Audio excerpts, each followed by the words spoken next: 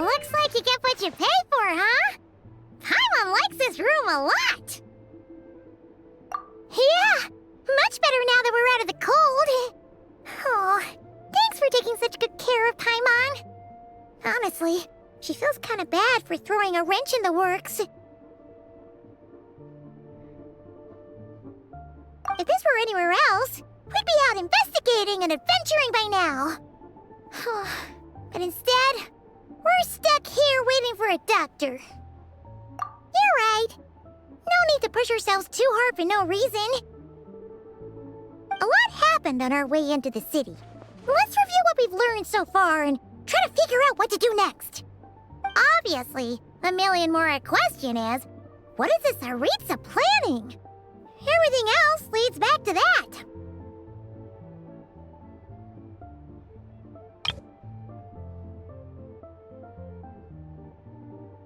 Sure was. And so far, we've learned that in addition to the 7 Gnosis, her plan also requires a ton of energy. But we won't get to see her anytime soon. Alosha said that she went east to fight that big monster. It must be a pretty powerful one if it can blanket the whole of Snezhnaya in a snowstorm this awful. To be honest, what we're really lacking right now is information. The kind of information that only the higher-ups in the government would know, not word-on-the-street type of info. Paimon can think of a few people who might be able to help us, but... Right! And when we left Nocrai, Sandrone specifically left a message reminding us which side we're on. So, it's unlikely they'd tell us anything confidential about the Tsaritsa's grand plan. Yeah, fair point. Besides, that Gloop-off place is right nearby. We've got nothing to lose, so it'd be a waste not to go. There's gotta be someone there willing to talk to us, right? Maybe Arlecchino or Sandrone? Or possibly Tartaglia. But it's unlikely we could sweet-talk Arlecchino, let alone Sandrone. She basically told us to stay in her lane already. Yeah, the last time was all the way back in Fontaine, right? Too bad we missed him in Nocrai. Apparently, he came to help out. Hello. Is there a traveler in Paimon in there? That's Alosha! Come in!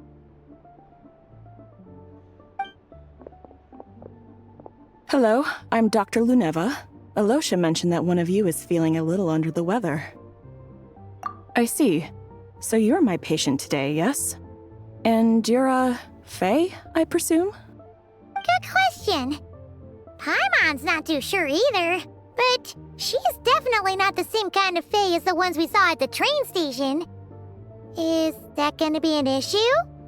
Not exactly. It's just, I'm used to treating human patients. Fae tend to be far more resilient than even the healthiest and most long-lived of humans.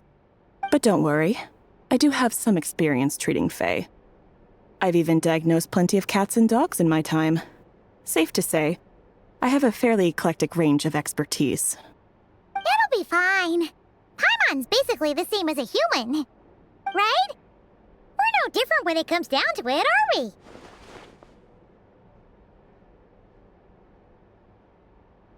More like you don't eat enough. The more talking you do, the more you need to eat.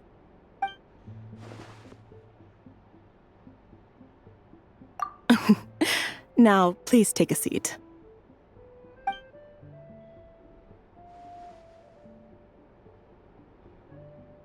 Okay, vital signs are good. Test results are all within normal ranges. I don't think it's anything serious. More than likely, you've just caught a cold. I can give you some medicine to tide you over, but as long as you rest properly for the next couple of days, you should feel better. Make sure to keep an eye on your temperature, though. If you find yourself with a persistent low-grade fever, or if your symptoms don't improve, just contact me again. Sounds like there's no cause for alarm. Thank you, Doctor. You're very welcome. Just doing my job. I'll leave you in peace now. Time to visit my next patients. Take care. You heard the doctor. Best you rest up here for a couple days. No sightseeing for the time being.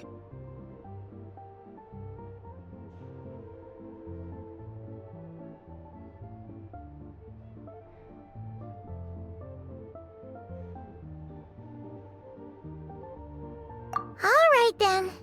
Guess we've got no choice. Let's just treat it as a short vacation. I have to get back to it. If you need anything else from the doctor or me, go to the Hunter Trade Station in Zolny. The boss there knows how to reach me.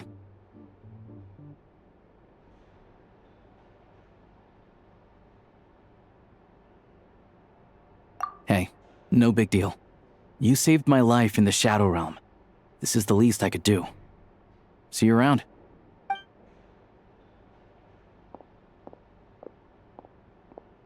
All right, time to find Child and see what he can tell me.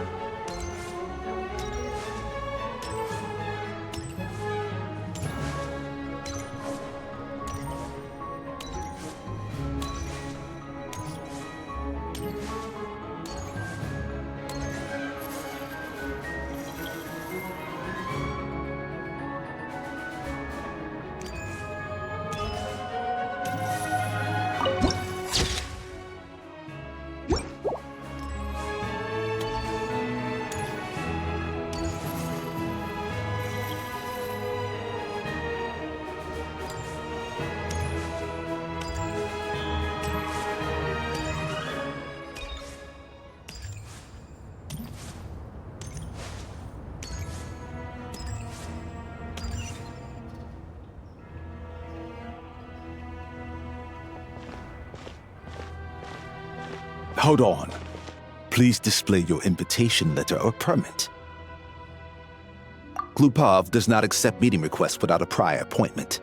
You'll have to apply per the advertised booking process and wait until your invitation letter is issued. Might I ask who you're hoping to visit? Another one who thinks the rules don't apply to them. I don't understand why people think they can just talk their way in here.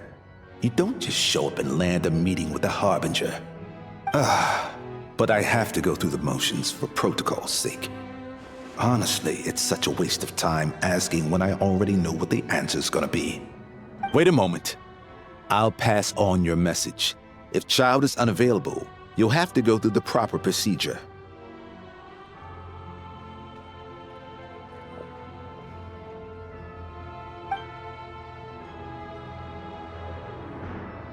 Lord Child is a busy man. He's probably not in Glupov at the present. If I were you, I'd cut your losses. No point waiting any longer. Even if you two are old friends as you claim, please understand that the Fatui Harbingers are often busy with their official duties. They tend not to stay in Glupov for extended periods. Next time, stick to the rules. You'll make life easier for both of us, Greetings, Lady Marionette. I'll take care of our guest here. It's his first time in Snezhnaya, so it's no surprise that he doesn't know the rules yet. I trust no choice words have been exchanged. No misunderstandings I should be aware of. No, Lady Marionette. No incidents to report. Whew, that was a close call. Good thing I played it cool. Is that right? Good to know. Wait, where's Paimon? Under the weather? That's hard to imagine. She's always buzzing with energy. I take it she's still adapting to the climate. Happens to a lot of people. It's even colder here than in Nodcry. Has she seen a doctor? I can get you one if you need. All right then. Well, let me know if you run into any other problems. Why else? I was just about to sit down for some much-needed tea time when I heard that an old friend of Tartaglia's had shown up outside. No appointment, nothing.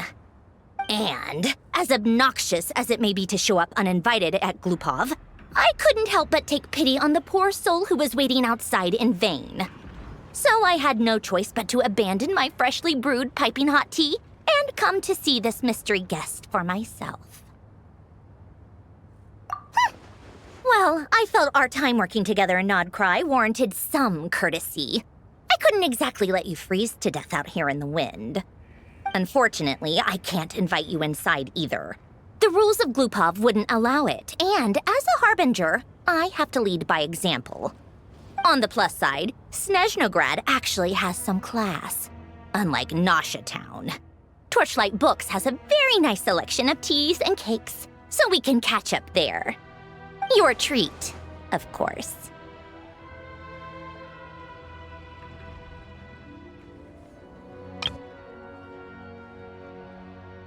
Because I already wasted one perfectly good cup of tea today.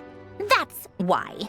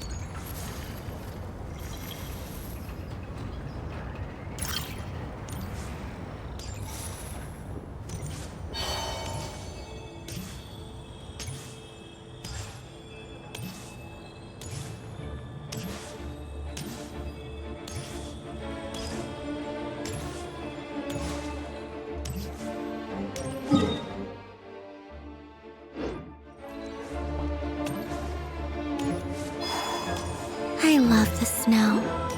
It's so beautiful and peaceful. Then I can have snowball fights with the Kuhenki. Shall we have one now?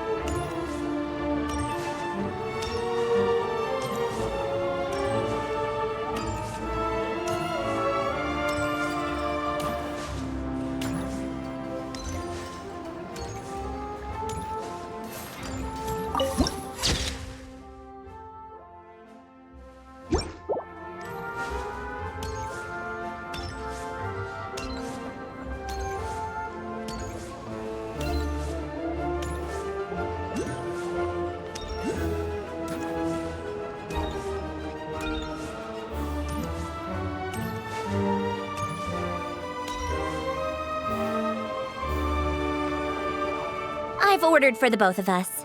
No objections, I assume. I'm sure you trust my taste. Okay, let's get down to business. I'm guessing you don't actually have any urgent business with Tartaglia, per se. You just want information, right? Wanna take a guess? Of course you'd say that. You shouldn't underestimate Counselor Tartaglia, you know. That's right. I'm sure you've heard of the Snezhnaya VII by now. Well, he's busy preparing some paperwork for their next meeting. They'll be discussing yet another extension to Project Stuzha. It's basically all anyone cares about in the VII these days. Yeah, he's more of the shoot first, ask questions later sort, isn't he? It all started with a very detailed letter that Capitano left for the jester, Piero, before leaving for Natlan. In that letter, he detailed the future arrangements for his subordinates. All of his key people were reassigned to Tartaglia. I guess he'd already prepared to leave us for good all the way back then. But Piero didn't reveal the contents of the letter until the events in Natlan had concluded. That was his reaction, too. Why me? With a bewildered look on his face. He'd always assumed Capitano looked down on him. He was a man who kept his thoughts to himself and barely spoke to him the whole time they'd known each other. But he occasionally brought Tartaglia along to my tea parties back in the day. So to the rest of us, it was clear that Capitano had quite a lot of respect for his young comrade. By the rest of us, I mean my tea party regulars. Arlecchino, Rosaline, and... actually, not Columbina. She was probably oblivious to it. Anyway, then the Liu's situation happened. Normally, it took a lot to get under Capitano's skin, but that time he was furious. It's not really my place to talk about it, though. You can ask Tartaglia about it sometime. Basically, Tartaglia probably had the wrong idea about Capitano all along, right up until Piero revealed the letter he'd left behind. Capitano believed that despite Tartaglia's immaturity, he showed great potential. Plus, he possessed a kind of purity rarely seen among members of the Fatui.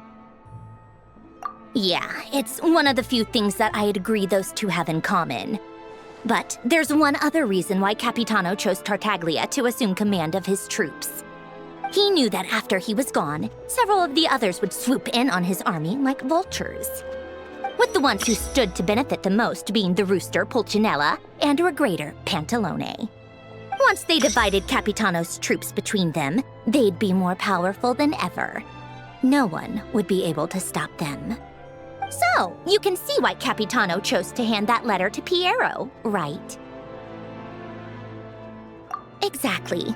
Piero also needed to back a harbinger as soon as possible. And, all things considered, Tartaglia was the best choice. Even though Tartaglia has had the support of Northland Bank for a long time, he and Pantalone are ultimately not cut from the same cloth. I'd say Capitano made a good judgment call. Anyone else caught in this situation would probably feel like they'd been hung out to dry. His best course of action will be to distance himself from any shady business, while still maintaining friendly relations with Pantalone, but seeking Pulcinella's support at the same time. What's the point in having a tea party if you don't spill a little tea? Besides, none of this is confidential anyway. Ask any journalist out there. They'll give you all the lurid details. You'll see it firsthand if you ever sit in on a session of the Snezhnaya VII. All the factional strife, whether open or unspoken, it plays out for all to see in that one little room. Having a voice in the VII is the only way to steer policies in your favor. So, every person in that room represents a particular interest group. Pantalone, for instance, represents the financial sector, and Tartaglia represents the Fatui soldiers. Personally, I have no interest in political jousting, but since I have a number of engineers and researchers under my command, I have to make their voices heard. Then there's Pulcinella, the linchpin of the VII. He represents politics itself. Everything involves him, so nothing can bypass him. any issue that comes up, he knows how to mediate. That's what the Tsaritsa values most about him.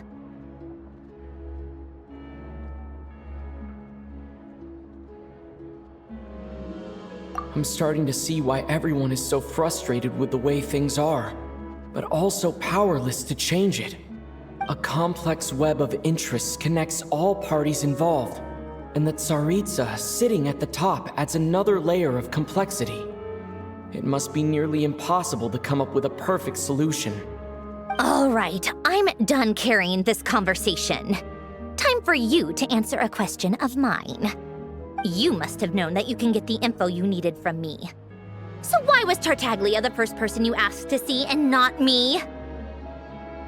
Huh? Jealous? As if. Wait. Oh, I think I know what it is. Columbina passed on my message to you before you left Not Cry, right?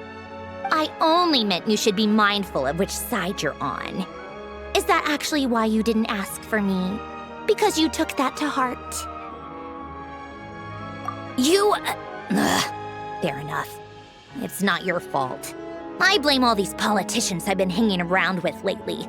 Always beating about the bush when they talk. I guess it must have rubbed off on me. Anyway, just ask for my help next time, okay? Little things like this are no problem. Lady Marionette. What now? Can't you see I'm on my break? Whatever it is, just leave it on my desk. I'll look at it later.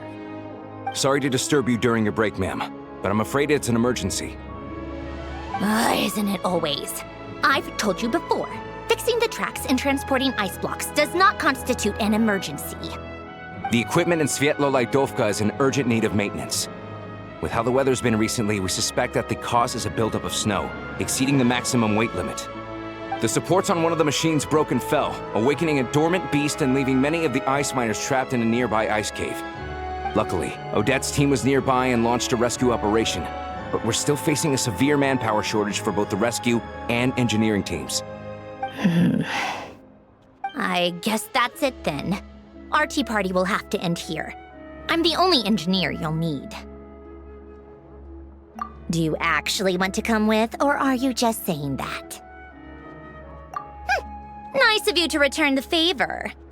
I'll have a couple of people look after Paimon. They can let her know that you had to step out for a while. Given how urgent this is, I'm sure she'll understand. And honestly, I'd rather have your help than anyone else's. Between your skills and experience, you'd be reliable help. Then let's go. You, take 2 people to Pavorier restaurant. Find his room and watch it like a hawk until we get back. If anything happens to Paimon, you'll be answering to me. Yes, Lady Marionette. Wait a moment. You look as though you've run into trouble.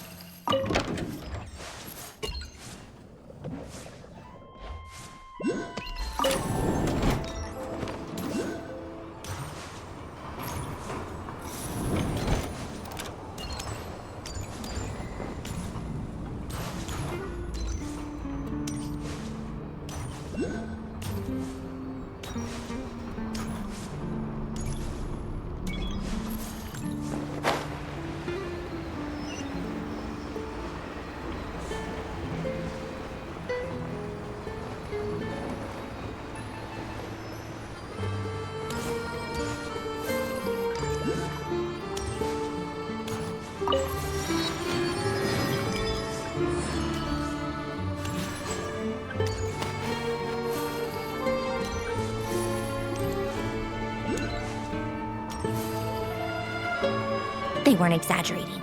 This is really dangerous. It's a good thing only one of them broke. From what I've been told, most of the trapped miners are over in that direction. Yeah, you do that while I check the rest of the equipment. I'll evacuate the people around here as I go. Meet me back here as soon as you're done.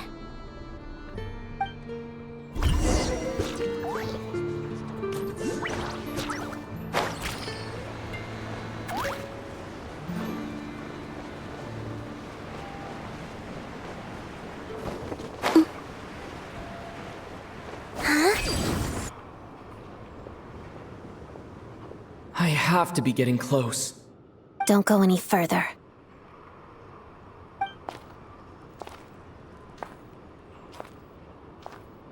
It's too dangerous here. There's a highly aggressive monster on the prowl. You need to leave, now. Ah, I see. You're the backup from Snezhnaya. Well, I'm Odette. Good to meet you. Ah, so this is Odette. She was the first member of the Fatui on the scene. There are 5 people trapped in the cave. Monster type is unknown, and so is its location. Let's go. Every second counts.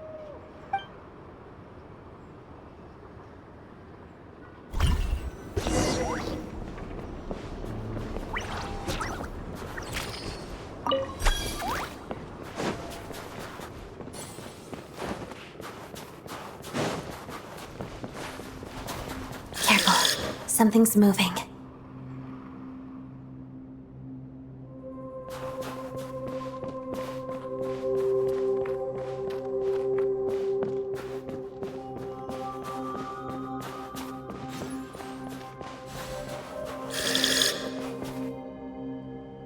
This must be the monster's shadow. Looks like a tough opponent.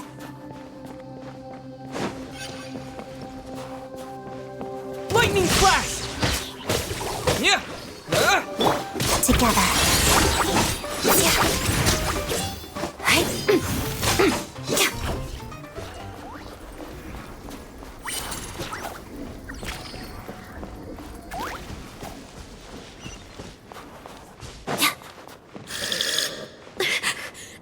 Stay back!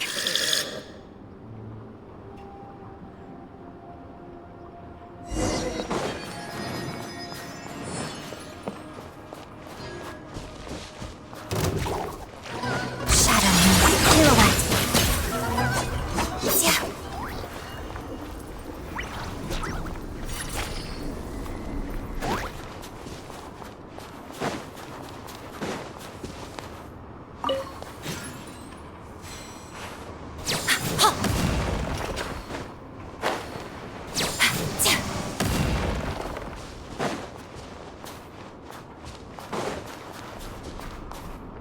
I see them.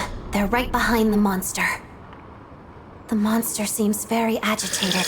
It could attack at any moment. Let's make the first move.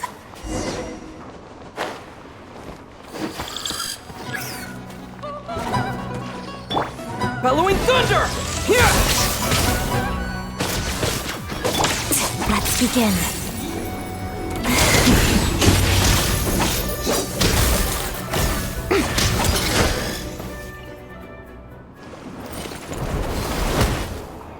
Thank you for saving us.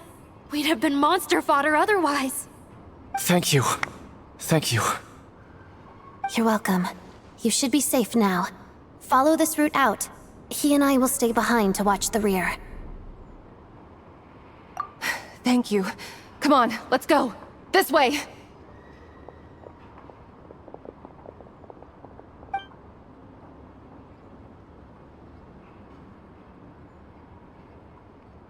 I've searched the area. Pretty sure the monster made a tactical retreat. Yeah, but with us here, it won't be coming back anytime soon. It may be small, but don't be fooled. It's a ferocious beast. People are just food in its eyes. It's lucky we got here when we did. The trapped miners have been successfully evacuated. Time for us to leave. Wait, this place. There's something unusual about it.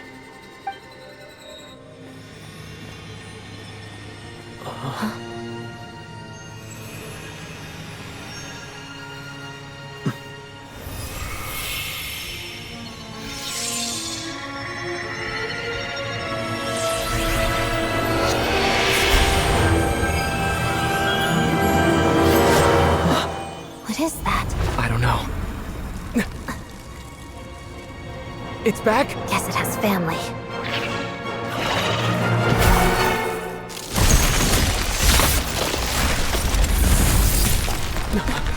This way. Run!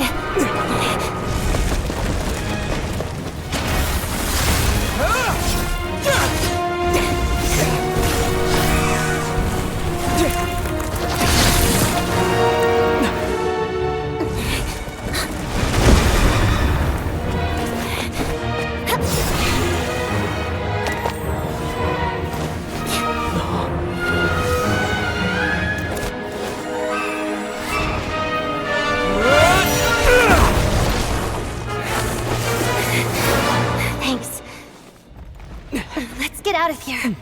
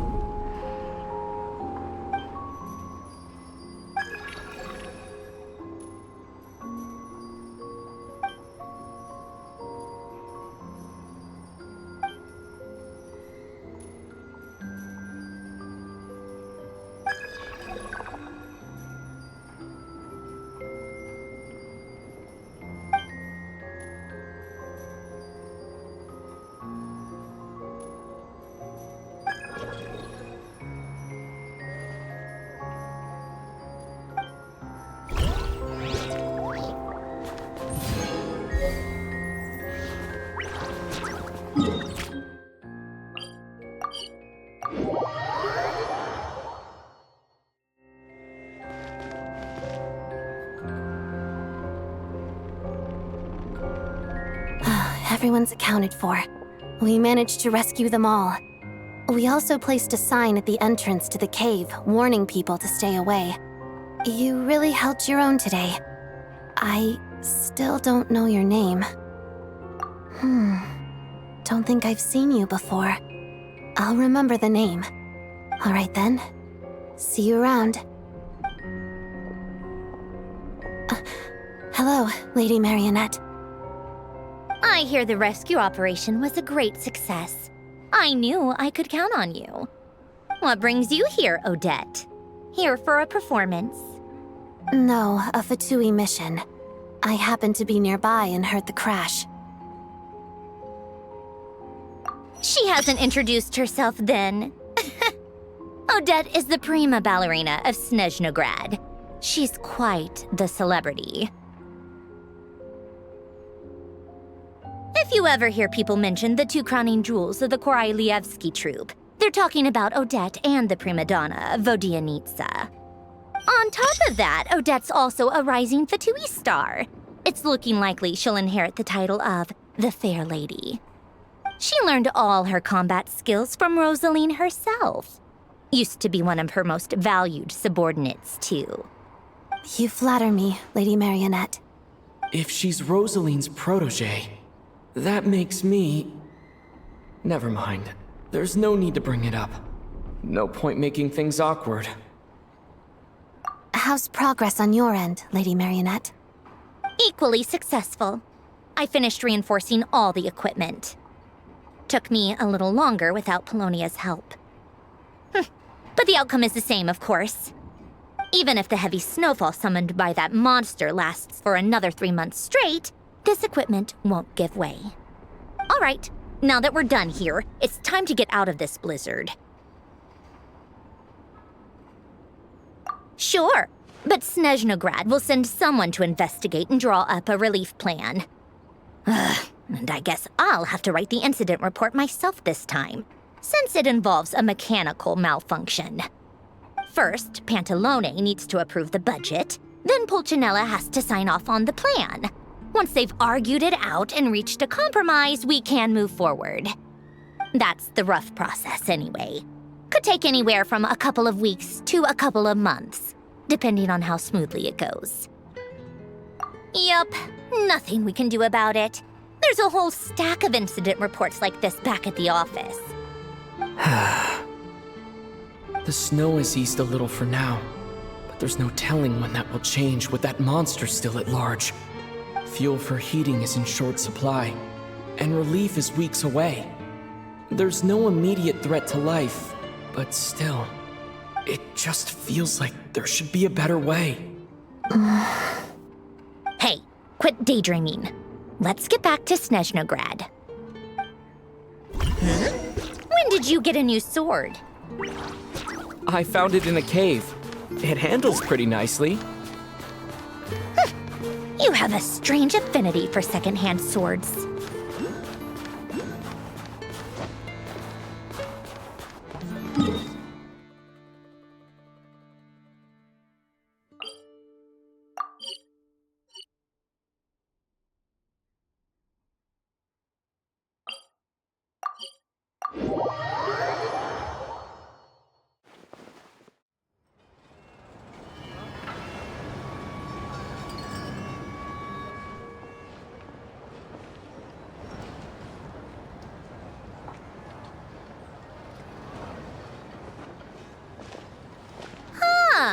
Well, if it isn't Counselor Tartaglia, Mr. Big Shot himself.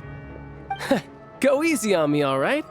I'm still recovering from the interrogation the real big shots put me through. Hey, comrade, it's been too long. I heard you came looking for me earlier. Nicest surprise I've had in a while. Good to see you too, Odette. I'm guessing you guys just got back from Sviatlo-Laidovka. How'd it go? Crisis averted? It went fine. How about you? Any new developments? Not really. Same as ever. Growing opposition to Project Stuzha, and the usual rebuttals are starting to ring hollow. The results of the mock vote were pretty dire. Pulcinella was fuming. I've never seen the old man so angry. That's not good news. It takes a lot to rattle him. Yeah, obviously if push comes to shove, there are ways to crack down on dissent. But... Sorry, I have to ask something. This is going to sound blunt, but may I? Huh? Of course, fire away. It sounds to me like everyone's tearing their hair out trying to figure out how to deal with opposition to Project Stuzha. But what exactly is this project's purpose?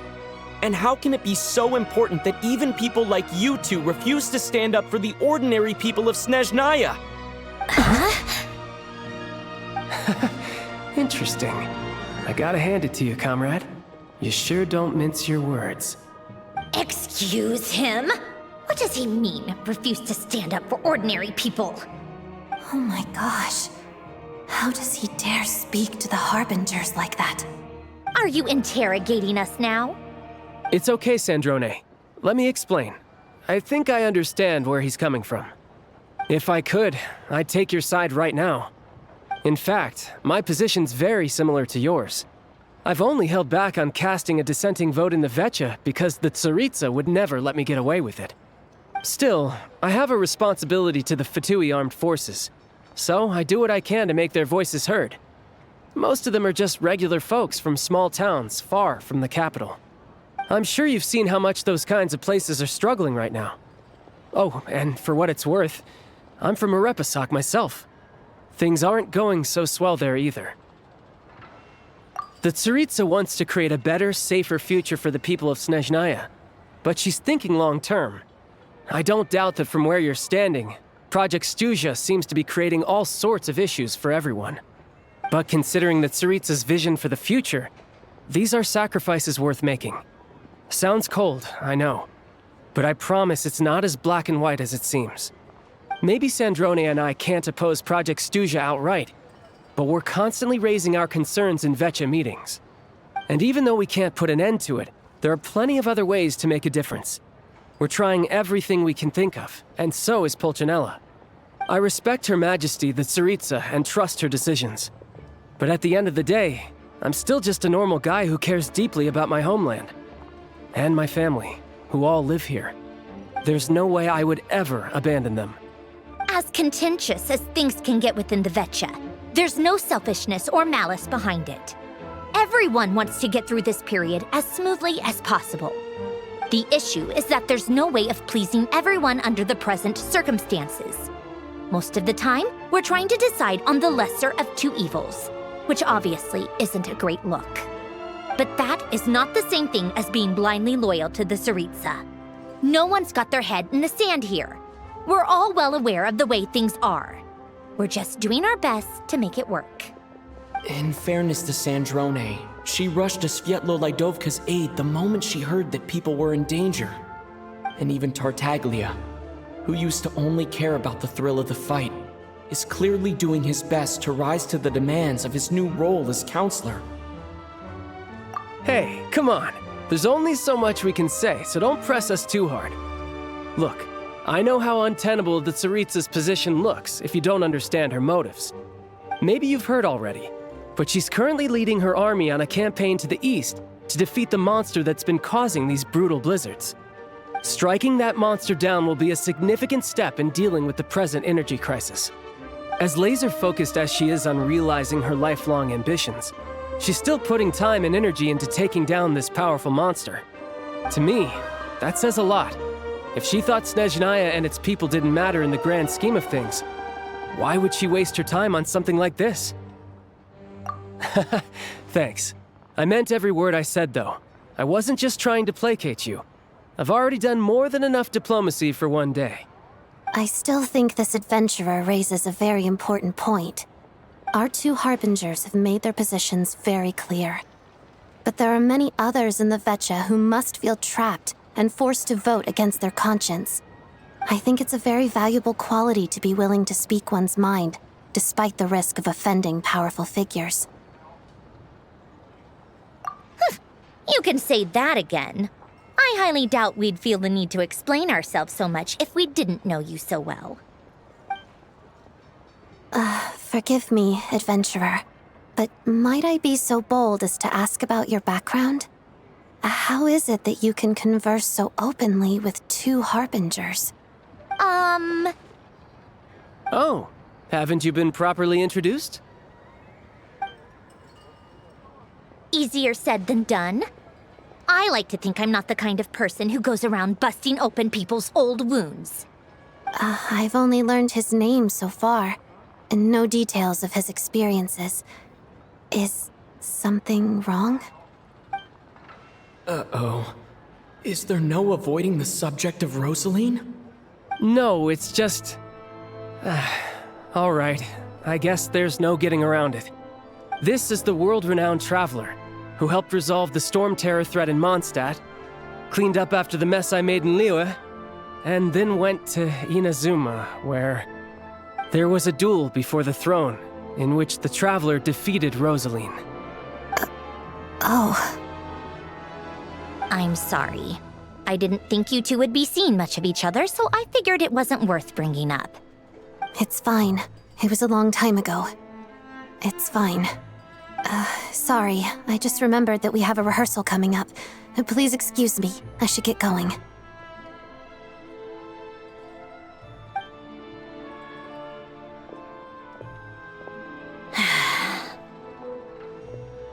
I've mentioned this to you before, remember? She was Rosaline's most valued subordinate. But they didn't actually get along. Not that Rosaline was really the type of person to make friends, but death has a way of resolving a lot of conflicts. Don't let it weigh on you. Like she said, it was a long time ago. It's in the past now. Odette has a very different personality from Rosaline. Give her some time. I'm sure she'll work through it. Oh, by the way, Where's Paimon? It's not like her to hide away. She hasn't been feeling well, so she's resting at Podvorier restaurant. I got a couple of my people to look after her while we were gone. Oh, right. Sorry to hear that. Poor thing. Reminds me of when Tonya was little. She really felt the cold back then. Used to get ill all the time. I felt so bad for her seeing her lying in bed, coughing. She was so mature for her age, though. Whenever someone came to visit her, she'd greet them with a smile and would never complain. I'm sure Paimon's a good kid, too. You're a little short on manpower, right? Let me have a couple of my people take over for yours. I'll send my most capable and reliable. They'll make sure Paimon can recover in peace. Well, that would be great. Your people are more qualified. Hey, don't mention it. I'm sure you have things to do. Hopefully this takes a load off your mind. So no more accusing me of not being on your side, all right?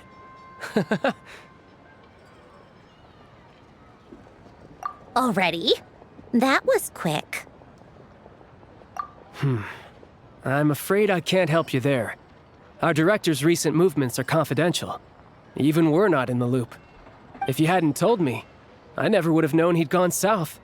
I assumed he'd been in Glupov this whole time.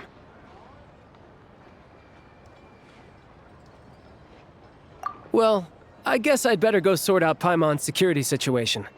I have some other work to catch up on at Glupov anyway. Me too. I have an incident report to write up. Let's leave it there for now.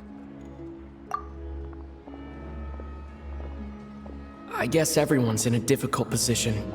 But Tartaglia's right. I have things to do. Things I want to do. And things I ought to do. To start with, I should ask Alosha if he knows any way to help Svietlo Lydovka.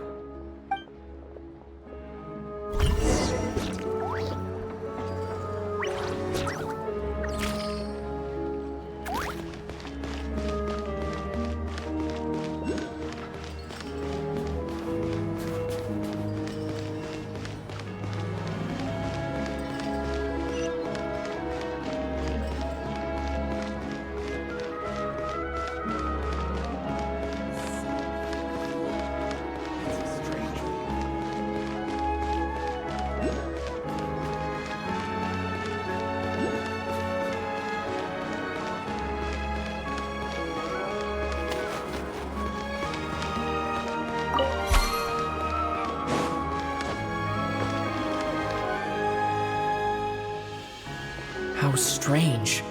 This sword seems to be vibrating of its own accord. It's a very faint vibration, but it's getting stronger as I get closer to the statue of the Seven. Does this sword have some connection to the statue? But all it does is vibrate, even when I touch it. That place I got this sword from was definitely out of the ordinary. Maybe I should try channeling the power of cryo.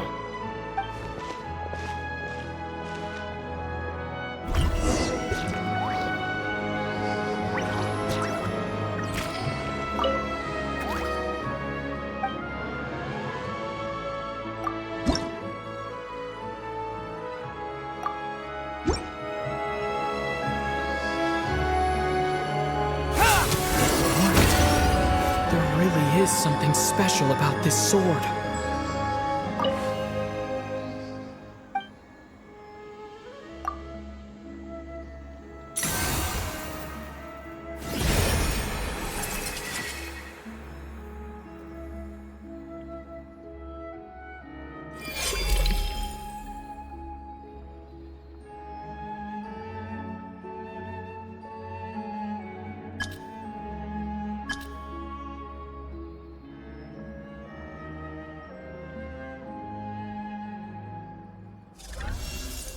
I don't really understand what just happened, but I'm pretty sure this sword just got a little more powerful.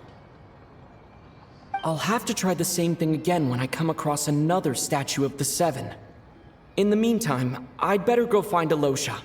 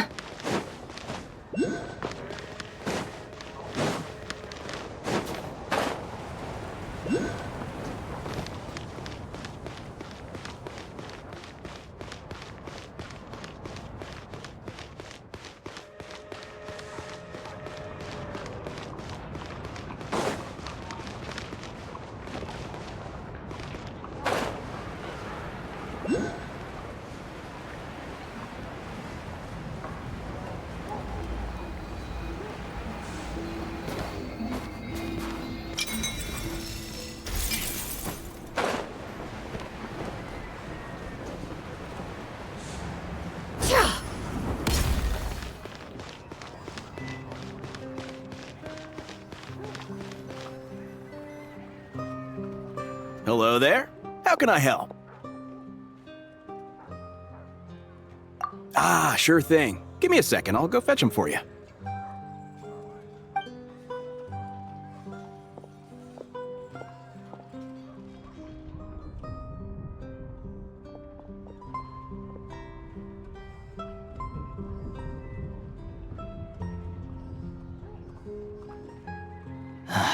It's a familiar story. I've had similar experiences.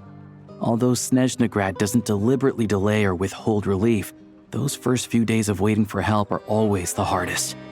It's a fundamental contradiction.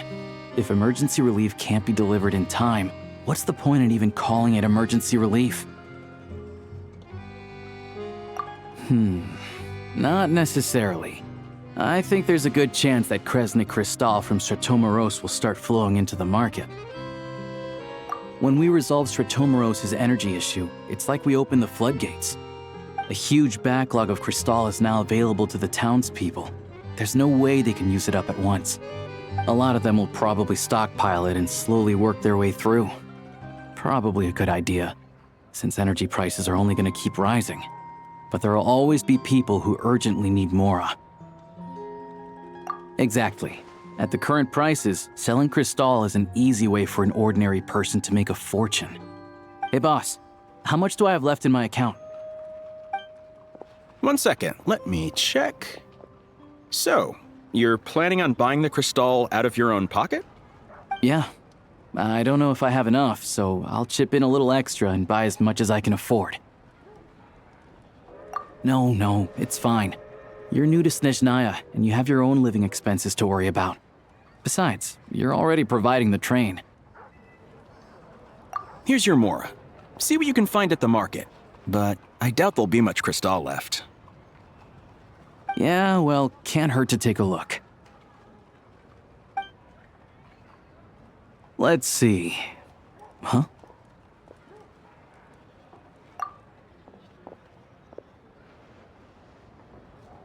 Oh, Alosha, and... Hello? I didn't realize you two knew each other.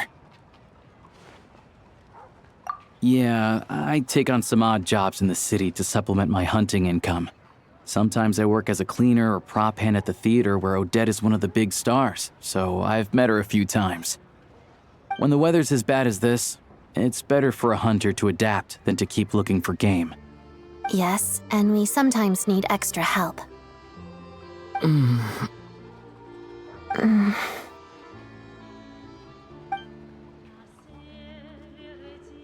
Wait, why is the atmosphere so awkward? I thought things went pretty smoothly in Svietlolaidovka. So, what brings you here, Miss Odette? Looking for some new props? No. After I got back to the theater, I couldn't stop thinking about the situation in Svietlolaidovka. It bothered me so much I couldn't focus on my dancing. So I decided I'd come here and see if there's anything I can do. You too, I presume. I suppose that's why you're here. I didn't feel comfortable expressing my true opinions in front of the Harbingers. Not least because ordinary Fatui like me don't even know what Project Stuzha is all about. Without knowing the full picture, I can't make sense of it. And at some point, if things aren't making sense to me, I can't just keep going along with it. So many people feel the same way. They wish they could do something, but all kinds of reservations hold them back. Explains why groups like the Roadcott are springing up to fill the gap. Yes. Well, that's one option. But there are risks to consider with organizations like that. The Fatui does not encourage their activities. Right, because things can get out of hand, and it's hard to hold the right people accountable when they do. I've heard about a few cases like that. Sandrone said Odette was on track to inherit the title of the Fair Lady. If so, she'll be able to find out what Project Stuzha is really about. Still, it's probably a little soon to ask her about that. There may be more to the story. What's on your mind?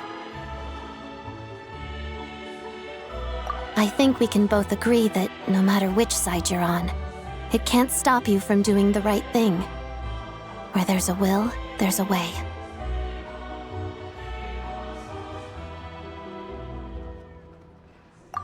I know what Rosaline did while she was abroad. You made the right decision, so no hard feelings. So, what's your plan? Oh, we were gonna buy some crystal. I heard there's some on the market right now. Funny. I had the same idea.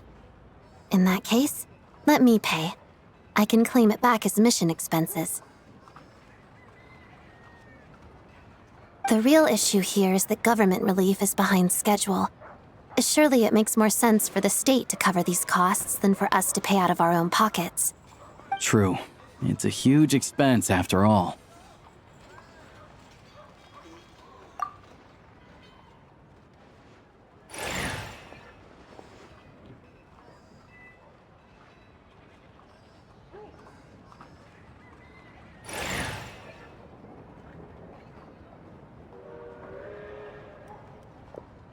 Let me see. I'll take it all, please. And I'll be needing a receipt. Right. Choose mission budget under the expense category, but be sure to specify emergency rescue operation in the description. Otherwise, the normal reimbursement limit will apply. Let's book this train. Regulations say that if we need to transport Kresnik Crystal during Project Stuja, extra carriages can be added 1 hour before departure.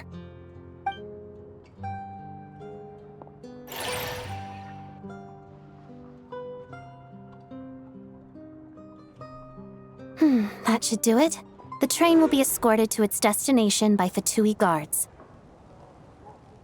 This is my first time seeing you handle Fatui affairs, Miss Odette. It seems you're as skilled an officer as you are a dancer. You flatter me. It's only because I've been doing both my whole life.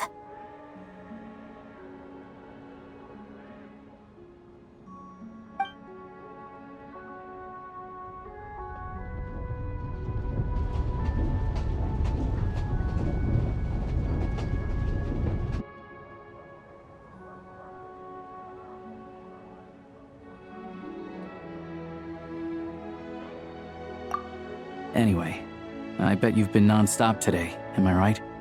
Any idea how Paimon's doing? What's wrong? Who's Paimon? His travel buddy. Hasn't been feeling well. She caught a cold right after they got to Snezhnaya. Sounds like she's important to you. I can't believe you've been dealing with this on top of everything you've been doing to help the people of Snezhnaya. I've got nothing going on right now, so I'll join you.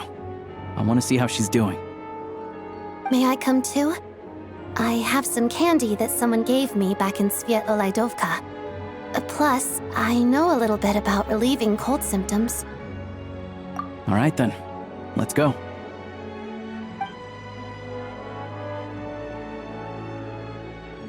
I still don't know what the deal is between these two, but at least the tension seems to have vanished. A good sign, hopefully.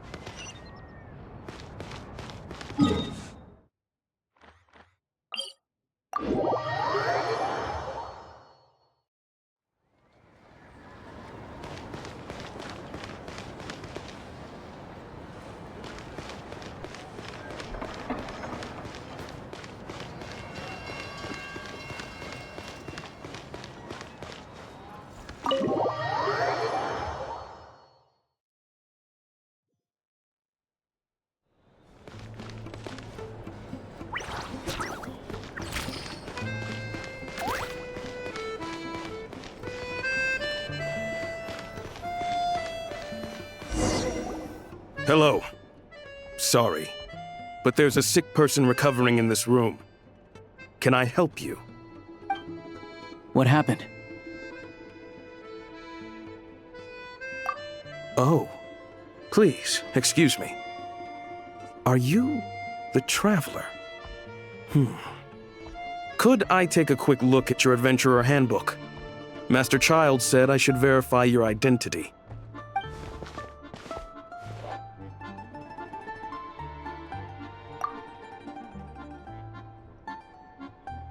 Ah, it's really you.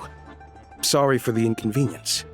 We're under strict orders from Master Child to keep this room well guarded. At the same time, we can't interfere with Podvoye Restaurant's business. That would only seem all the more suspicious and draw unwanted attention to this room. Besides myself, a few of my colleagues are stationed in and around the restaurant, in plain clothes, of course. Rest assured, you're in safe hands. I didn't expect such a high standard of protection. Well, Master Child handpicked us for this special assignment. We're not about to let anything go wrong. Anyway, I won't keep you any longer. Please, head inside.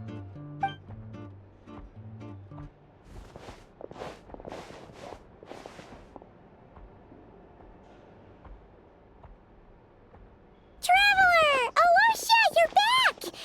Oh, hey! Who's our new friend? Hi, I'm Odette. The Traveler and I crossed paths a few times. Another friend from the Fatui, huh? You're practically a member yourself by this point. Paimon's definitely on the mend. We should be back to our usual travels in a few days' time. Seems like that doctor was right. It's just... Paimon's limbs are still feeling a little chilly. I have just the thing.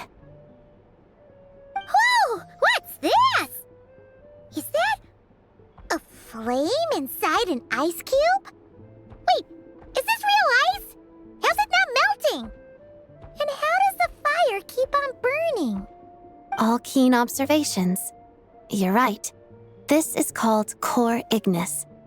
Whenever I've caught a cold in the past, I found I recover much more quickly if I place this by my bed. You're welcome to borrow it.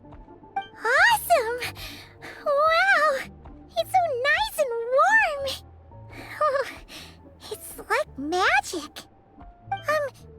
Your name was Odette, right? How did you two meet again? Looks like she's in pretty good spirits. That's a relief. Any progress with your investigation yet?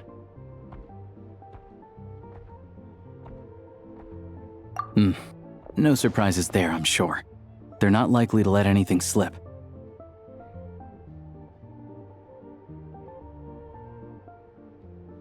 The Rokad, huh?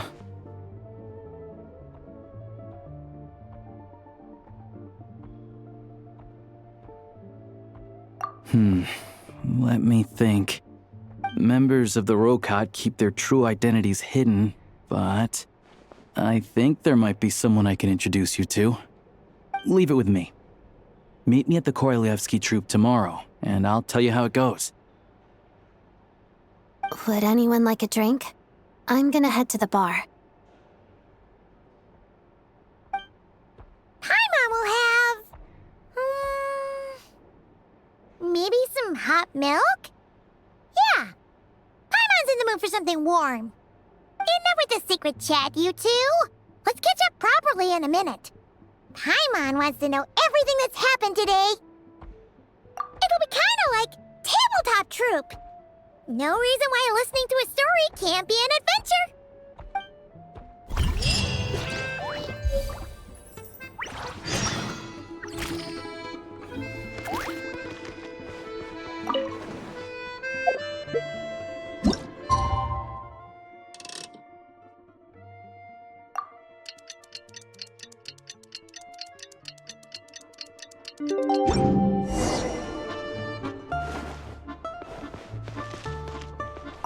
The boss is gonna give Paimon a copy of the latest newspaper to read.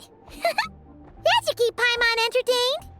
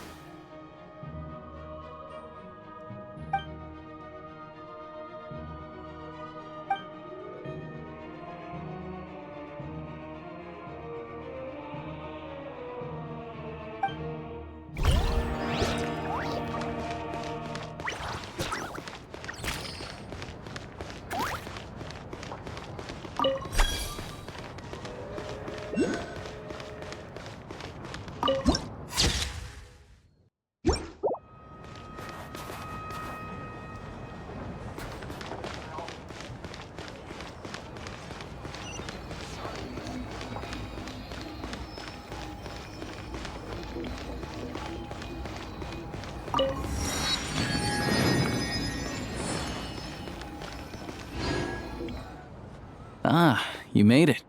I've got some tickets, and I managed to set something up with the Rokot. It'll have to wait until after the show, though. Happy to stay and watch? I doubt you've seen the Korolyevsky troupe on stage before. Pleasure.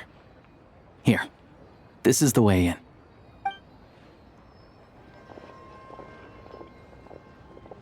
Please present yourself for a routine inspection in accordance with theater regulations. Thank you.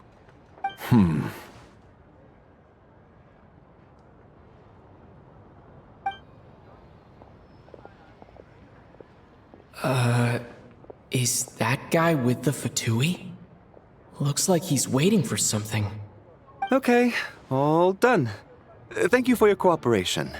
Please proceed through to the theater.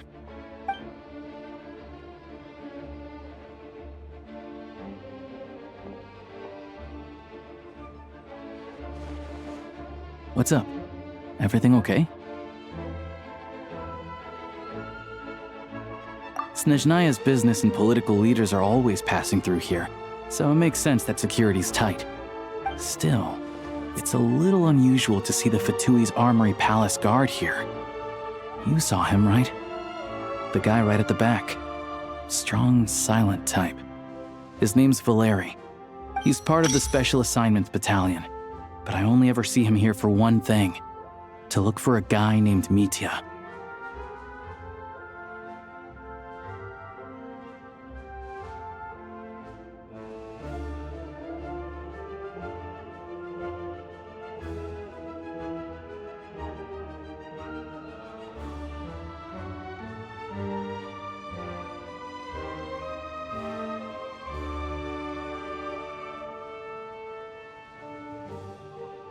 Supposedly a researcher, though he never seems to put much time in at the office.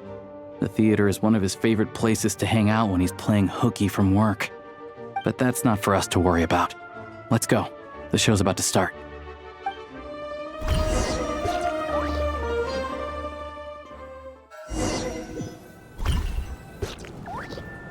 What do you think?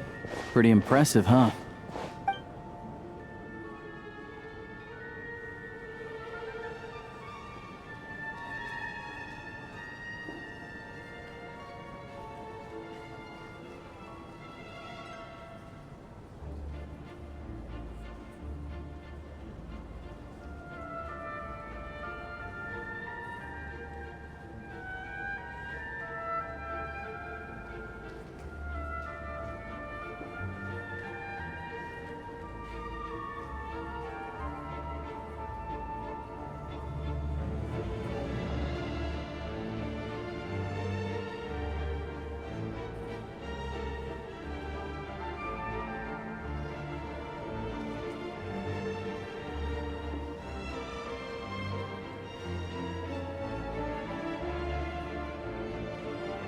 Oh, the one in Fontaine? I hear it's iconic. Never seen it for myself, though. Here we are, just in time. Sorry, coming through.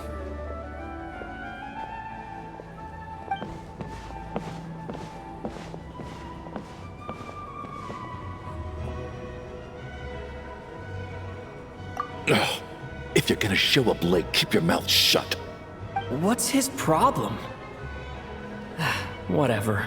No point arguing with people like that. Look, there she is. That's who I'm introducing you to later. She's the lead singer of the troupe, Vodyanitsa.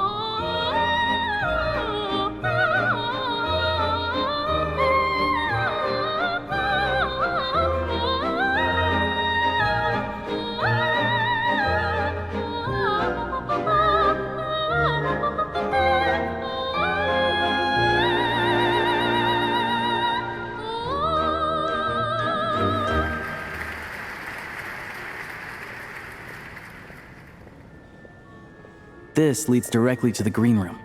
They're expecting us. Vodionitsa will be waiting for us there.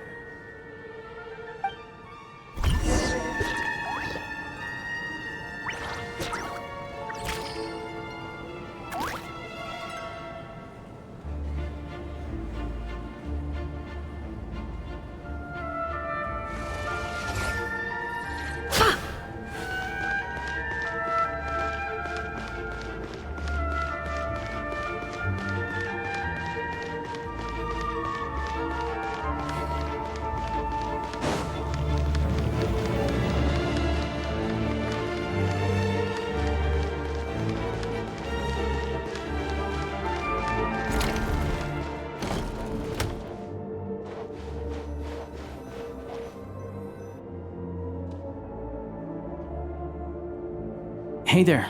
Excuse me. Ugh! Can you believe it? I'm so mad right now. Come in. Oh, it's you two.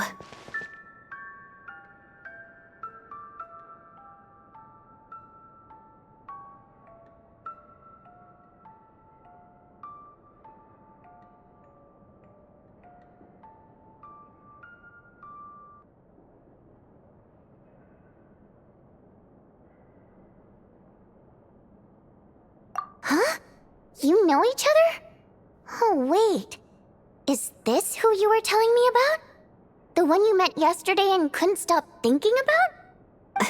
I never said that. Yes, you did. Why are you denying it? It was right before I went on that rant about the moody factory owner. Oh, I remember it so clearly. Might I ask what brings you two here? Oh, I just brought him here to see the show. And when it finished, he was full of praise for Vodionitsa's performance. So I thought I'd try my luck, see if we could get the chance to chat for a bit. Maybe get an autograph? You work here. You of all people ought to know that's against the rules. It's not what the green room is there for. Oh, what's the big deal? Come on, don't be shy. I can give you an autograph. You can take a picture too if you want. Do as you please. I finished all my shows for the day. I'll leave you to chat.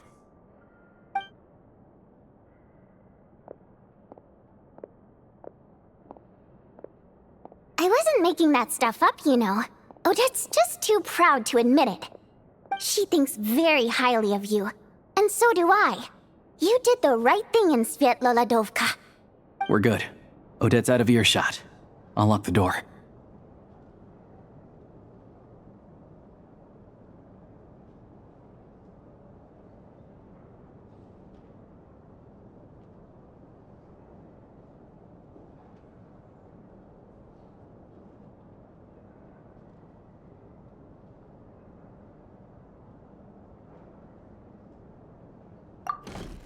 Confidentiality, of course.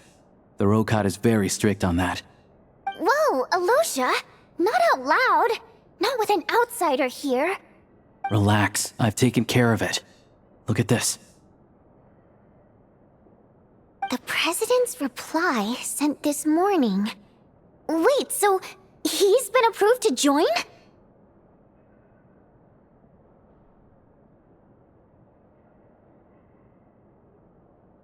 You told me last night that you wanted to get intel from the Rokot. Unfortunately, Rokot intel is only available to members. But ever since you set foot in Snezhnaya, we've been working together. I've seen the way you work, your character, and your motives. Everything about you is perfectly in alignment with what we're trying to achieve in the Rokot. So I figured I might as well cut to the chase. I wrote a letter to the President explaining your situation, including just the right amount of detail. His approval came very quickly. Of course, it's still your decision whether you want to join or not. We'll respect your choice.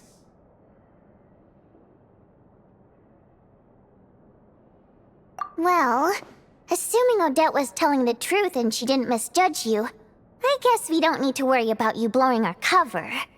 Still, you gave me a real fright. I didn't know that's why you came looking for me. So, that stuff you said about admiring my performance, was that just because Odette was here?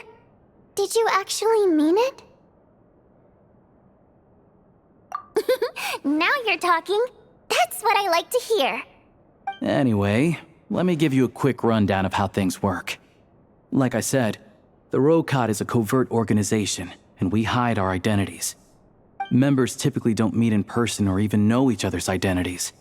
This helps us maintain a high level of independence and secrecy.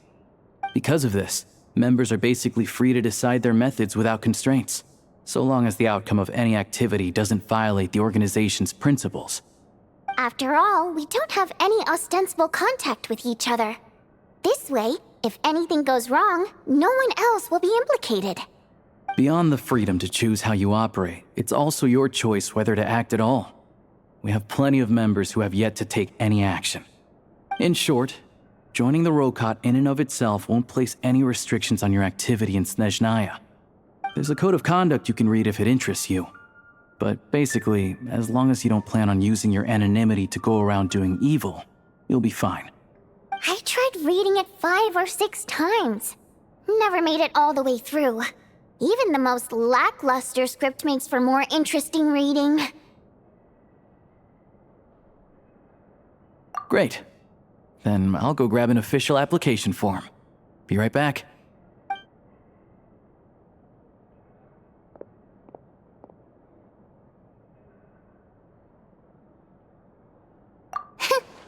Well, Alosha has this pet dog, you see.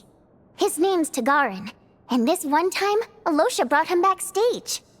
Tagarin took quite a liking to me, so I played with him for a little bit and fed him some treats. Then, the Rokot was out on a mission one day, and even though we were all in disguise, Tagarin recognized me right away. Just a coincidence, really. We didn't report it to the higher-ups, though, to avoid dealing with the fallout. Like my job at the theater, for instance. I really need it to make ends meet. By the way, what were you complaining about just before we came in? Did everything go okay with Chuganov? Everything did not go okay. That's why I was so mad. I tried to make some small talk with him before I went on stage to fish for intel about the Iskra manufacturing plant. But he wouldn't take the bait. No matter what I said, he kept dodging the question. And then he started complaining. He said he didn't appreciate his second-rate seat in the stalls because he usually gets a private box. I mean, what did he expect? Everyone knows that if you want a box seat, you buy a ticket well in advance. But instead, he sends me a letter the day before the show when we're practically sold out.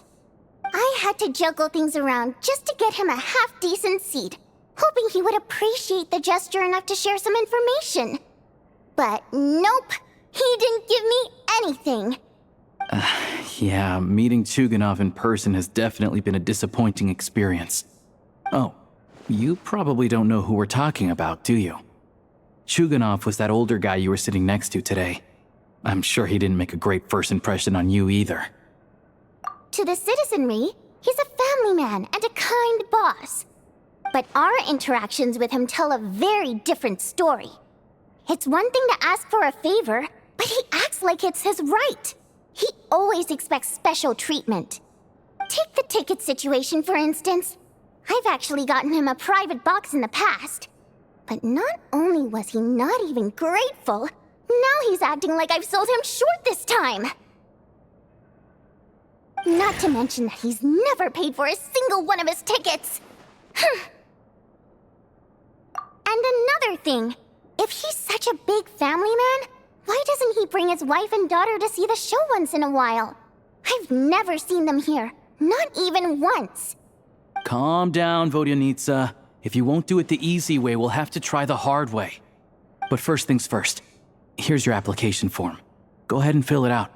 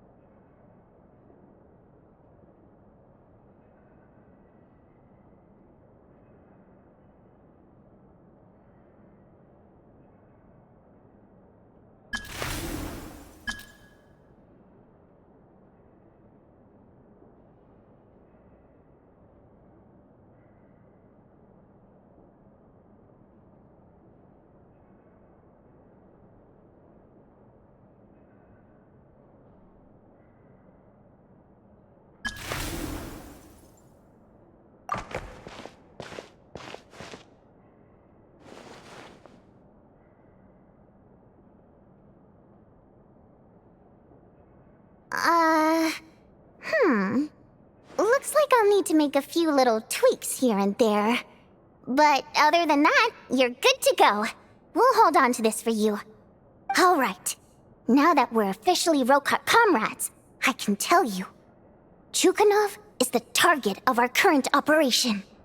Recently, we've done some recon work at the Iskra manufacturing plant, which pretty much confirmed that their energy consumption is way beyond the legal limit.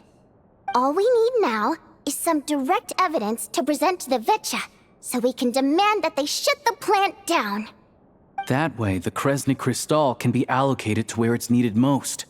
I was hoping he might let slip during one of our chats, but he's too tight-lipped.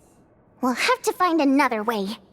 I'm meeting another regular theater-goer tonight, Mitya.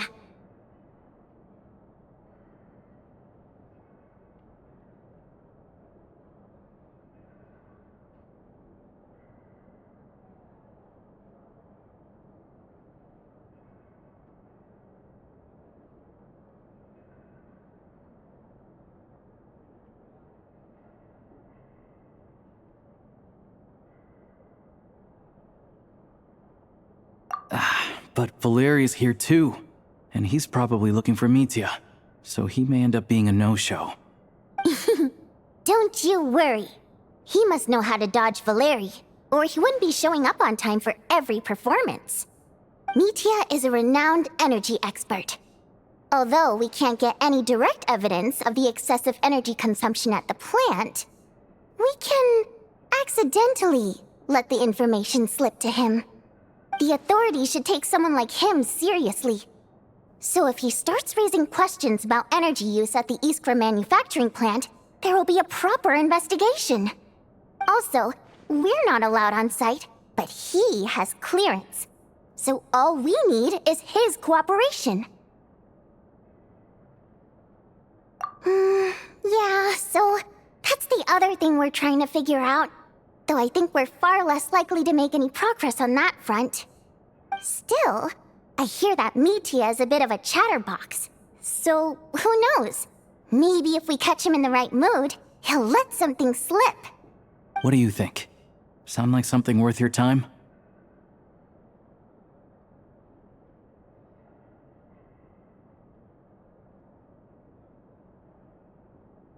Okay, in that case, you guys find a seat somewhere nearby. Pretend you're a couple of buddies there to eat, and keep your ears peeled for useful information. He's a huge fan, so I doubt he'll have his guard up around me. But you two need to be convincing. If he suspects anything at all, he might stop talking. Sure. Don't worry. We'll make a believable pair of buddies. Perfect! You've sold me already. Now, help me tidy this room up a bit before we head out. Okay. What needs tidying? Everything!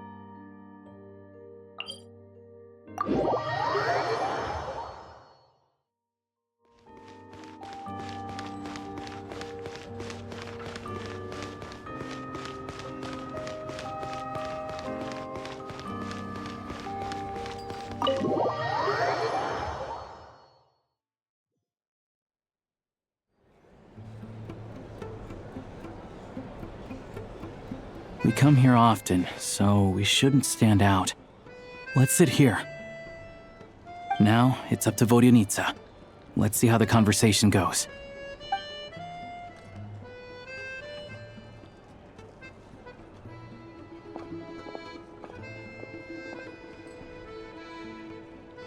Mr. Mitya! Over here! Over here! Oh, sorry. I got a little held up on my way here. Now we have even less time than we planned.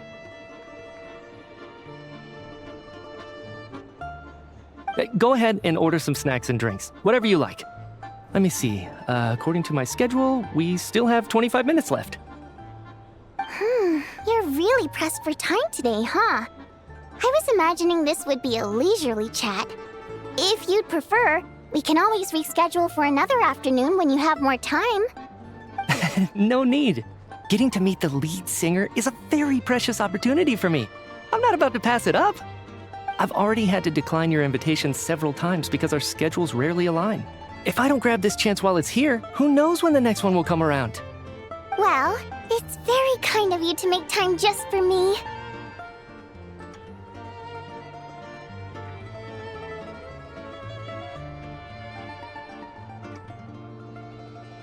I'm not too sure, to be honest. But Snezhnaya is full of weird and wonderful things like that, so people tend not to bat an eye. I'm sure the same will go for the Eye of Grey and Paimon.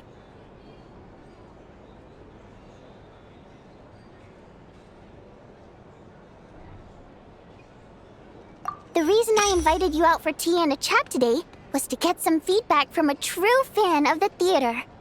Well, I genuinely have nothing bad to say. No matter how many times I hear you sing, it never gets old. It always seems fresh and new somehow. Maybe it's because the more times I listen, the more details I notice. Or maybe you simply improve with every performance, delivering it better each time. Thank you! I'm delighted to hear that! Could you give me any specific examples? Oh, yeah. The piece you sang today, for example. Beneath the Frozen River? Hey, what's with you? I'm just praising a good performance. I always used to find that such a bleak and lonely song. But the more you listen, the more you realize that it's not as cold and nihilistic as it appears. When you really dig down into it, there's a certain level where you're surprised by the emergence of hope. Wow, I'm impressed. I didn't expect you to pick up on that. Actually, I only tried out that angle after talking with a composer. Still, Beneath the Frozen River wasn't on today's program. Oh, really? But it's a classic. You sing it every time. Almost every time. Oh, well then. Let me say a few words about that other all-time classic, Flying in the Wind from the Mountain Sparrow. I didn't sing that one today either. My voice wasn't quite up to it, so I switched it out at the last minute. Oh, but, Sorry, Mr. Mitya, but you were at the theater today, yes? Of course I was. Remember? I said hello to all the troupe members before the show started. You, Odette, and the others. So, what did Odette sing today? Elegy of the Snow-Winged Goose, of course. Correct. I see. I see. You find my singing boring, don't you? That's why you don't remember a single song. Looks like I'll need to cut a few from the program next time. No, that's not it. I swear. All right. I'll be straight with you. I'm sorry. My mind was wandering as you took the stage today. I enjoy watching your shows because the exquisite performances stimulate the mind. It always sparks some inspiration for my research. So, whenever I get stuck at work, I come to the theater for a change of pace. Odette's dance during the Elegy of the Snow-Winged Goose today was simply incredible. It got me wondering what she's been going through recently. That look of sheer defiance in the face of utter tragedy? It was so inspiring. I started scribbling in my notebook right away. Not that I made a ton of progress in the grand scheme of things, but I still think it was productive. By the time I snapped out of it, the entire show had finished. So what you're saying is, you didn't listen to my singing at all? Unfortunately not. I'm sorry, I don't know which is more disrespectful. The fact that I don't always come for the show itself, or the fact that I missed your performance. Seems like things are getting a little awkward.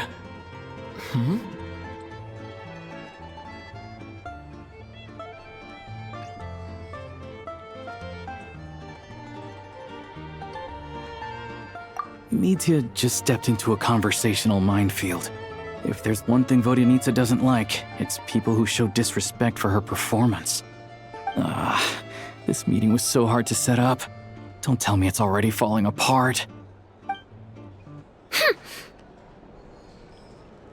It's fine. I suppose this is affirming in its own way. At least, it shows that our performance really touches people's hearts, right? Don't let it bother you.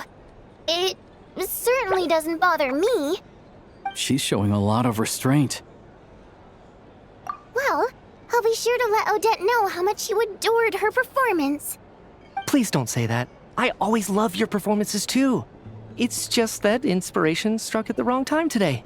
I'm usually all ears. I know, I can tell. That's why I value your opinion. I'm sure some people can't stand it when others praise their coworkers right to their face, but not me. No, sir. Fair enough. I still feel kinda bad though. But you know what I really can't stand? People who only show up to the theater to pretend that they're cultured. Makes me sick to my stomach. Oh yeah, 100%. There are too many of those people around. By the time they're walking out the door, they've forgotten all about the show. What's wrong? You look furious. I don't know if you've heard about the boss of the Iskra manufacturing plant. He isn't even a theater investor, but he always demands the same privileges as actual investors. Box tickets only, premium drinks, even the right to request specific songs. Well played, Vodyanitsa. Seems like she's harnessing her rage to steer the conversation back on track. Now that you mention it, I've interacted with that guy before. I gotta say, everyone holds him up as an example of a benevolent businessman, but I don't know. I don't see it. Yeah, he couldn't care less about what's happening on stage. He's just there to flaunt his social status. I hate that I have to prepare programs for guys like that. What's the big deal with that factory he runs anyway? I asked around a bit and heard some pretty shocking stories. Sounds like he's just another greedy capitalist. Oh, really?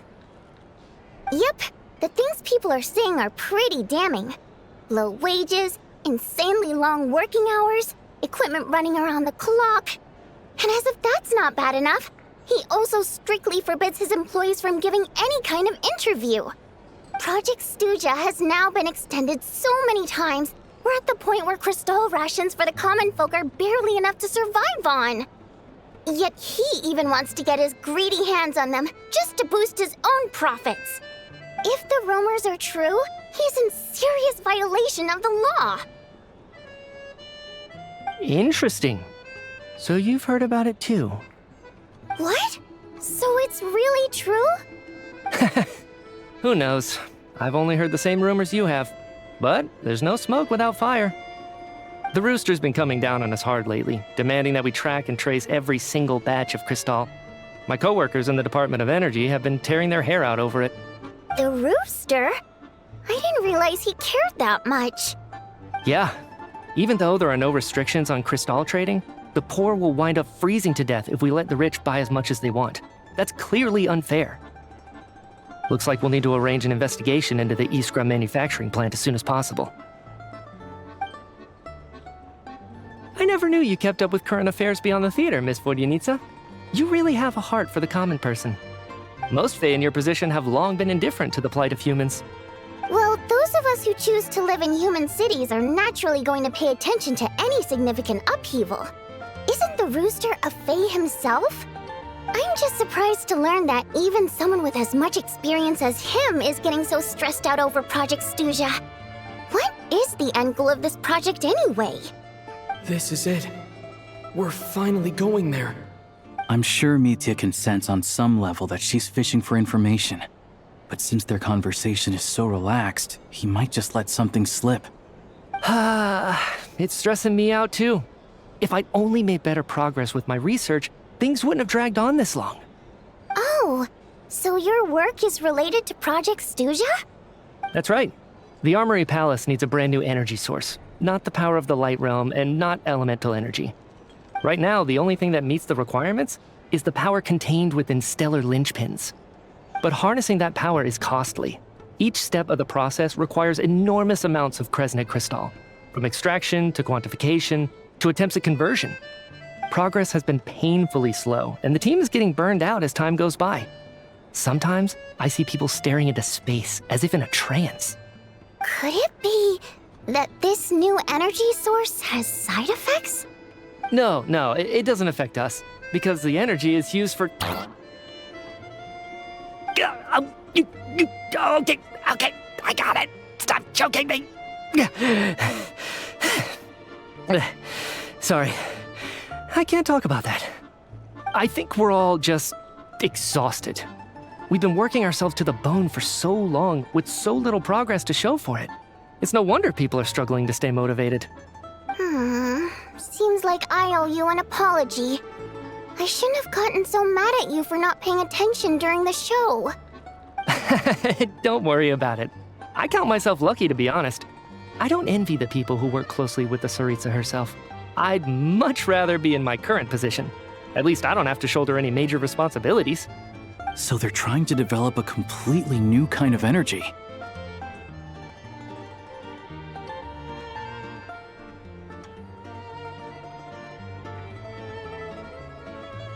Yeah, censored by a scarf. Who would have thought? Oh, dear. It looks like my time is up. I'm afraid I have to leave. I'm so sorry. We ended up barely talking about the theater. That's okay. It was a pleasure chatting with you, really. Let's make up for it next time. Yeah, hopefully once the work pressure eases up a little, I'll be able to focus more on the performance, and then we'll have more to discuss. We touched on some confidential issues today. I'd be grateful if you could keep it between us. That could have gone worse. Nice job. Why was Mitya in such a hurry to leave, though? Sorry, routine inspection.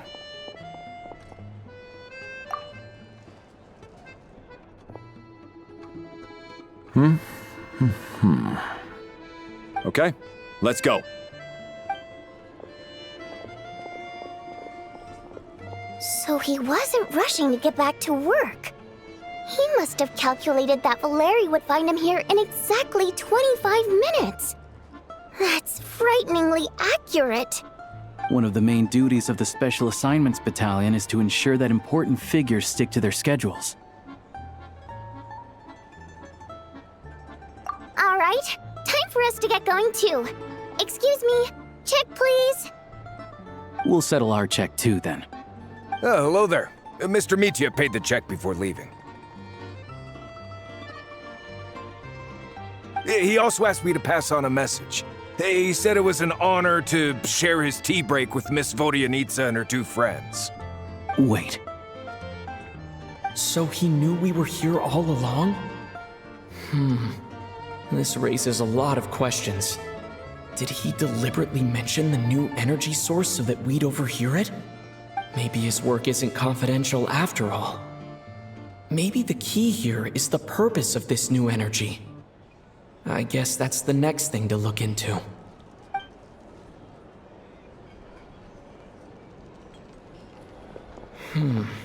Vodyanitsa and Alosha have left. Time to head back and call it a day.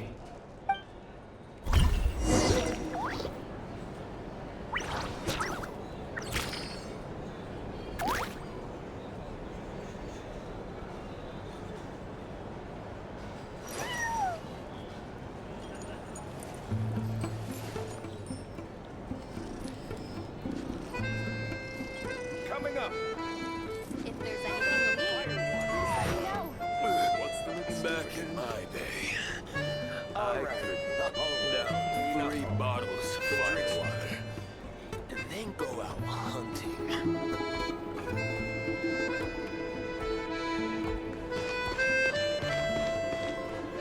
Coming up.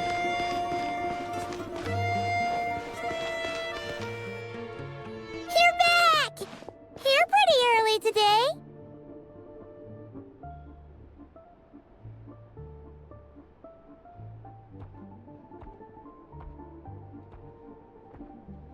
Paimon was just gonna mention that. After she woke up today, Paimon felt like her temperature was completely back to normal. But her strength still hasn't returned. Still, there's some good news. Paimon thinks she might have figured out the source of the problem. It's like there's some kind of mysterious power affecting Paimon. Paimon's never felt this way before during any of her travels. She only started feeling this way since we arrived in Snezhnaya. That's right. The Armory Palace needs a brand new energy source. Could that have something to do with this? What is it? You're making that face again. You know, the one you get whenever you have a light bulb moment?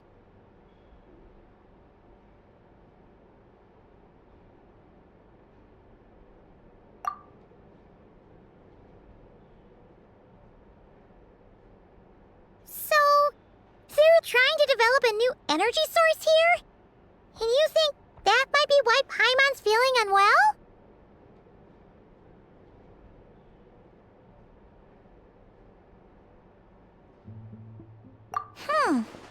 Well, Mision denied that the energy they're researching has any side effects. Although, he did say that people working on the project have been having issues with their concentration and short-term memory. And even so, those are completely different symptoms from Paimon's.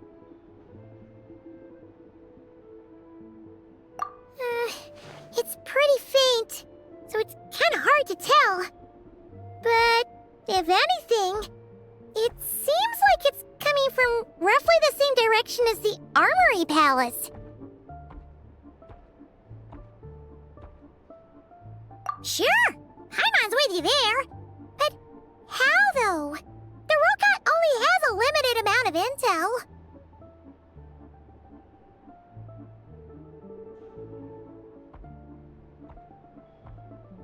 Oh, great point! They argue about Project Stusha every day. If we could sit in on one of their sessions, we might pick up some new leads.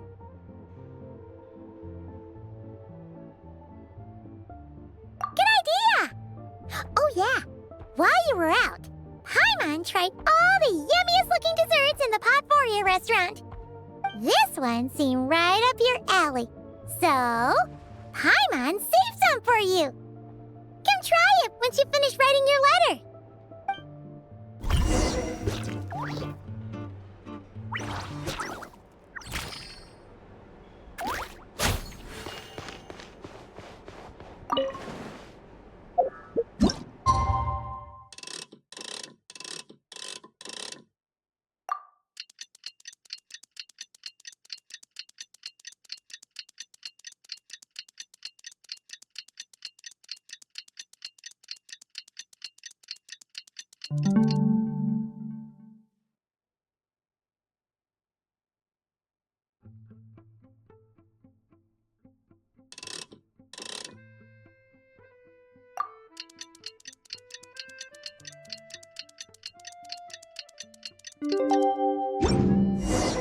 Alosha replied. He says that we won't be able to speak at the VII, but he can arrange for us to attend as visitors. Time to get ready. Then head to the Snezhnaya VII.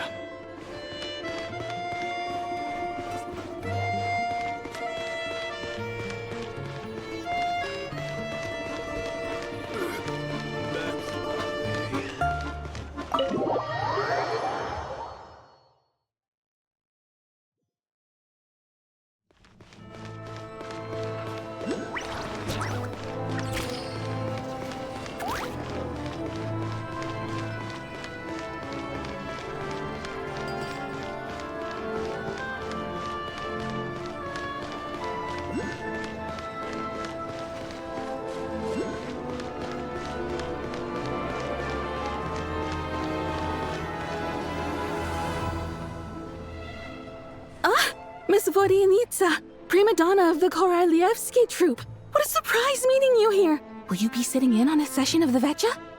Sorry, I'm not taking interviews today. Oh good, you're here. The session's about to begin. Let's get inside. Please wait, Miss Vodyanitsa. Could you introduce me to your new friend?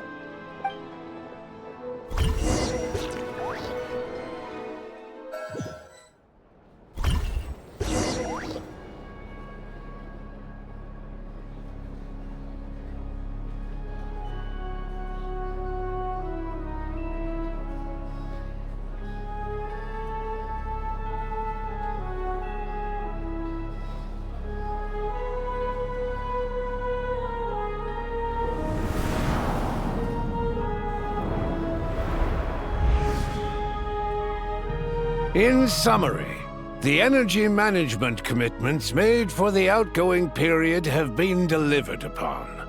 Furthermore, both the production and consumption of Kresnik Crystal show clear signs of stabilizing.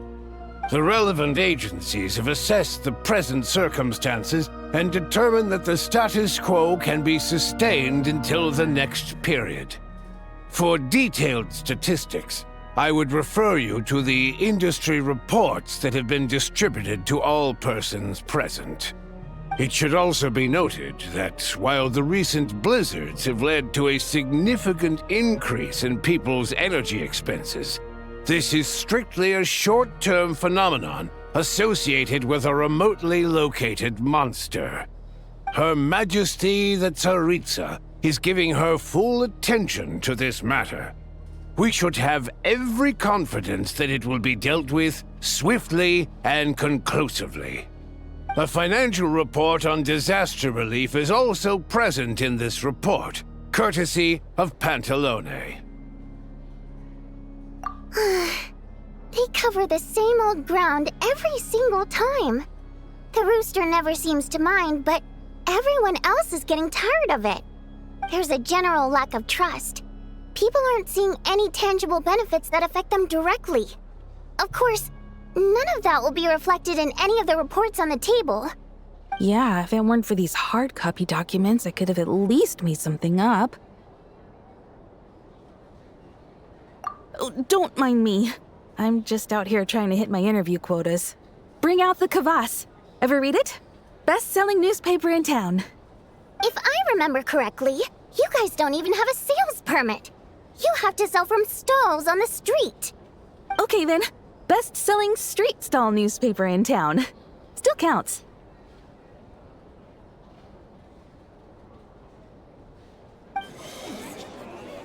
Order!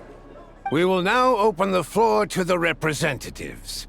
If there are no further substantive issues to discuss, we will then proceed to a vote on this motion.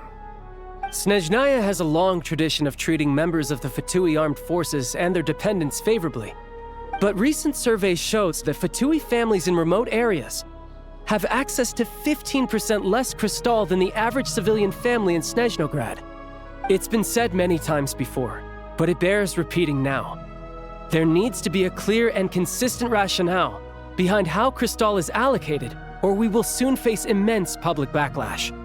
Perhaps you wouldn't need to keep repeating yourself if you would hear me out for once. I say again, true consistency exists only in principle. In the real world, fairness is relative. You appear to treat resource allocation as a simple function of production and population. So what about when the equipment used in production breaks down? Have you factored that into your equation? And do you even know how long it's been since Snezhnaya last conducted a census? If I knew the answers to questions like that, I'm sure I'd be a very wealthy man. And I doubt I'd be going by child. I'd like to bring the focus back to the specific issue I raised. Or do you wish to deny that favorable treatment for Fatui dependents is our long-standing policy? It's easy to be a critic when there's no accountability. That seems to be a running theme in the anti-Project Stuja cohort. Defeat the ringleader and all other problems will magically resolve themselves. That's what they seem to think. But in case you aren't aware, not one jot in my report would change whether Project Stuja continues or not. So you have no intention whatsoever of finding a solution to this problem? On the contrary, I'm the only one here who ever brings solutions. Child opened by speaking up for the armed forces. Regrator struck back with style and a war of words ensued.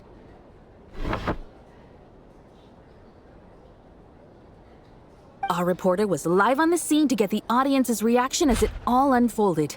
Who do you support?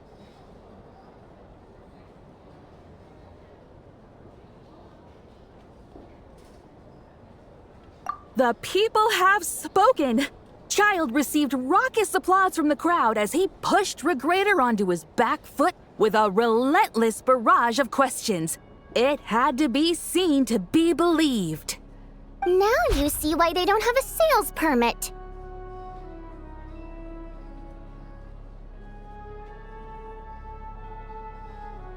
However this reporter wants to spin things, I haven't forgotten that Tartaglia was representing the Northland Bank when we first met in Liyue. So surely their relationship can't always have been this strained. You two are getting off topic. Let's focus on what the data is saying. Mr. Pantalone, may I speak on your behalf? Oh, please do. I'm more than happy to save my breath. Crystal distribution policy undergoes modifications with each new period. The ultimate goal being to find the most reasonable method of allocation, which I believe is what Mr. Tartaglia also seeks. But I fear many may have been misled on this topic by extremist activists.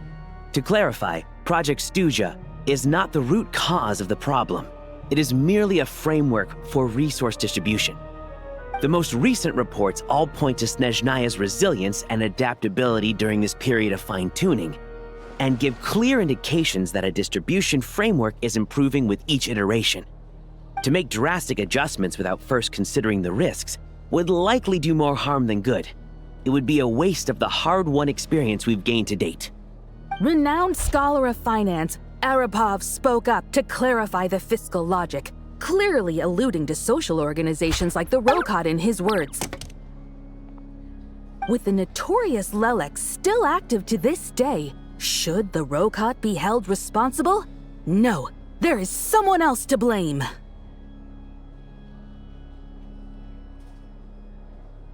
She's just rephrasing what Mr. Pantalone said. The Rokot are the critics he accuses of taking no responsibility for their actions. As for Lelek, you won't have heard of him yet. He's currently the most famous member of the Rokot. Well, more like infamous. Ending Project Stuja has become an obsession for him. Unlike the more decent ones among us, he believes that votes in the VII are all that matter. So whether it's threats, coercion, or bribery, he'll use whatever means necessary to get people to change their vote. And since we're already on the subject, what do you think of Lelek's methods? Are you for or against? Well, whatever the story is, his actions benefit us all. We stand with Lelek. At least someone here wants to take this discussion seriously. I've been considering that issue myself. What you really need is more precise regional data, right? I think it would be easiest to let the Fatui handle it, since they're already in charge of Crystal shipments anyway. We may as well get them to collect some data while they're at it. Whatever you need, you can ask the Fatui to look into it for you. In terms of supervision, I think the Druzhna would be a good fit. I had hoped to discuss this with Miss Vesna, but sadly, she's not present. I will be happy to take a note of your suggestions and present them to Commander Vesna for a decision upon her return. The Commander has always taken a keen interest in Project Stuja. However, given the Druzhna's demanding workload, I'm afraid it may prove difficult for them to provide any practical support. Let us refrain from jumping to conclusions until a concrete and actionable plan is in place. My apologies, Lord Rooster. There are numerous issues to address here, including manpower, time sensitivity, and reporting lines. Nevertheless, I support drafting a proposal. Follow the usual procedure, and it can be raised as a new motion for all parties to evaluate at the appropriate time. In that case, I'd like to share one thought before the proposal is drafted. The issue of time sensitivity was raised just now, which I presume relates to the official reports. In fact, the Energy Commission already collects regular statistics on each urban center and its surrounding area. Would these be of any use? That's a good idea. I read every issue of Svietlolaidovka's report, and although my focus is mostly on the section about equipment operation, the energy consumption statistics also yield a lot of insights. Be that as it may, does no one see an issue with using local data to determine crystal quotas? In the long term, it seems like a very risky solution. Not if they are used purely for reference. So long as we have the report from the Northland Bank's headquarters to corroborate it, no one will be able to fool me. Very well then. It appears that this arrangement is acceptable to all parties. Yeah, sounds good to me. The members reached a provisional consensus on the issue of improving treatment for Fatui soldiers.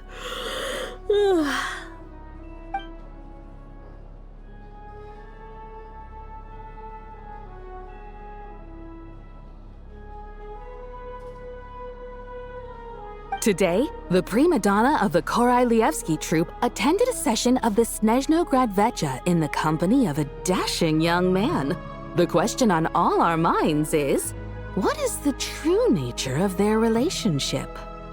Write anything like that again, and I'm revoking your permission to interview the troupe. Got it?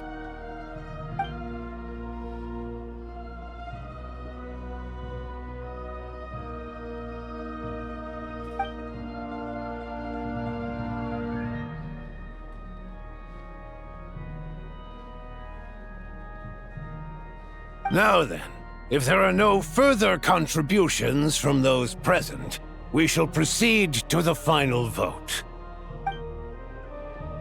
Hey, check it out!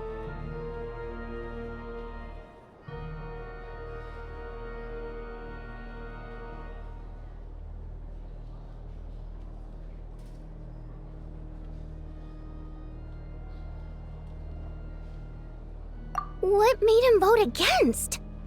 Why now?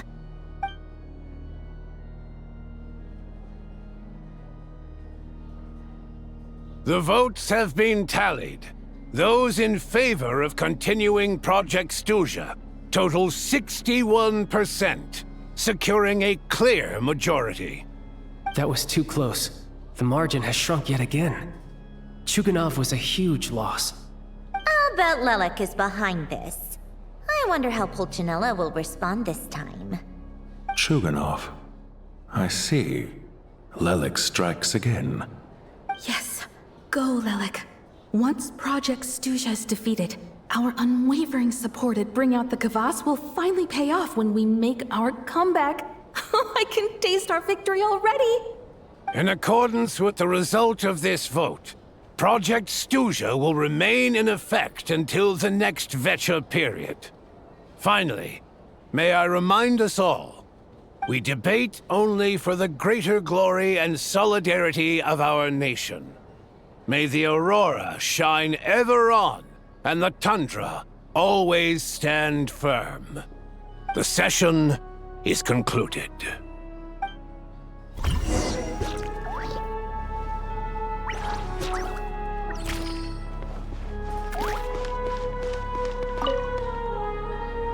I have to say, I really wasn't expecting Chuganov to vote against Project Stuzha.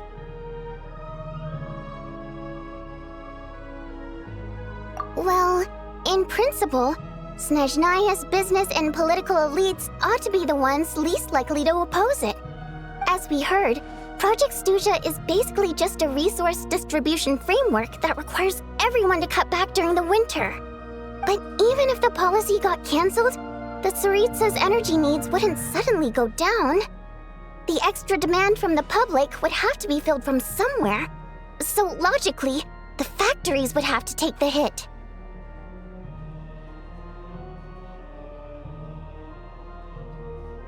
I got a letter from Mr. Mitya just before today's session.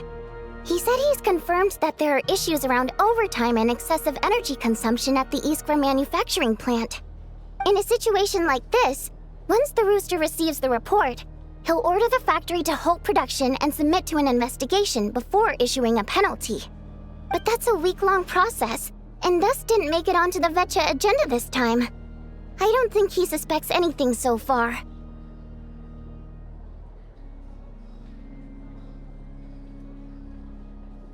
Exactly. And as you know, he's a very selfish person. I was originally gonna try and flip him after he received notice of the official sanctions. My plan was to convince him that the whole thing was completely unfair. Rather than just sit back and take the hit while his factory stopped production, he'd be better off voting to end Project Snezhnaya. At least that way, no one else would be able to make any money either, because all the factories would suddenly have more limited energy to work with. But now, he's already voted against it, which means someone must have used more forceful means to change his vote, just like with everyone else who flipped. Yeah, no one knows why Lilac is so obsessed with ending Project Snezhnaya, but by the looks of it, he's inching closer and closer to success. Lilac must have strong motivations, given how he'll stop at nothing to achieve his goal. Maybe he knows the full truth of Project Snezhnaya. Maybe my next step should be to focus on him. All right. What are your plans for the rest of the day? Shall we head out? Hey, comrade. I noticed you were here during the debate. I didn't take you for a political enthusiast. Greetings, Harbingers. I just happened to have some free time today, and my new friend here thought it might be fun to check out the VII. Ah, Odette must have introduced you. Looks like you two are getting along pretty well. I'll leave you to catch up. I should head back to the troop. Sure. Break a leg and all that.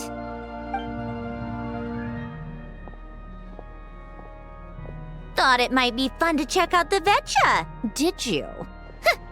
Things are never that simple with you, Traveler. There's no way you're here for kicks and giggles. Tell me I'm wrong.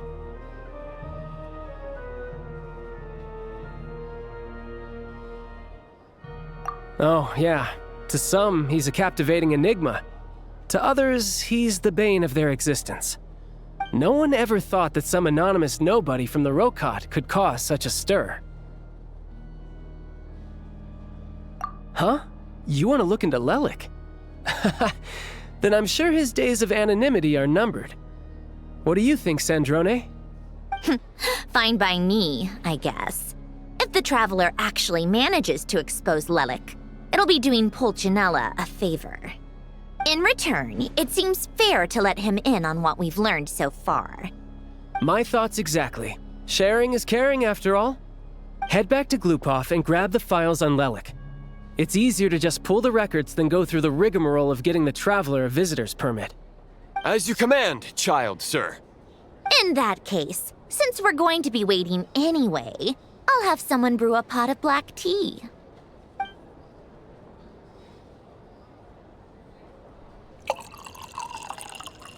One common thread among the many incidents Lelik has been involved in is that the victims are all too scared to share any real information about him. Clearly, he must have threatened them in some way. His modus operandi is to silently infiltrate the scene and leave a threatening letter behind. But neither the letters nor the crime scenes ever yield any clues to his identity. So all these files have to offer are short statements by the people affected. They don't give us a lot to go on. If nothing else, it shows we're dealing with a trained professional who's versed in counter-surveillance.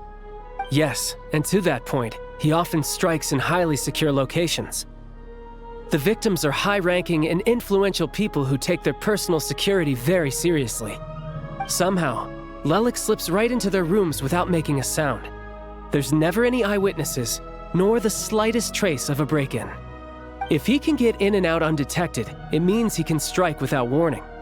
Not that that's ever happened so far, but the thought is enough to scare these people sleepless.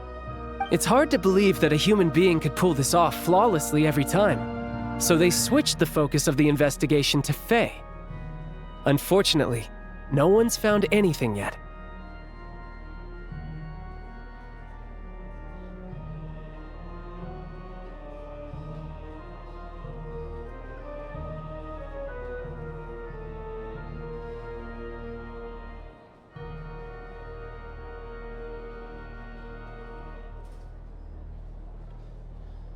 careful. Don't underestimate me. Although, truth be told, I'd probably find it hard not to blow my cover. Direct confrontation is more my style. We haven't ruled out the possibility of Lelik being human. It's just, there can only be a handful of people in all of Teyvat who'd fit the profile. They, on the other hand, plenty would have the ability, but few would have the motive. No, not as strong as me. You'll never find the culprit with criteria like that. Let's go with a little weaker than me.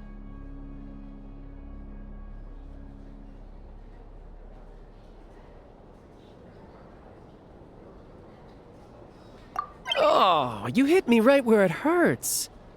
I'll admit, he's strong and meticulous. But can we at least limit this to candidates who have something to do with Snezhnaya? He's just trying to find a reference point. Stop getting fixated on who's stronger than who. But that's the most important thing.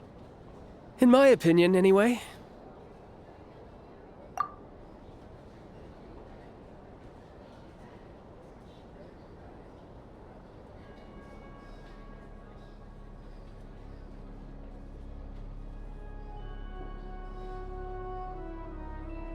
Odette?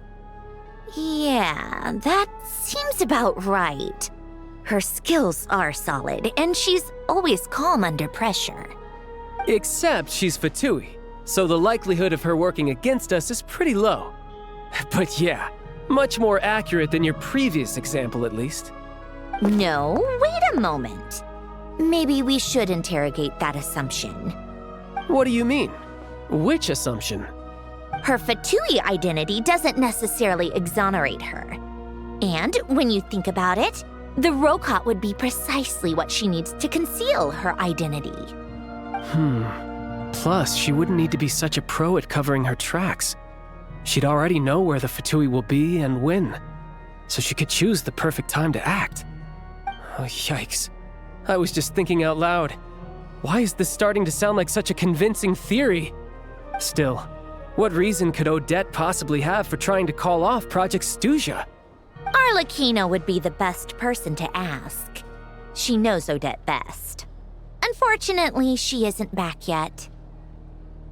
Rosaline used to open up to her in private about her struggles with Odette. As I'm sure you can imagine, Arlecchino is quite a lot better with children than Rosaline was. She gave her some tips on how to handle the situation, and Rosaline managed to reach a settlement with Odette before leaving. So I suppose there were at least no lifelong regrets left behind. Beyond that, I don't know the details about that side of things. But I do know that Odette definitely has a motive to hold a grudge against Project Stuzha. The reason being, her father passed away during the early stages of the project. That was back before it had been named Project Stuzha, when things were still being worked out. But in essence, it's remained the same ever since. The more you know. Rosaline was always so self-centered. I never understood why she started paying so much attention to Odette.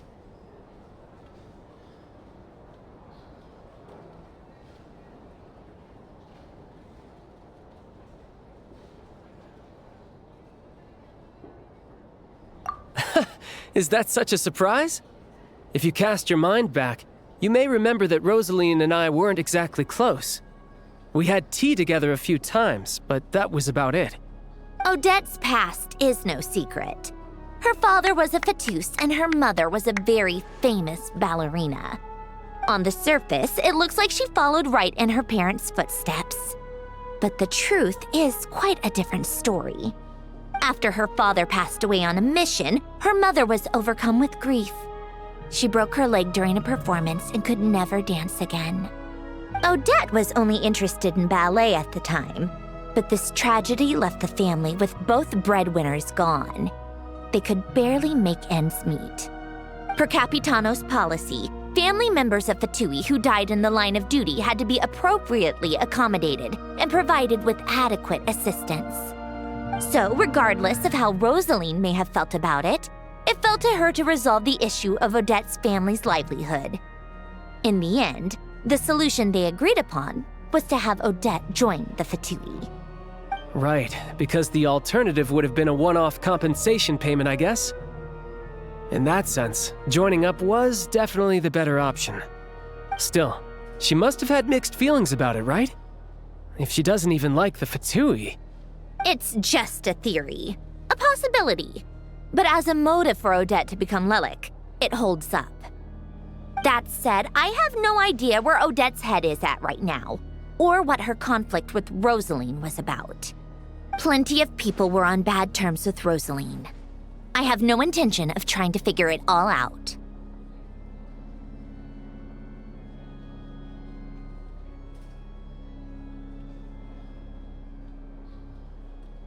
Yes, but there's not much point in discussing that now. Yeah, back to Lelik. Since our investigations so far have turned up next to nothing, we've got nothing to lose by trying a new angle. Funnily enough, Tonya and I had actually made plans to go to the theater tomorrow to watch Odette's rehearsal. Unfortunately, thanks to this Lelik situation, I'll be stuck working overtime again. Which means you can go in my place. No point wasting the ticket. Plus, you'll get to meet Tonya.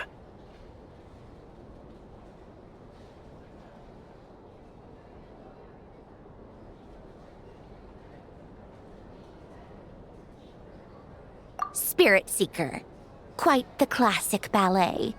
It was passed down through Odette's mother's family for generations, though it hasn't been performed in years.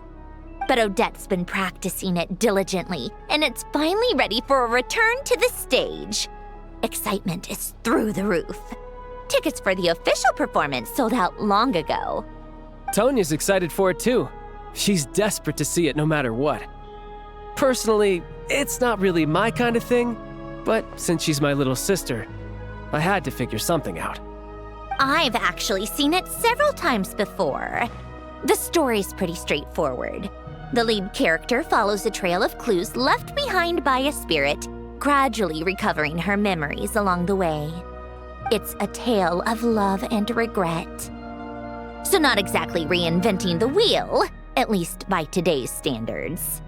But when that classic melody kicks in and the lead character begins to dance, it always gets me. It really is beautiful. Not an easy dance to do justice to, though. I know it's always been Odette's dream to perform this piece, but I'm not sure she's really ready. In that case, I think that even if she is Lelik, we should wait until her performance is over before we respond. I'll let you take it from here, comrade.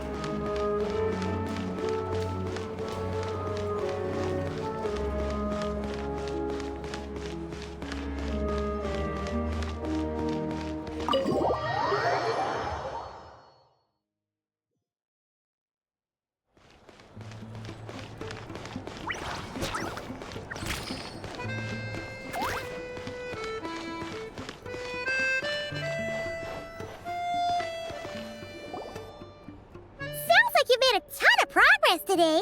It's good that everything's going so smoothly. Next step is to head back to the theater and get a clear answer from Odette.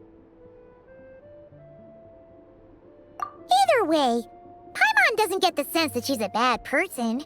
Sure, she might have done some pretty extreme things, but Paimon bet she has her reasons. Maybe this is going too far, but with everything she's managed to do so far, wouldn't it make more sense in theory to be even more, heavy-handed? Why leave a letter when she could, we We know there are plenty of other ways to keep people in line, right? The point is, she could have gone further, but she didn't. So, if it is her, she's got some principles at least.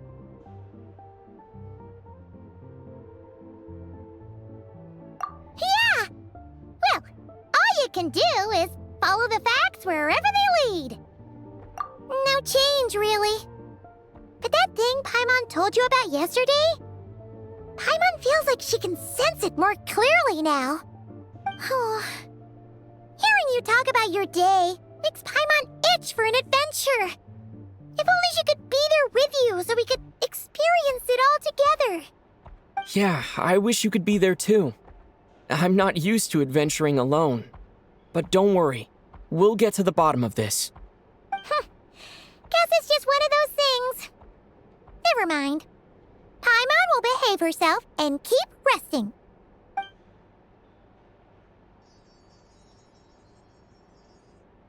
If Odette is Lelik, she may well have inside information on Project Stuja. Her father was involved with the project's early implementation and tragically died in the process. Now, she's dedicated herself to bringing it to an end. It's hard to imagine she could have gotten this far without knowing anything at all about the Tsaritsa's true intentions. When she spoke to us as a member of the Fatui, how much did she let on? And how much was she hiding? Only time will tell. Maybe tomorrow, everything will be answered. Hey look! It's snowing! Could be a tough day ahead. Make sure you wrap up warm tomorrow.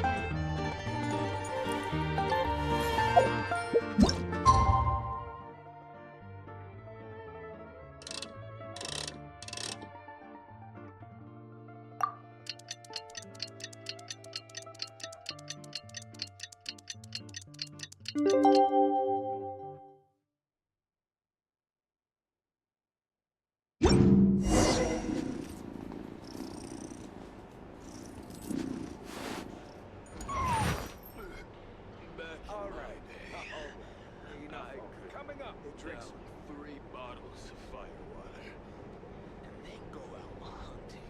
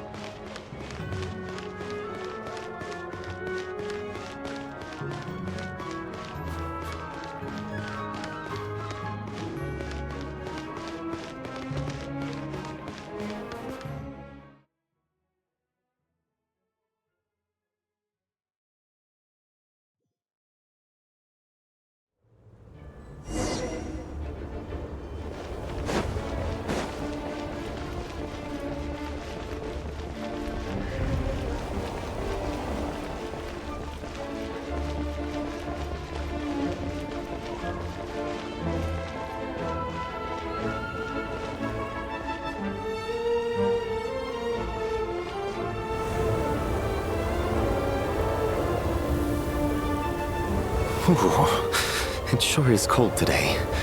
I wonder how much heavier the snow's gonna get. Here to see Odette?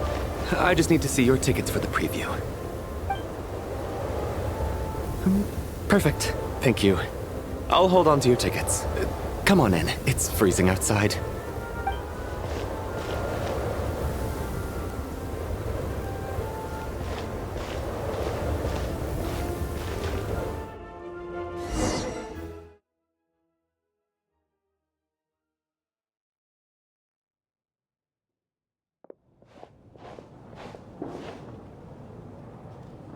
I think I'll leave the Lelic question until after the show's over. Then I'll go find Odette.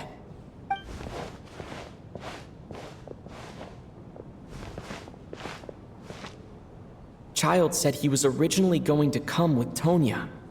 So I'm guessing Tonya's already here somewhere. Is there anyone here who looks like a Tonya? Let's see. It's a small audience. Makes sense for a preview.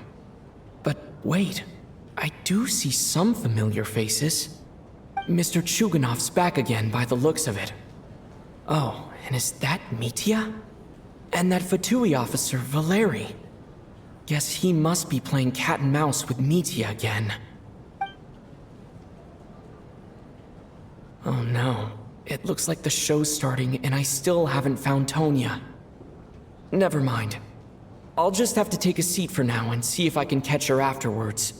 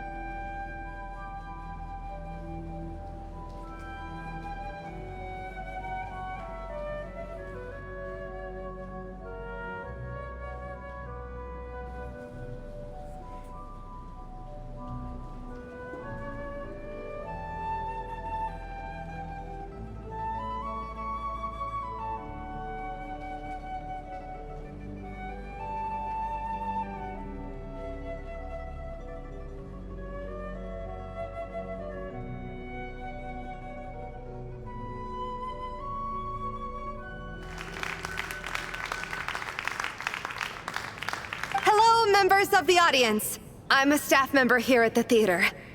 Today's performance was a very special one for us, as it marks the first attempt in a long time to revive the classic Snezhnayan ballet, Spirit Seeker. To commemorate this occasion, we would love to take a group photo of the cast, crew, and audience members present today. Could I kindly ask the audience to please come up onto the stage?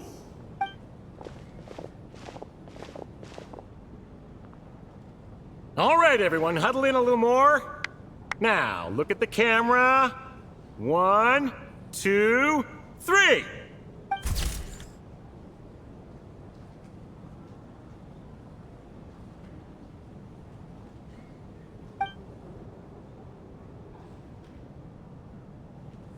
Are you quite satisfied, Mr. Energy Scientist?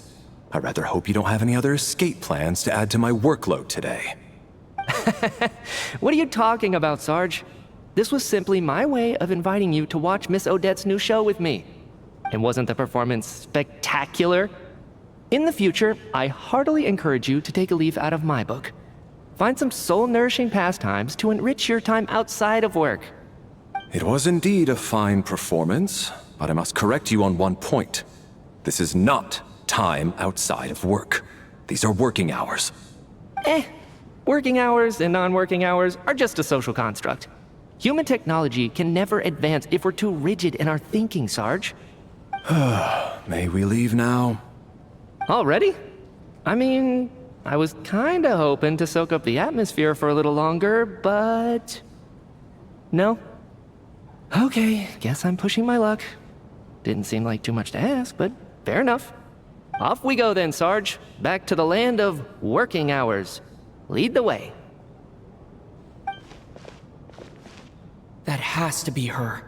She's the only person in the audience around Tonya's age. Excuse me, are you Tonya? Huh? Your brother's busy today, so I took his ticket. Don't worry about him, he's fine. Oh, okay. Sorry for the trouble. What's wrong? Are you sick? No, I'm fine. It's nothing. Maybe she caught a cold on the way here because of the weather.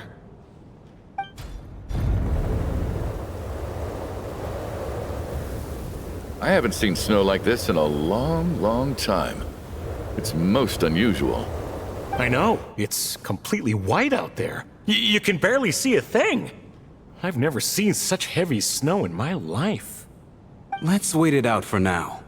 You'd be lucky not to freeze to death in this weather, let alone find your way.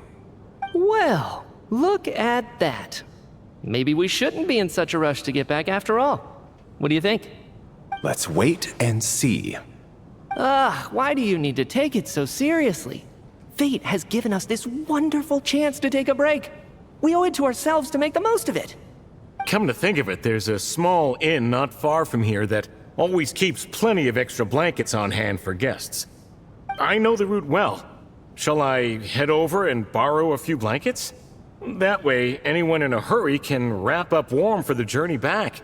Just remember to return them next time you're over this way. Sir, there's really no need to go to all that trouble. Hey, it's no trouble at all. Wait here, I'll be right back. What a kind gentleman. Very good. My wife and daughter are waiting for me at home, so I shall be heading back as soon as I get my blanket. So... are you expecting us to go back to the Armory Palace wrapped in blankets too? Don't worry about that. I made arrangements in advance. Should I not return to the Armory Palace within 3.5 hours after Operation Showtime begins, an armed squad will be sent to collect us. They will escort us back. You are one of our key military personnel, so any weather-related risks must be eliminated. Operation Showtime? So, wait.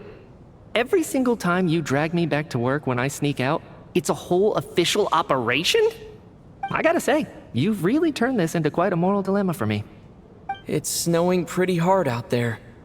I think you should stay here for now. You seem a little under the weather. Sure. My brother might come pick me up in a bit anyway. Time to get to work. I should head backstage and find Odette. I need to look her in the eye and ask her about Lelik. Excuse me, are you looking for someone? A fan, I'm guessing? Today is just a dress rehearsal, so Miss Odette won't be meeting with fans. She's taking a well-earned rest right now. Sorry, but that area is currently off limits to everyone except the cast and crew. Bad timing, I guess. Well, I might as well stick around. I doubt Odette will be leaving before the snow lets up in any case.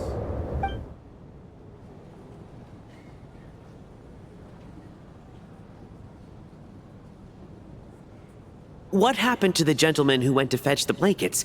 How has he still not returned? I was thinking the same thing. It's still snowing very hard. Do you think something might have happened to him? Whatever the reason for his delay, I must say I hate nothing more than people who make empty promises and fail to deliver. Well, I have to treat my employees like that on occasion, but that's different.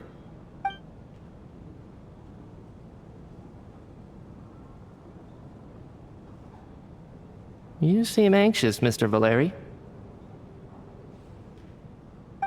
It's been nearly 4 hours since I left the armory. The army should have arrived to extract us by now. They know how much I despise tardiness and disrupted plans. There's simply no reason that they shouldn't have shown up by now, barring exceptional circumstances. Surely a snowstorm like this one counts as such. Few things in this world can stop the Snezhnayan army, Mr. Mitya.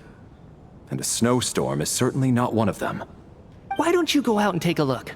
They might be right outside, waiting for your orders before they dare come in. An absurd hypothesis. I have no intention of leaving your side for even a moment until I have escorted you back to the Armory Palace. This doesn't look like an ordinary snowstorm to me. That guy who left earlier, it looked like he just vanished into thin air. Either that, or my eyes were playing tricks on me. A man-eating snowstorm? Come on. Night hasn't even fallen yet. Spare us the ghost stories.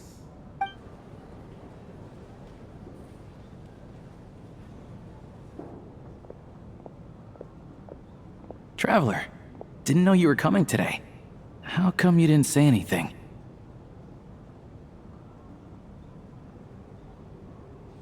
Oh, right. I assumed you were looking for me in Vodenitsa. Odette's still backstage. Whoa, that's quite a snowstorm out there. I've been working backstage this whole time, so I didn't even notice. No wonder the audience hasn't left yet. Is weather like this rare, even in Snezhnaya? Yeah, snow like this. I'm sure I've seen it out in the wild before, but never in the city. Actually, I take that back. I don't think I've seen snow this bad even in the wild. This is something else. It's not normal.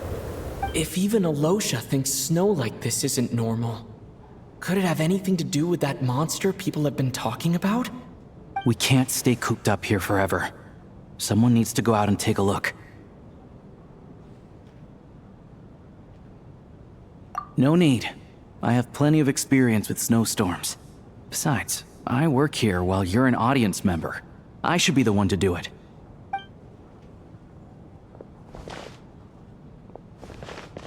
Everyone by the door. Careful not to let the snow soak into your shoes. In a snowstorm, you gotta look after your toes above all else. Heading out, my man? Be careful. I've been told the snowstorm eats people alive. Thanks for the advice. I am planning to be careful. I just want to take a quick look at the situation out there.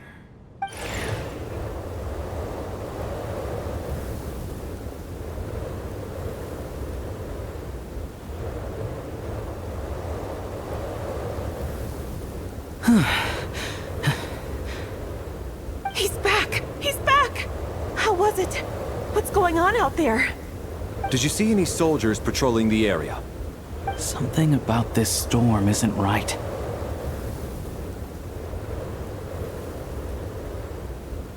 There's no one out there. I didn't see a single soul.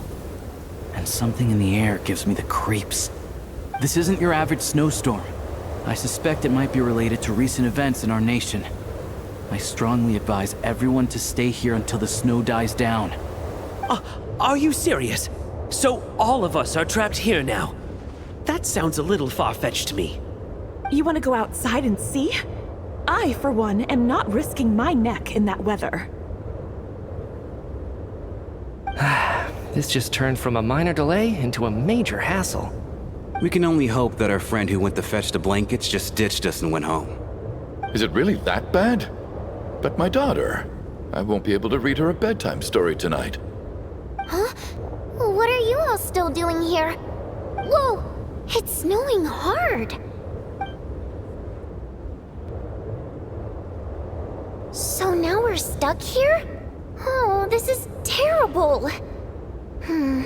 Luckily, it was just a dress rehearsal today, so there aren't too many people here. On the bright side, the theater's always well stocked with supplies. If the snow still doesn't let up as we get into the evening, you can spend the night here, everyone. At least, I assume that's alright? Odette? Fine by me. This seems like a sensible backup plan under the circumstances. My thanks to the theater for being so accommodating. What are you staring outside and praying for, my man? You anxious to get home too? Oh, your majesty the Tsaritsa, I beg you, please do not let tonight's snowstorm stop. This is a golden opportunity to spend the night under the same roof as the two top stars in all of Snezhnaya. It's a once-in-a-lifetime experience. I think I've changed my mind. Sir, if you so much as look at us funny, you'll be seeing stars in a whole other way. Behave yourself, or you'll be begging for that blizzard. It's getting colder. We need to keep the indoor temperature up. Close the door and lock it tight. Let's head somewhere warmer.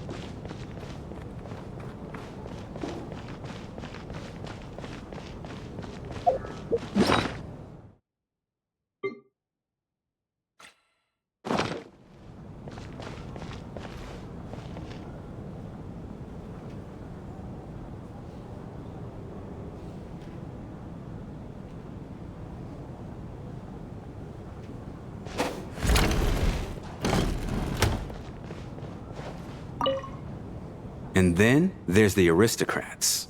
Easiest of all to deal with. You don't need to use any force whatsoever.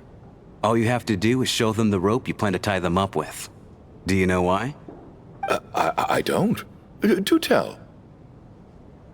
Because nothing horrifies them more than the thought of a cheap, coarse rope leaving creases on their precious million more coat. They'll do whatever you ask to avoid that fate. Unexpected, but funny nonetheless. Tell me another one. Well, look at that. I got myself a new listener. Hey there. Let me introduce myself. The name's Shram, and I'm a mercenary. The kind that gets paid to do odd jobs for rich folks. And I am Chuganov, an entrepreneur. If my name is unfamiliar to you, you will no doubt have heard of my factory, the renowned Iskra manufacturing plant.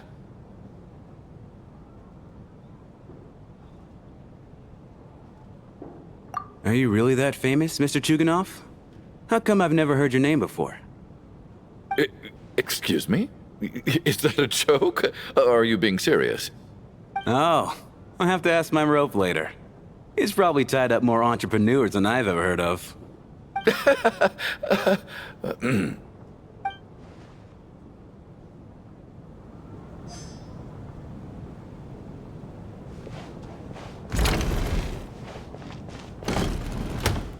How are you feeling, Tonya? I'm fine. Sorry to worry you. I'm used to it by this point. I take medicine for it. My brother usually helps to get it ready for me. Child must take great care of his sister. He's never mentioned Tonya's illness, though. You know, I actually find this whole thing kind of exciting. Stuck in a strange place thanks to a snowstorm. Having to spend the night with a bunch of interesting characters. Exactly. It's like one of those stories where an ordinary school trip turns into a magical adventure. I've always wanted something like that to happen in real life.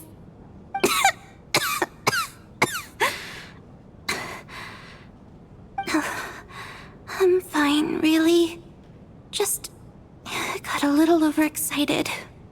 Look after yourself. Otherwise, your brother will come after me.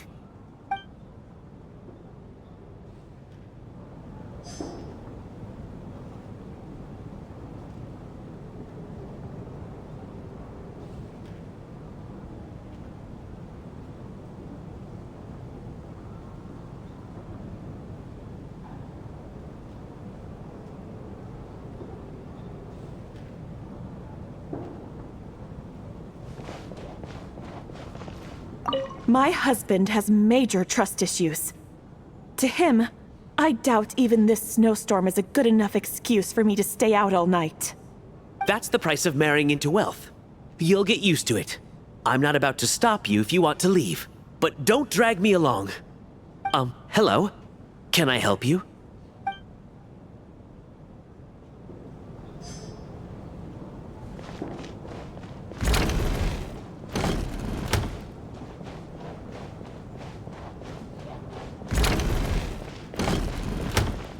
This is highly irregular. A delay of over an hour during an operation like this theoretically warrants a Harbinger-level response. I wonder what the issue is. The storm, or something else.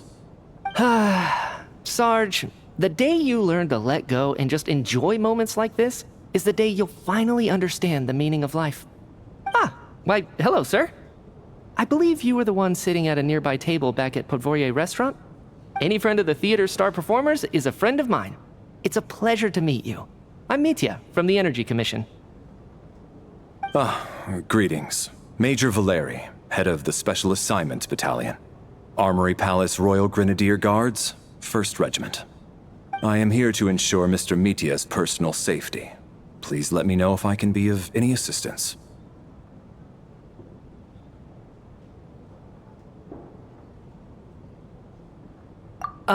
Mr. Traveler, I cannot help but notice that Miss Odette is stealing glances at me.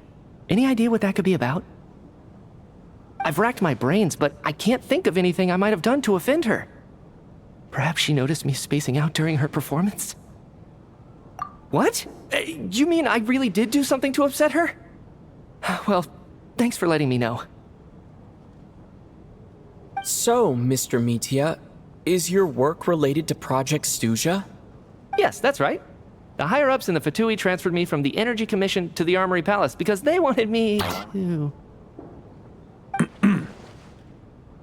Really? I can't even talk about that? Pretty sure it counts as part of my private life. All right, I won't say anything.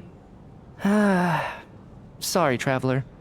As you can see, I'm afraid this pleasant chat will have to end here.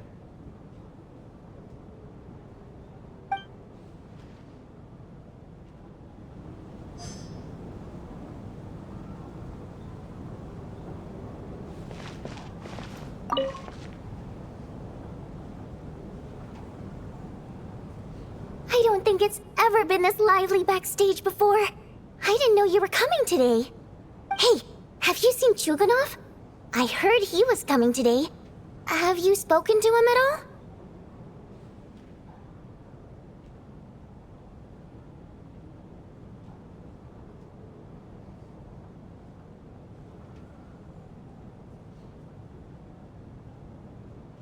I'm with you. This could be just the chance we need.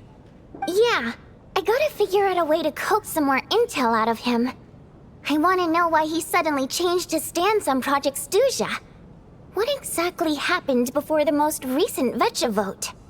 For the Rokad, or just out of personal interest? Shh! There are other people around. Don't say the R word.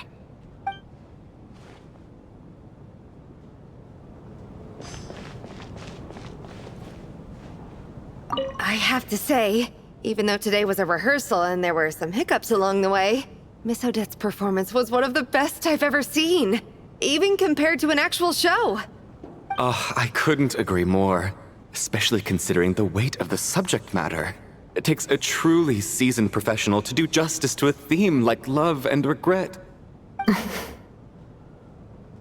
Do you think we were coming on too strong? Odette's ignoring us again. What about you? What did you think of today's performance?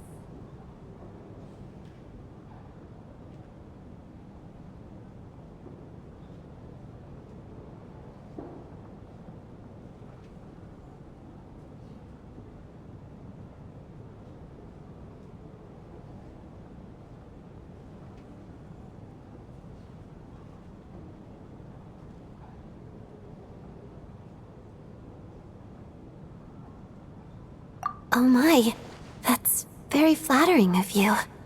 Thank you. I'll make sure to save a ticket for you when the show's performance ready. This doesn't seem like the time or place to bring up the subject of Lelik. I need a chance to speak with her in private. So unfair. Talk about double standards. And now it looks like I've been spotted.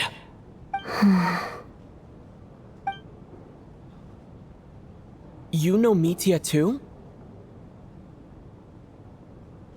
No, I don't. I just have a feeling that he might be dangerous.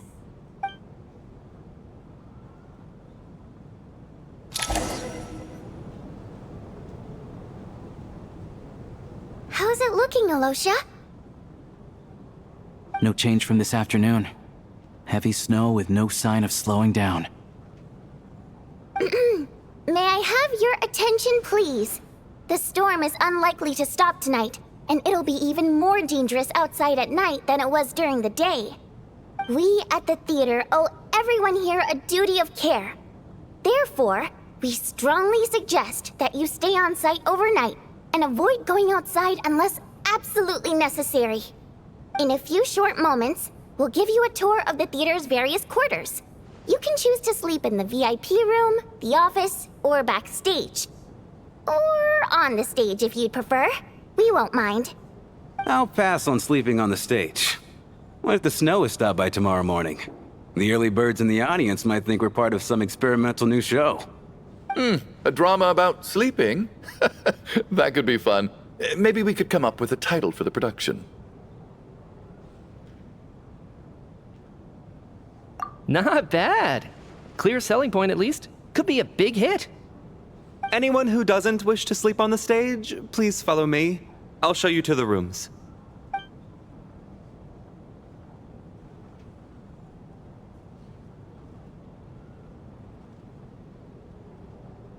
I guess I'll call it a night.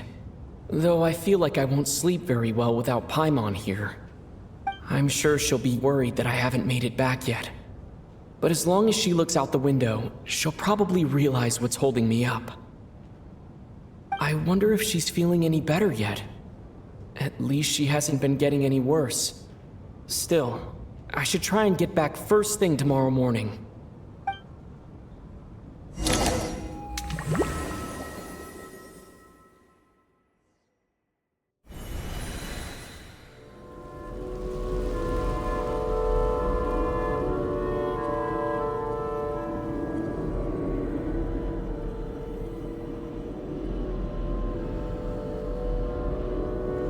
Ah, finally!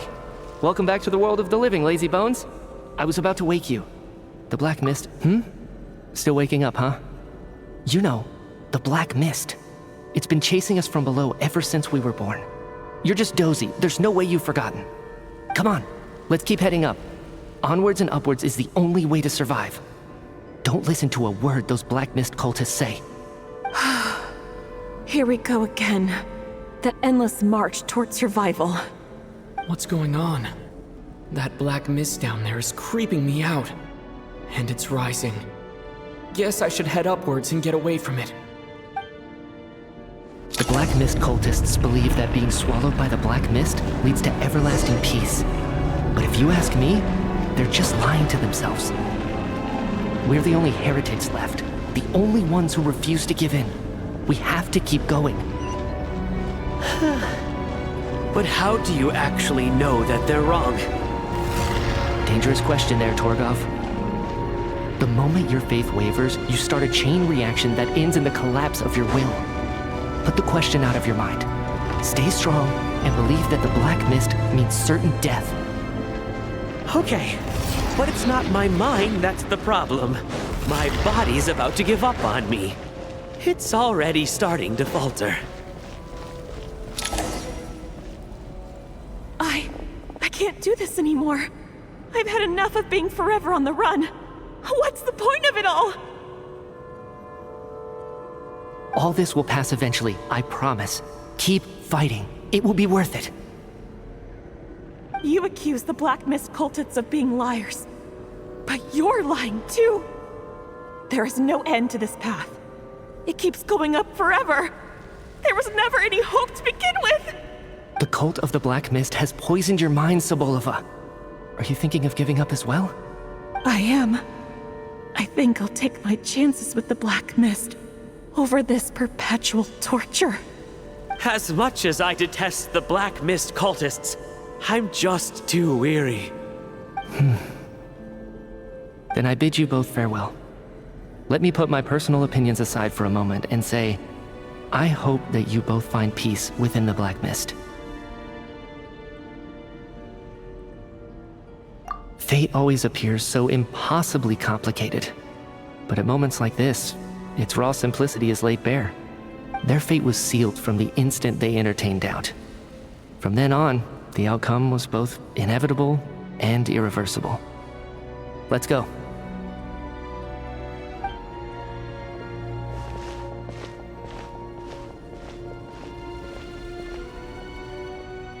Torgov and Sobolova are gone.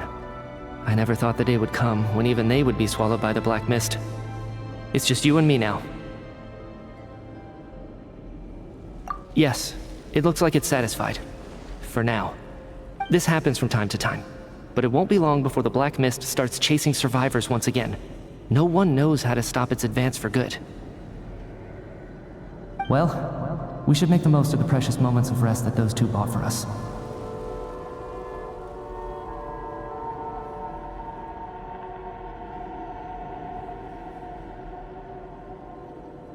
Huh? Are you really that sleepy, traveler?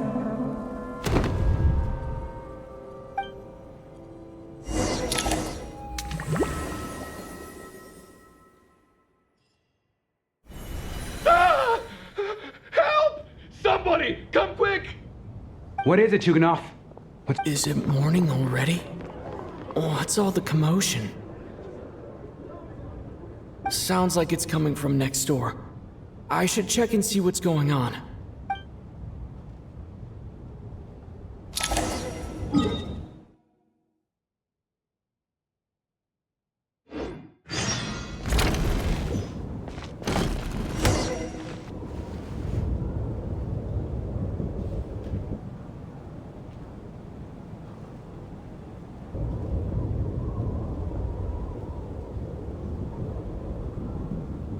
Don't look, Miss Tonya. Stay here. Okay. What happened to them?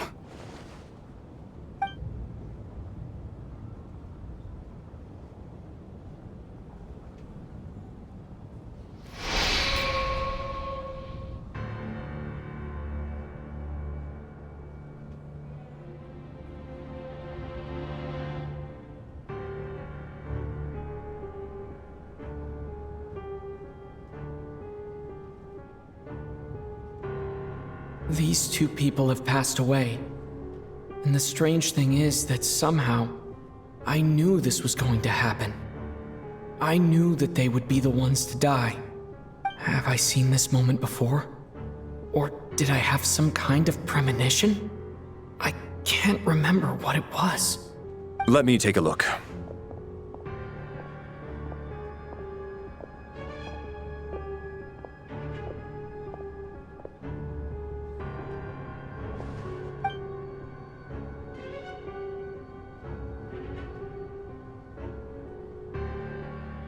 No vital signs in either of them. They're dead. The cause of death, however, remains unclear. No wounds on the bodies, no signs of a struggle, and no skin discoloration caused by the buildup of toxins. But just last night, they were chatting and joking away. This is so sudden. Could they have had pre-existing medical conditions? Even then, the odds of them both dying of sudden complications on the same night are extremely low. It's hard to believe that they died of natural causes, nor does this appear to be a suicide. Who was the first to discover the bodies? It was me. But these deaths have nothing to do with me, officer. I got up early because I wanted to see if the snow had stopped. Then I noticed that the door to this room was open, and it looked like there was a man and woman inside. I just went over to see what was going on. I had no idea they were... I can corroborate this. I was doing my morning exercises near the stage. When I saw Mr. Chuganov heading this way, I followed him. I can also confirm that I didn't see a single person approach that room before him. The snowstorm was raging all night, and it's still going now. There's no way someone could have come in from outside, correct? You mean an intruder? No, not possible. I slept by the door last night as a precaution. There's no way I wouldn't have noticed if anyone had tried to open it. Everyone, split into pairs and search the theater for anyone in hiding or any signs of suspicious activity. I'll follow up with a full search of my own shortly. Go. There is no time to waste.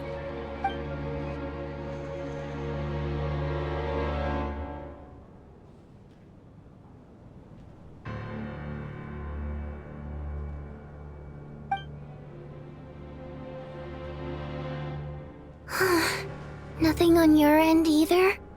Backstage is clear. No signs of suspicious activity. We checked the basement. Also clear. I don't think there's anywhere here that a living person could hide.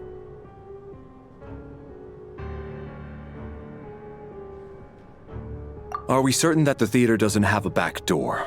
Or any tunnel or passageway wide enough for a person to fit through? No, there's nothing like that. If people were sneaking in through some secret tunnel to avoid buying a ticket, we'd have sealed it off ages ago. I also checked the windows. All of them are locked from the inside, and there's no sign of anyone entering or leaving. It sounds like we can safely rule out the intruder theory. If anyone came in during the night in this weather, there'd be no way for them to avoid leaving footprints or water stains. This can only mean one thing. It's like one of those murder mysteries you see in novels and plays, isn't it? The ones where the killer is one of us. We can't quite jump to that conclusion just yet. Could he be right? It's hard to imagine something like that happening in real life. Set in a theater during a snowstorm, a murder takes place, and the killer is among us. It's such a classic trope that it seems unbelievable. Looking at who the killer targeted, and the clean entry and exit, it all adds up. I know what this is. It's obvious now that I think about it. What is? What have you figured out? Both victims were wealthy, well-known local merchants. And the door was deliberately left open so I would discover the bodies and witness the crime scene first thing in the morning. Such ruthless methods. This was your doing, wasn't it, Lelik? Lelik? You mean Lelik is among us? And he's the killer? Lelik. I know this code name. Member of the Rokot, anti-Project Snezhnaya. Always works alone. I've read the case files at the Armory Palace. Walk me through your reasoning, Mr. Chuganov. What do you know about Lelik?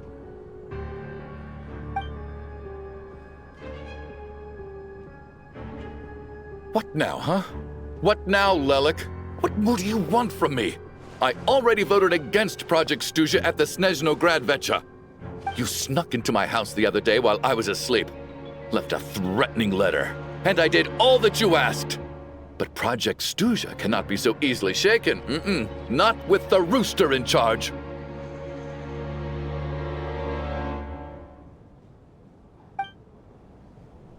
So he really was threatened by Lelik. That makes sense. And now you're resorting to murder to threaten me. Isn't that right? I knew it. The Rokot despises the rich. The lives of the wealthy are but refuse in your eyes.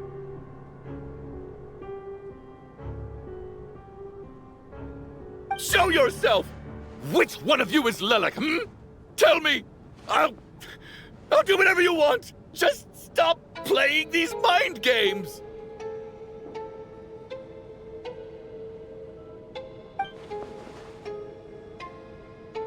Was this really Lelik's doing? Would Odette really do something like this? If Odette really is Lelik, this seems out of character.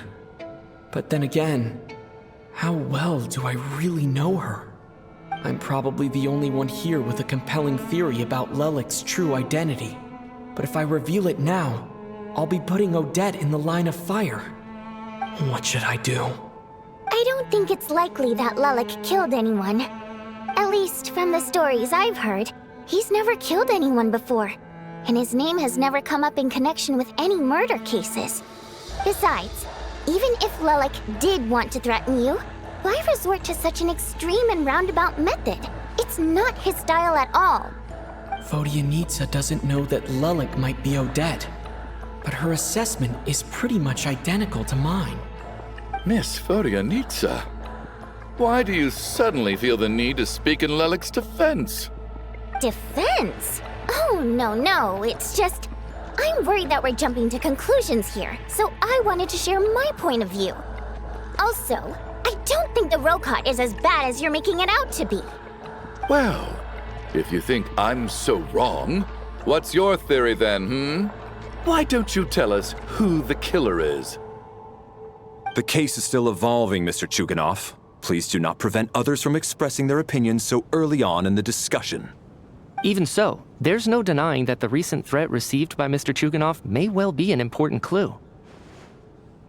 So there's still a good chance that Lelek is right here among us. I can't do this anymore. I don't care if it's still snowing outside. I have to get out of here.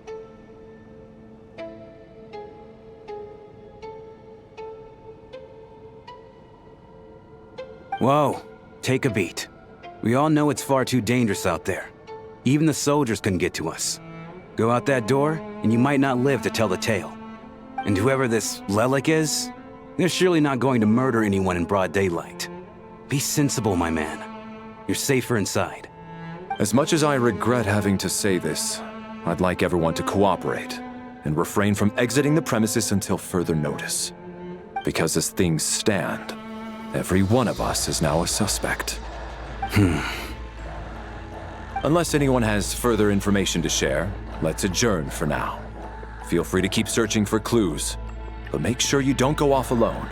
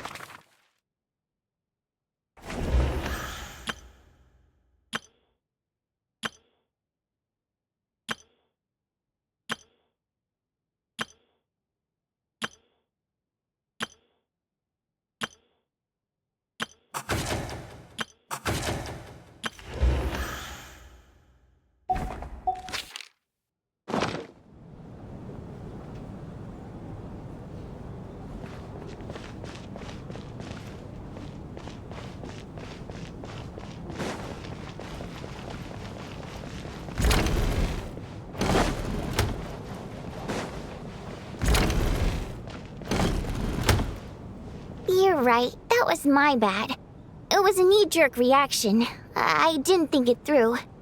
Luckily, no one suspected my identity. Oh, phew. It's just you. I thought someone was eavesdropping. Since Vodianitsa and I were on the same page earlier, I think I should share my thoughts with the Rokot members first.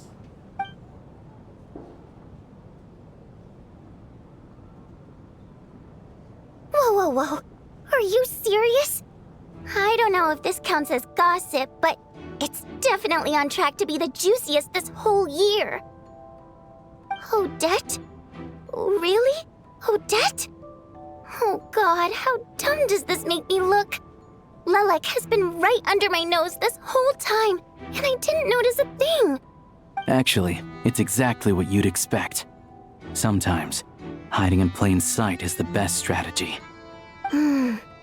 And now that you mention it, the more I think about it, the more sense it seems to make. It all adds up.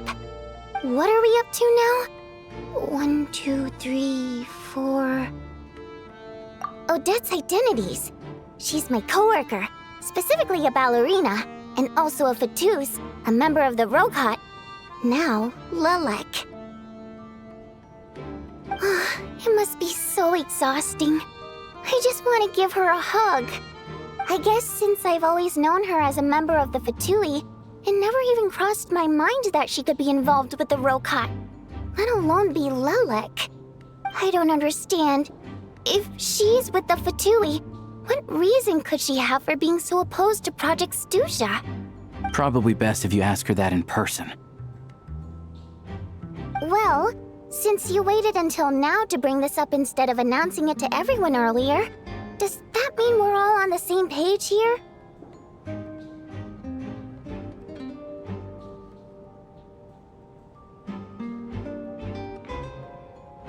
Yeah. Lelek may not follow orders from the Rokot leadership, but as far as I'm concerned, she's never crossed the line. If anything, her actions benefit the poor. We need to confront her face to face. Do you think she'd really admit to being Lelek? I don't know. We'll have to see how it goes. For now, we'll work on the assumption that she didn't kill anyone, and see how much she's willing to tell us.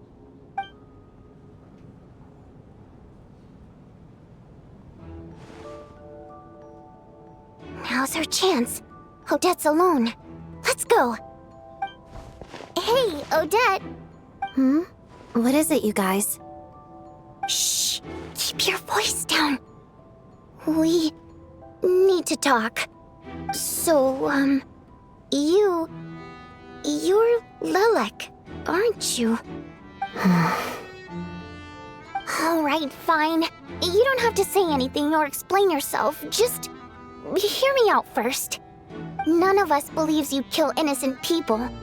Whoever murdered those 2 people last night, it wasn't you. The Traveler was the first to figure out your identity, but he kept quiet during the discussion just now. Still, it's clear where the group consensus is heading. Everyone believes Lelek is the culprit. If your identity is exposed, you'll be in a really bad spot. We're your colleagues, and we know what kind of person you are.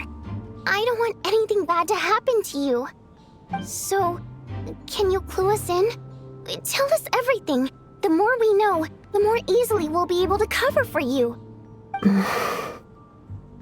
Alright. Yes, I'm Lelek. And no, I'm not the murderer. And thanks, but I don't need you to cover for me. Actually, I'm planning to reveal my identity. Huh? You're gonna reveal that you're Lelek? Here? That's right. I'll admit I was surprised at first when Shuganov guessed that I was here. It was just a lucky guess, but it caught me off guard.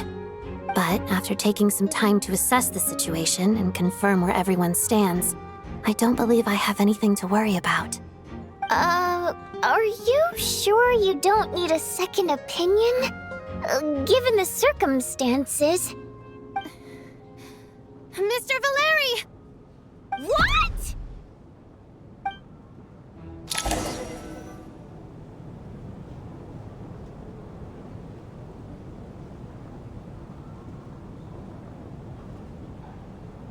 So...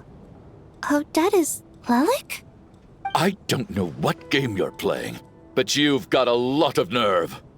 It's just one identity. So what if it's exposed? I can disappear and adopt a new identity anytime I please. I made my peace with this when I chose to become Lelik. But more importantly, I promise I am not the murderer, which means that someone else is. So, if anyone still insists that I did this, you'd best produce the evidence now. Otherwise, I suggest that you bite your tongue. Because if you really believe I killed 2 people without making a sound or leaving a trace, pointing fingers at me would surely only make you my next target. Is this really the truth, Miss Odette? That's confidence, all right. I believe you. A real no-nonsense attitude. I can see why Marionette said that she's on track to inherit the title of the Fair Lady. Are you seriously buying this? Hey, officer! She just admitted to being Lelik. Aren't you going to do something about this? I do have one question, Miss Odette. Why have you chosen this moment to come forward and reveal your identity? If I didn't say anything, everyone would be focusing all their efforts on finding Lelik. And that is exactly what the real culprit wants. I don't want to be the scapegoat who lets the murderer get away with this crime. Despite all the accusations, she made the smart choice. A remarkable display of rational thinking under pressure. Clearly, Odette's talent extends far beyond the art of dance. She thought so far ahead.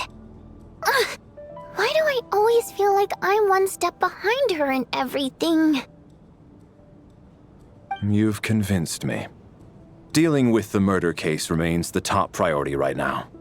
Let's put the name Lelik and all related incidents aside until further notice.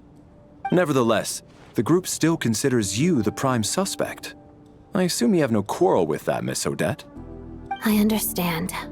You're welcome to keep an eye on me around the clock. I have no objections. Mr. Chuganov?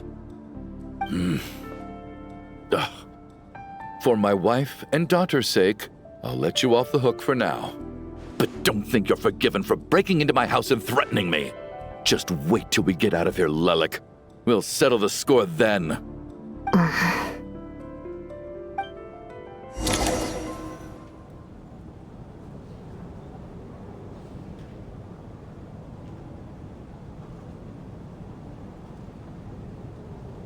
Good work, Lelik guard team. And Lelik too. Here, have some hot water. Turns out Valeri knew about my exploits.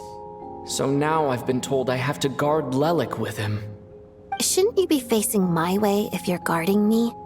At the moment, it looks more like you're my bodyguards.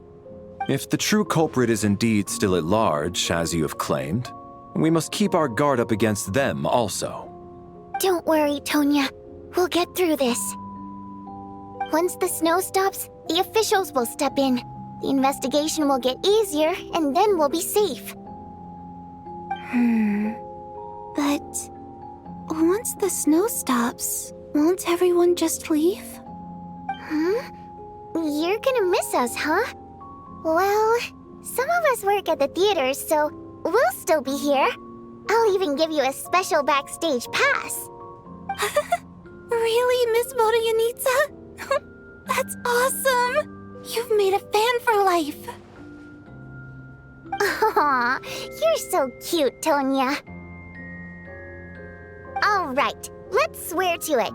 I promise to give you the pass, and you promise to never change your mind about being my fan. Promise. Don't indulge her, Tonya. You don't have to swear an oath over things like that. You really do get carried away sometimes, don't you, Miss Vodyanitsa? Hey! Mind your own business!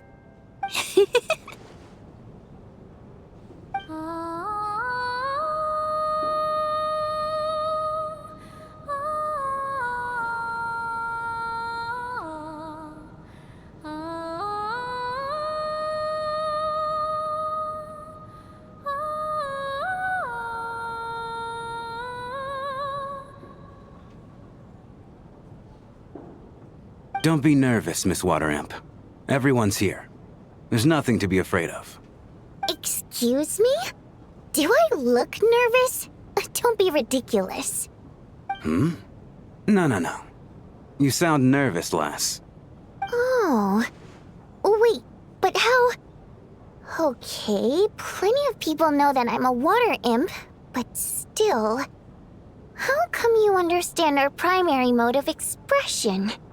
Primary mode of expression. I've not come across that concept before. Do enlighten me, Vodyanitsa. Well, it's just... We water imps tend to communicate our emotions to each other by singing, rather than facial expressions. The emotions we convey through song take precedence over our facial expressions. So, we think of it as our primary mode of expression. I'm impressed, Shram. I didn't take you for a man of culture, but you're clearly rather learned. It's not about being cultured or not. The thing is, this mode of expression can usually only be understood by other water imps. It's not a simple case of a song sounding happy or sad. And yet, you're clearly human, Mr. Shram. It's really not the big deal you're making it out to be. I think I just have a knack for it. Plus, I have a...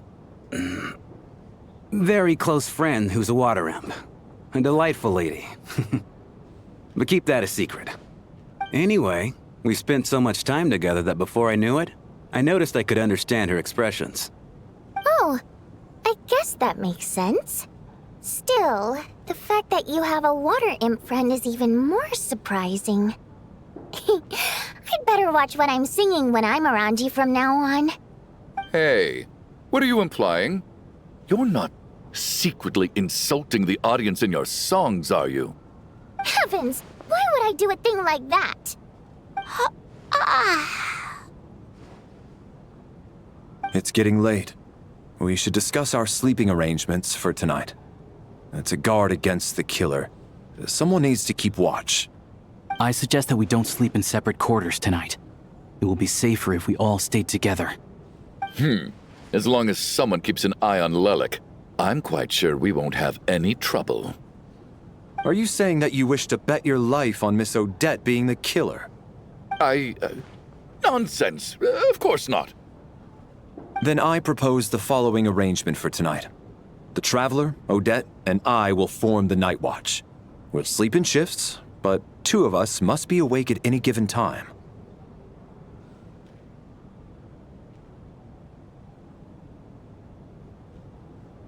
An excellent idea. This allows us to handle the Night Watch while also keeping an eye on Lelik. Meanwhile, the rule of taking shifts in pairs resolves the other issue. Namely that we can't necessarily trust the Traveler or Valeri either. I expect that plan took you quite some time to come up with, didn't it? Actually, our field combat manual outlines a similar approach. Although the scenario there involves guarding prisoners overnight during field operations. That being said, I must clarify that I harbor no disrespect towards you personally, Miss Odette. In fact, Lelik's numerous covert operations make fine textbook examples for military agents. I care less about respect and more about the fact that you just robbed me of 2/3 of my sleep tonight. I'm calling dibs on being the first to rest. Good night.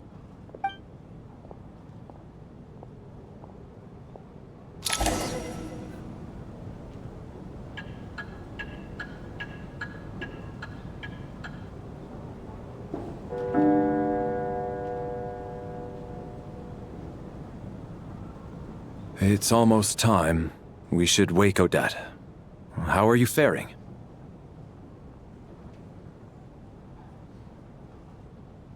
Oh, not going to argue with that. I'll take a quick nap. If you start to feel sleepy, wake me up anytime. It's finally time for Odette and I to share the Night Watch. I should wake her up.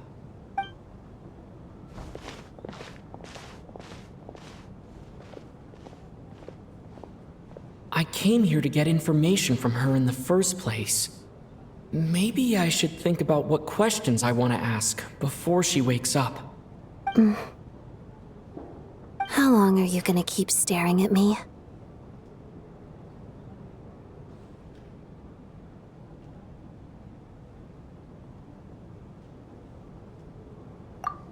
Couldn't sleep. My mind's been running haywire. Plus, there's something I've been meaning to talk to you about. I had a hunch that you wanted a conversation too. Let's take this chance to clear the air, shall we?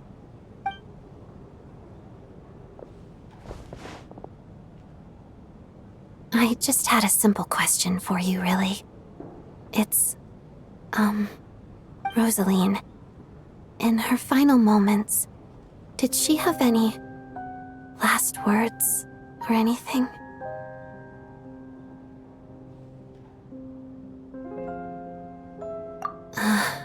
I see. Well, that was all. I have no other questions. No. She was utterly ruthless in pursuing her goals. That kind of person should be hard to miss. And yet, even though I never approved of her methods, and she was an abrasive person, the fact remains that I am indebted to her. Oh, she told you. I guess that makes sense. I think she and Rosaline were on pretty good terms. Yes. Rosaline wasn't the kind to gossip about this sort of thing. Not that it's any huge secret to me, though. When I was a child, I had to join the Fatui for the sake of my mother and me. I trained under Rosaline. It was extremely grueling, and it didn't exactly come naturally to me. All I could do was try to ignore the biting cold and practice. I was a newcomer who'd managed to make a good first impression on a harbinger. There was pressure to live up to her expectations, to be worthy of the fair lady's reputation.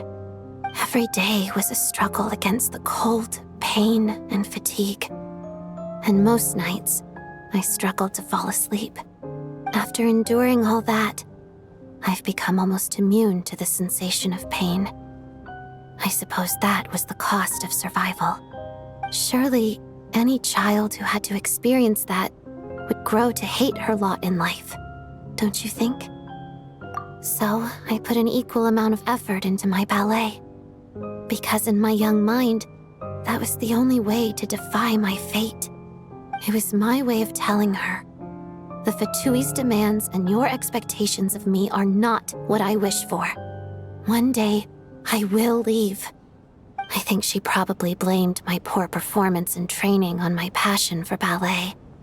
She knew my heart wasn't in it. One time, when I was secretly practicing a dance at night, she suddenly showed up.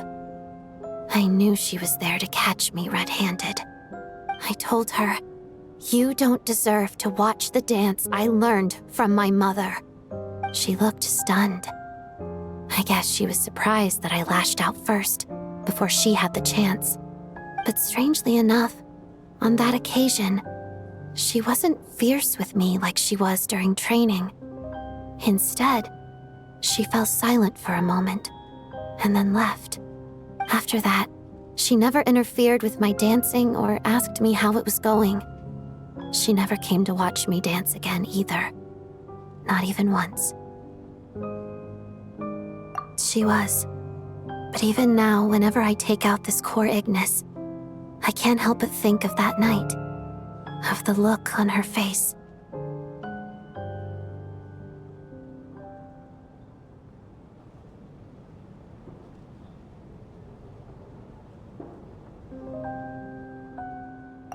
Sort of. Although gift might be too kind a term. This is her flame sealed within ice. A symbol of her favor, yes, but also her way of keeping an eye on people. She knew the location of every piece of core Ignis. If any recipient started acting suspiciously, she'd be on to them immediately. Trust her to make even a mark of approval feel suffocating. So, when news of Rosaline's death reached Snezhnaya, many people immediately crushed their core Ignis. It gave them a profound sense of relief, like they'd broken free from her shackles. But I kept mine. With my sensitivity to pain being as dull as it is, the warmth from this core Ignis is one of the few things I can still feel clearly. I still wonder, did she really come to stop me that night? I wasn't sure, but I was scared, so I said some really awful things. I guess she didn't leave anything behind. Not that I expected her to. It's fine. It's just a bit of a shame that we couldn't settle our differences before the end.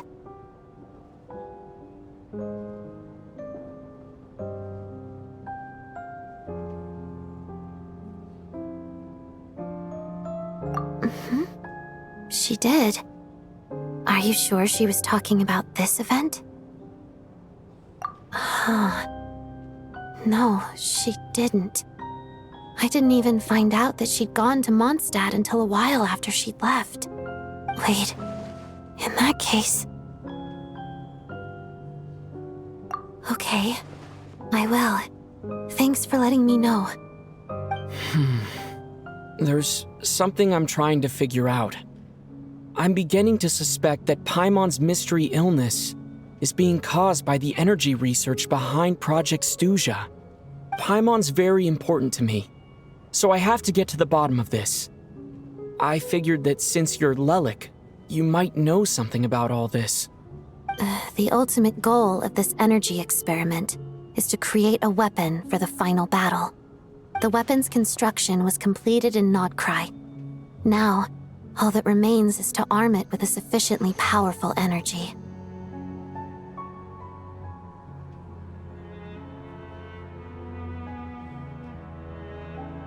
Yes.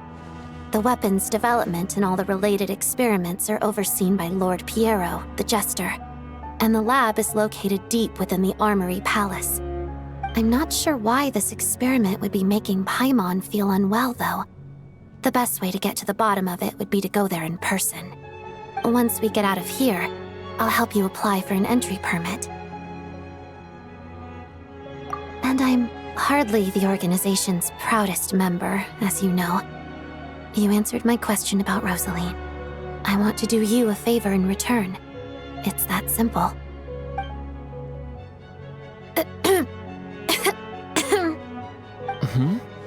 What's wrong?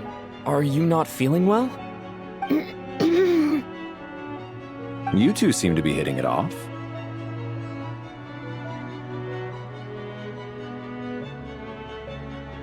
I thought you were sleeping.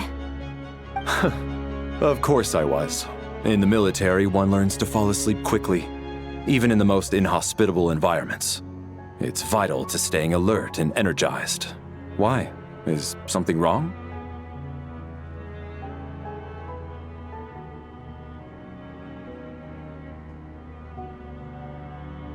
Even if he was awake, he can't have overheard us, right? Well, thank you both for keeping watch. Traveler, I'll take over for now. It's your turn to get some sleep. Sure.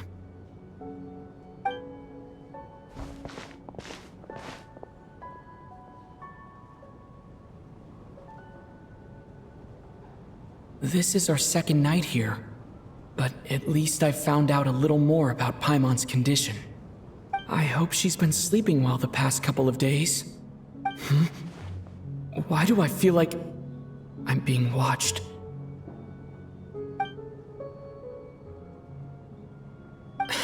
Seriously? Is this payback for when I stared at her earlier? But I thought she was asleep. Never mind. I'd better try and get some sleep myself.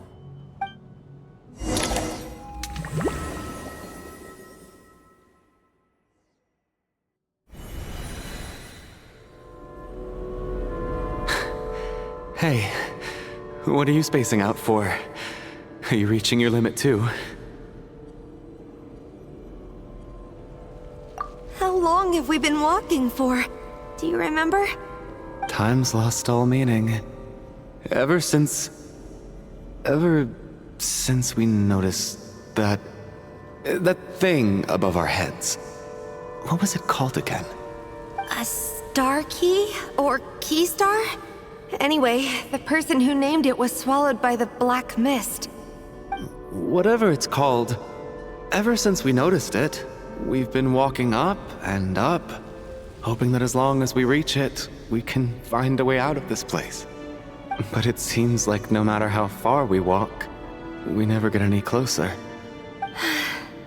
Well, we've come this far. You never know. Maybe we're almost there? Come on, enough moping. Let's go. The black mist is catching up.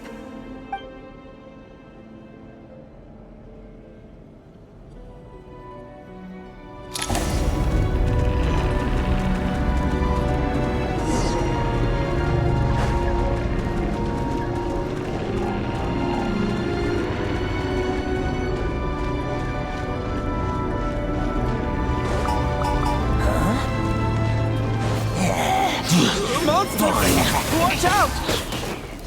Not again! I've lost count of how many times we run into them. Be careful.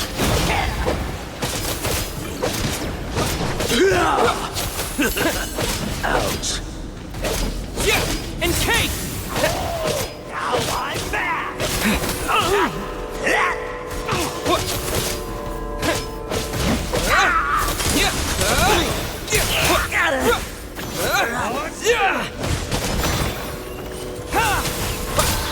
Back up here! Fighting frog!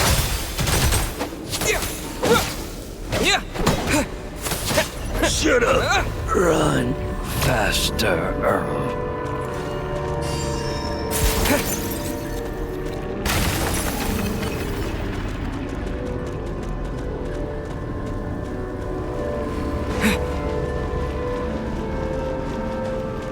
All right, here comes another one.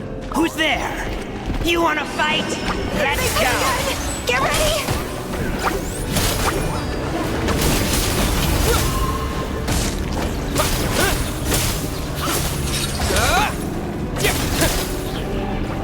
Bombs away! In case! You gotta run.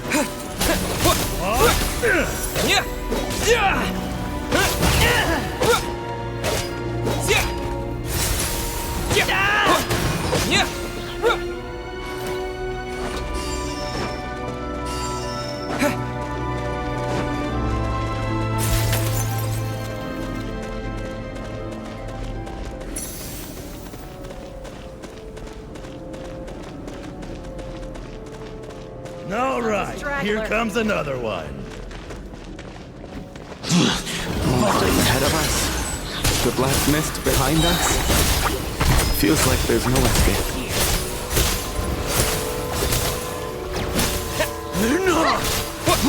Should've run faster.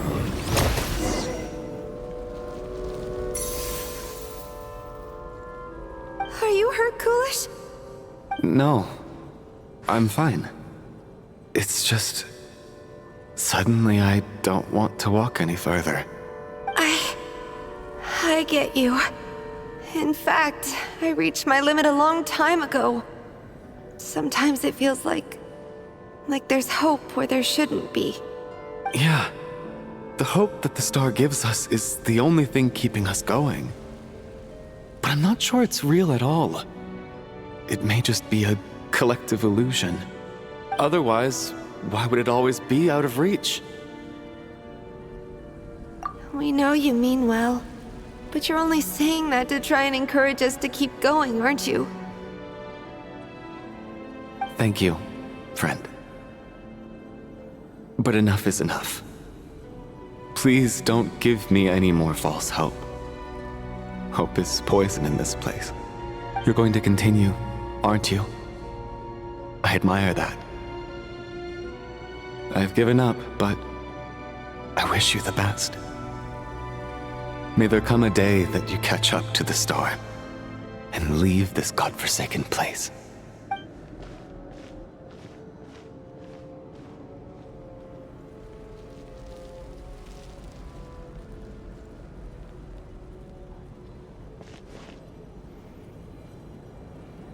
It's not an illusion. We really are getting closer to the star.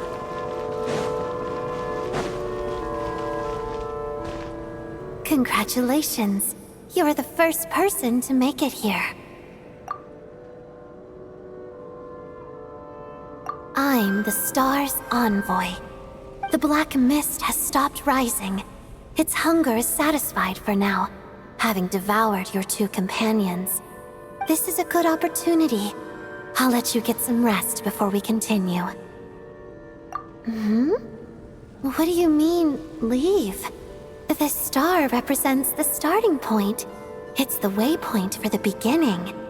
Congratulations on reaching the starting point. Once you are ready, we will head out and walk upwards. I will be right by your side the whole way.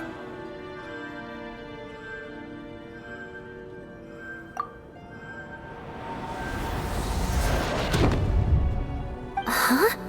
What's wrong? Hey, don't give up before the journey's even begun.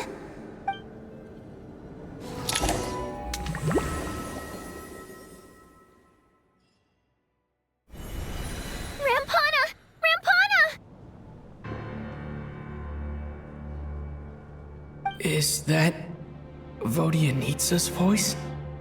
What happened? Coolish, wake up! Please wake up!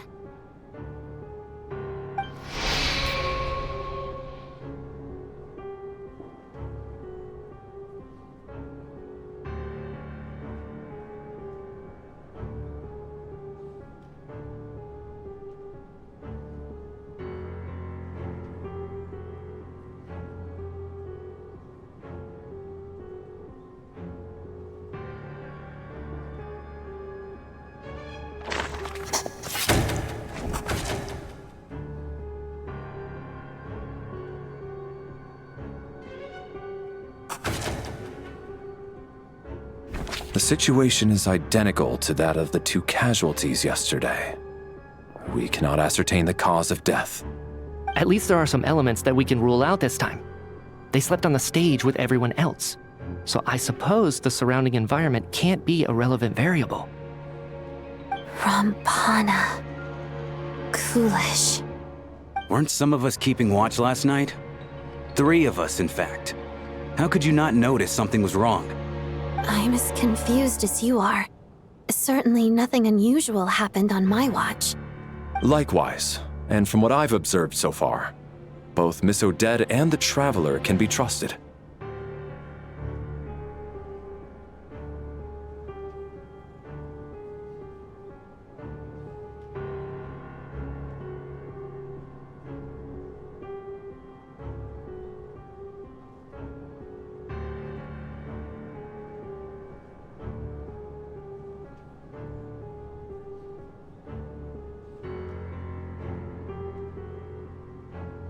To be honest, I didn't get a wink of sleep last night. I couldn't help but think I was the target, so I just laid there with my eyes closed. I heard the Traveler and Lelik chatting, but otherwise I don't recall hearing any commotion during the night. Me too. I didn't want to wake everyone up, so I was concentrating hard, trying not to cough. I hardly slept at all. If anything had happened, I'm sure I would have noticed. Then, what could possibly be causing this? Once was bad enough. I can't believe it happened again.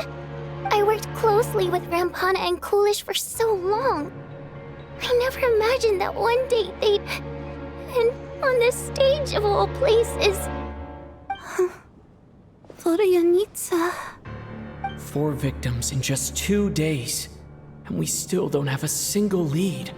I need to get to the bottom of this as soon as possible. And above all, keep Tonya safe. I'd never be able to look Child in the eye again otherwise. Still snowing? Yes, I just checked. Still no sign of anyone outside either. So we only have ourselves to rely on. If you ask me, this killer can clearly strike whenever they please. The Night Watch was a useless endeavor from the start. Lelik must be an expert in poisoning. Clearly she used some poison that can't be detected on the corpse. Here we go again. Listen, I was already thinking to myself last night, was Lelik's reason for revealing her identity the real story? Well, now I have my answer. It most certainly was not. She's been playing us for fools. You get off on this, don't you? Revealing your identity, only to carry on with your killing spree? That's a hideous thought. One that only a hideous mind like yours could dream up. How dare you? That's enough! Yesterday, you named Lelik as a suspect because the victims were both wealthy merchants. Lelik might have had a motive then, but today's victims were just ordinary people. Not to mention that they were colleagues of Odette and mine. What reason would she have to murder them? Let me guess, just to scare you? Who knows? Maybe you don't know her as well as you think. I implore you all to ask yourselves, how many people are there really in this world that have what it takes to kill another person? Not many, I'd wager. Lelik is well known to be a ruthless operator, and now she has revealed her identity. How could it be any more obvious? Everything you've said so far is still just conjecture, which doesn't constitute a concrete lead. You need to back up your claims with some evidence. How can you defend her, officer? What did she say to you while you were on night watch? Maybe I shouldn't be so surprised.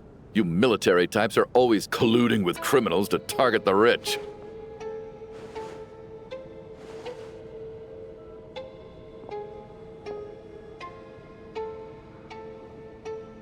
All so you can get your grubby paws on our hard-earned fortunes, then tell us to fall in line.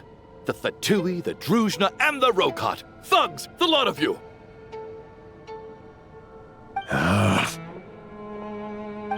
Don't you dare!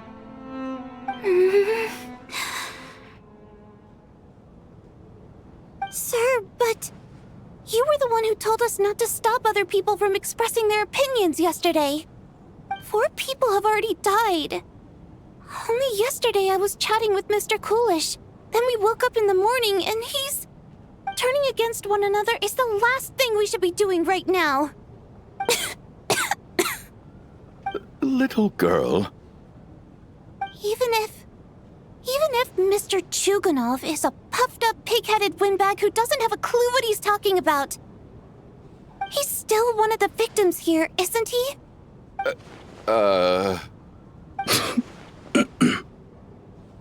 Quite.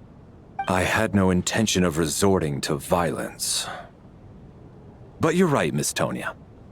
I ought not prevent him from speaking his mind. In any case, I believe Mr. Chuganov has calmed down a little now. We may resume our discussion. I don't think there's any need for that. What is there to discuss? Nothing about this situation is normal. Did you have an idea, Mitya? You're the brainiac here, right? Come on, clue us in. I've been mulling something over. All the leads we have so far concern things from outside the theater. Miss Odette's alter ego, the threats Mr. Chuganov received. But then there's the 2 double murder crime scenes themselves, which have given us absolutely nothing to go on whatsoever. That's highly unusual. Even with the most careful killers, there's always some evidence left behind. So what are you suggesting? I think this could be a supernatural event. It isn't characteristic of human-on-human homicide at all. Correct me if I'm wrong, but aren't you supposed to be a scientist? That doesn't sound like a conclusion someone like you is supposed to make. I got into scientific research because of my insatiable curiosity. But if the present situation defies all known scientific explanations, I don't mind shifting my curiosity toward the paranormal instead. Now that you mention it, I remember when I first came to the theater. I heard rumors about this place being haunted. Haunted? Yeah, I think I heard the same thing. But I mean, they're only rumors, right? We've worked here for years. Surely we would have noticed any spooky goings-on by now. Well, this has taken an unexpected turn. A haunted theater? If Paimon were here, she'd probably be hiding behind me in fear right now. Why don't we take this opportunity to look for clues again with a more open mind? Maybe a different perspective will help us see something different. Very well. Whether it's criminals or ghosts we're looking for, the same rules apply. Everyone needs to tread carefully. I'll move the bodies into the same room for now.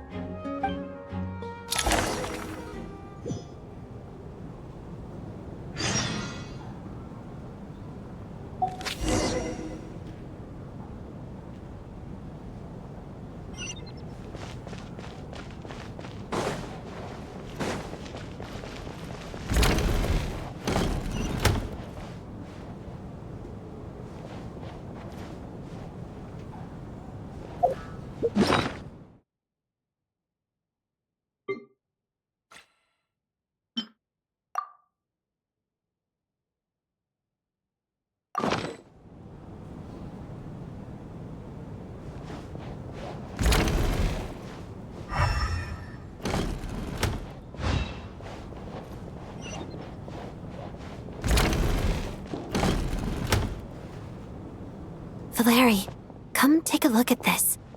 You too, Traveler. Some sort of notebook. What is it for? It's the on-duty logbook for the theater. Kulish was the main person to use it. He mostly used it to record any unusual incidents during a show, audience numbers, exit times, and so on.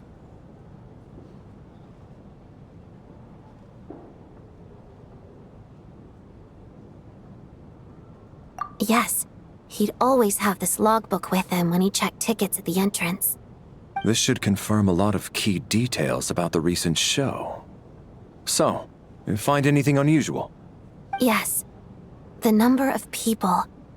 I've checked and double-checked, but the numbers just don't match what's recorded in the logbook.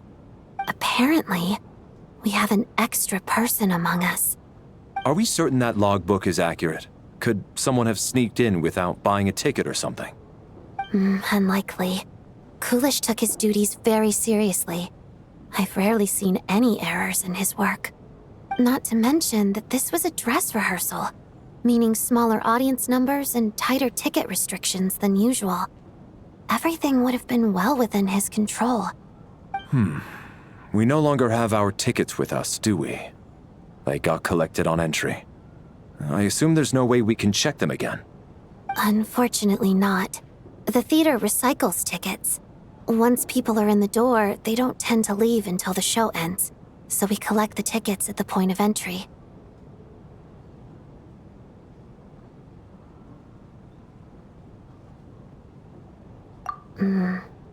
Still, I'm inclined to believe that this discrepancy in the head count is significant somehow. Did an extra person just materialize out of thin air?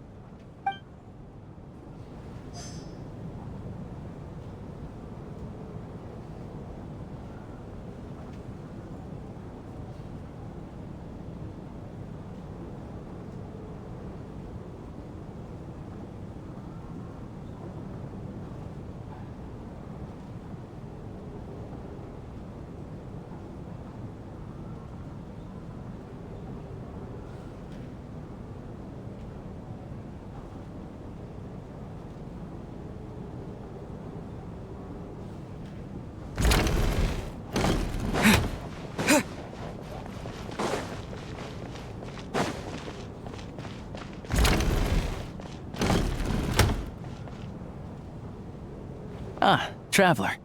Since you're here, come take a look at this. Alosha found it. We're both curious to hear your perspective. It appears to be an investigation report. And the focus of the investigation was the rumors of haunting we heard about earlier.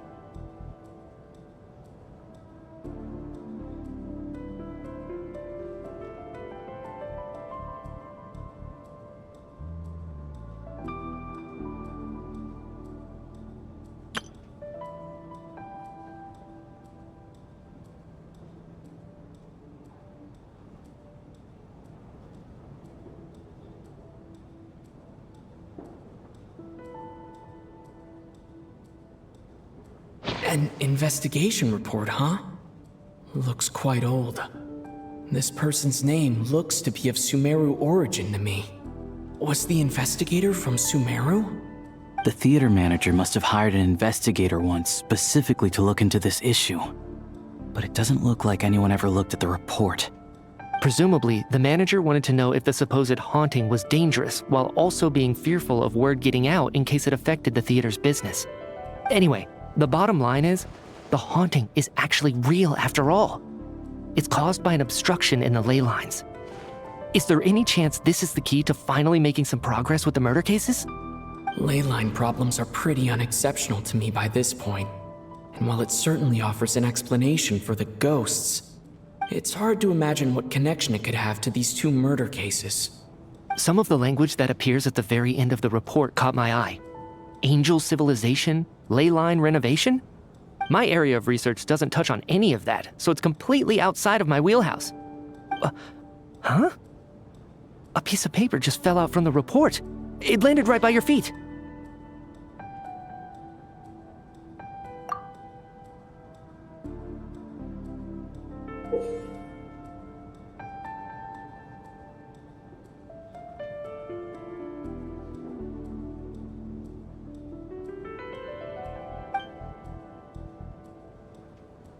How unnerving.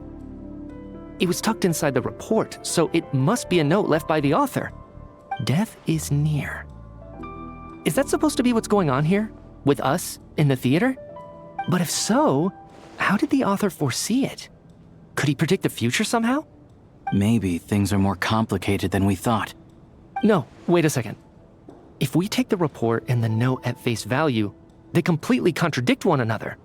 The report definitively concludes that the hauntings in the theater are harmless and cannot affect the real world. But the note seems to be warning of potential danger. The question is, what exactly does the note mean by death?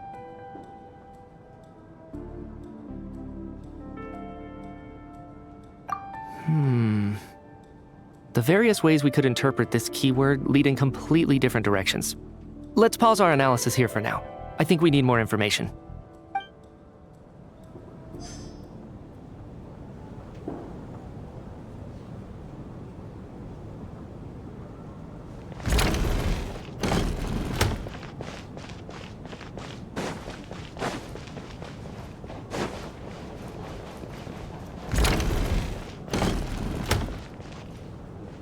Tonya, did you find anything?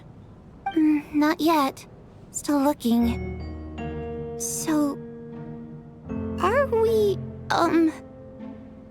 Are we supposed to be looking for something paranormal? I think I'd prefer teaming up with you than looking around on my own.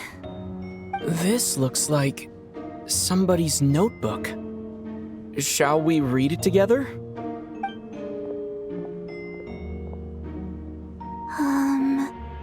Well, it doesn't look scary or anything, so I guess it should be fine.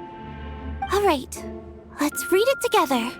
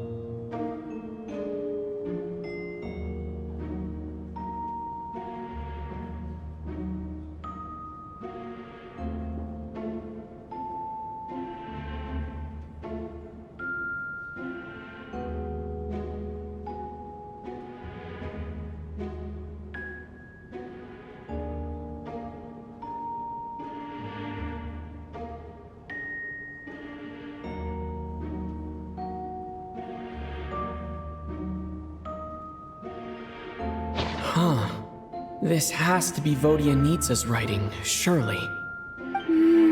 Maybe it's a little rude for us to peek at this. I feel like I just read someone's secret diary by accident. It sounds like she's writing this for her parents, right? I don't understand. Why put this stuff in a notebook instead of mailing it in a letter? Because her water imp parents belonged to the aristocracy, who were driven out of Snezhnaya by the Tsaritsa long ago. And now they live somewhere new, where the postman can't get to. We're sorry! It's fine.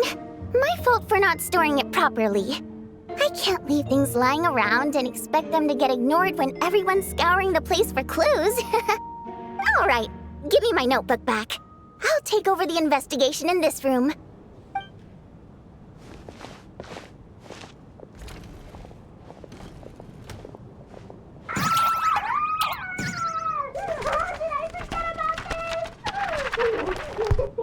Oh God, and this one.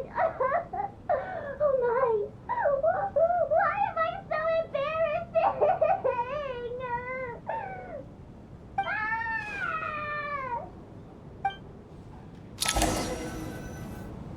If we take all this together, it's not impossible, is it? If anything, it's the natural conclusion. Oh, I beg to differ. This sounds to me like a product of a researcher's vivid imagination. And perhaps it's because I'm still viewing this through the lens of a typical murder investigation. But still, I'm struggling to be persuaded by your theory. Does it really sound that far-fetched? All right, well, let's treat that as speculation for now. I do agree with what you've said, so let's go with your idea for now. Good. Okay, now that we finally have some meaningful leads, I think it's time to reconvene. Let's get the others.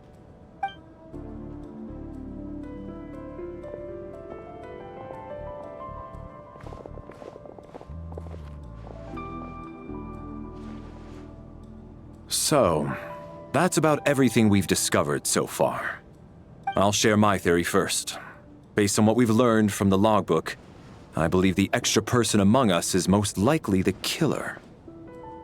If the killer had simply bought a ticket, it would have greatly increased the risk of their identity being exposed. I expect he or she either hid in the theater ahead of time, or found a way to slip past the ticket inspection. They then blended in with the group and waited for an opportunity to strike. What about the note found in the investigation report? Any thoughts on how that fits in? The killer may have simply planted it there as some sort of sick joke. I've seen my fair share of psychopathic killers. They love playing cryptic mind games. So, it has nothing to do with the haunting of the theater after all. This theory makes sense to me. If we have an audience member unaccounted for, chances are they didn't come here to watch the show. Could it really be that simple? So, in other words, all we have to do is find out who got in here without a ticket, and all our problems will be solved? Then let me make one thing clear. All the theater staff should be well aware that I came here for the rehearsal legitimately, yes? There's no way I'm the one who didn't have a ticket. It's true. I hear you used every trick in the book to get a hold of that ticket, too. Everything short of throwing a temper tantrum and rolling around on the floor at the entrance. I most certainly did not degrade myself in such a way. Probably a stupid question, but I might as well ask. Did anyone here get in without having their ticket checked? Hmm? Guess it was naive of me to expect them to just admit to it. Especially after the unprompted Lelik reveal. Once was already a miracle. Twice would be unfathomable.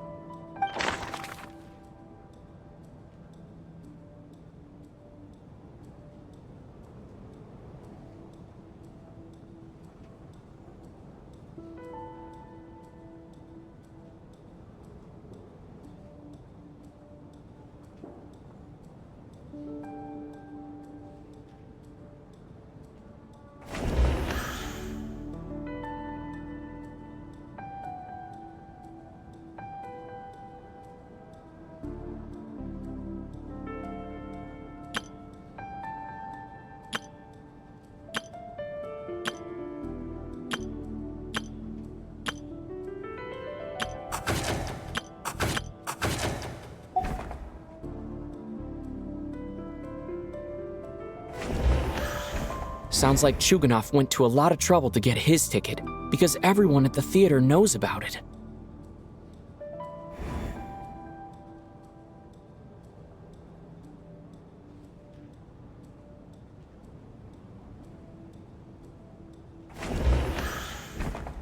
I don't believe any of us here knew Shram before all this. If no one can verify Shram's identity... Mr. Shram, did you really go through the ticket inspection to get in here? Huh? Me? Why am I being singled out, my friend? Do I seem that suspicious? It's not that you stand out as suspicious, more that everyone else has been ruled out as trustworthy. Okay. Well, we spent the best part of 2 days together now, so I'm sure you can all tell what kind of person I am. I'm a true gentleman. I never dream of doing something like sneaking to the theater without a ticket. Yeah, I have no doubt that you're a good person. But the problem is, none of us here actually know you, so no one can say for sure that you are who you claim to be. Although, actually, what was it you said last night? Yeah, you're friends with that water imp, which is why you understand our primary mode of expression. Last time I checked, there were barely any of us remaining in Snezhnaya, since most of the water imps left. Could you tell me a little bit more about your friend? There's a good chance I actually know her. And I suppose it's also kind of a way for everyone else to get to know you a little better.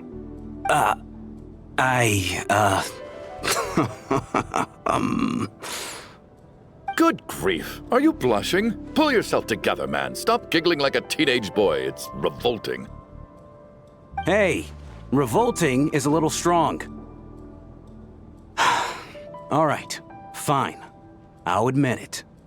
That water imp friend of mine, the truth is, we're dating. I was just the bodyguard hired by our family. But the stars must have aligned, because sparks began to fly between me and their daughter. Never in my wildest dreams did I think I'd get so lucky. We don't need details. Just get to the point. Okay. I'm just a little hesitant to reveal her name, that's all. You know how it is. These are delicate times. Even with me to protect her. If word gets out that she's dating a human, both the Fae and human factions will give her a hard time. Really? Wait, no. That can't be. Huh? Shram, what the devil are you talking about? Why is everyone looking at me like that? Surely you can understand where I'm coming from. Delicate times? Factions? Yes. You know, the Civil War. Last time I checked, the Fae and the humans were still at each other's throats. If I'm not mistaken, the last significant civil war in Snezhnaya history was over 400 years ago, when Her Majesty the Tsaritsa had just taken the throne and was consolidating her reign. What do you mean, 400 years ago? What's going on here? Is Shram from the past? All right, Mr. Mitya, you win this round. As far-fetched as it is, it appears that your theory may be correct. I'm just as amazed as you are. I didn't even believe it myself, to be honest. Is someone going to explain what's going on here? From the look on your face, you figured it out too, haven't you, Traveler?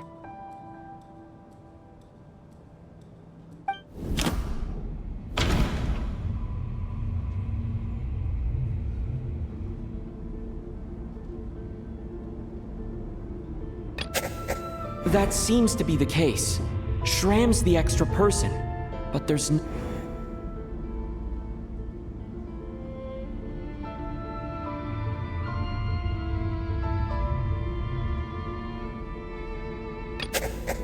No.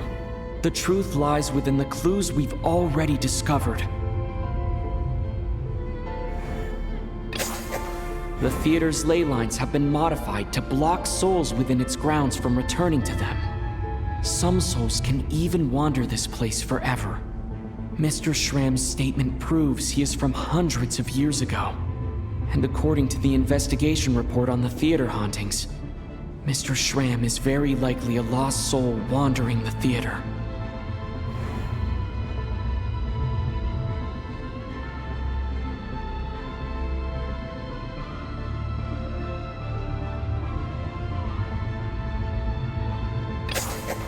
For some unknown reason, the soul that has been wandering the theater due to the ley line issues has joined our group and blended in. Yeah, that must be the immediate reason why the ticket count doesn't match the number of people present.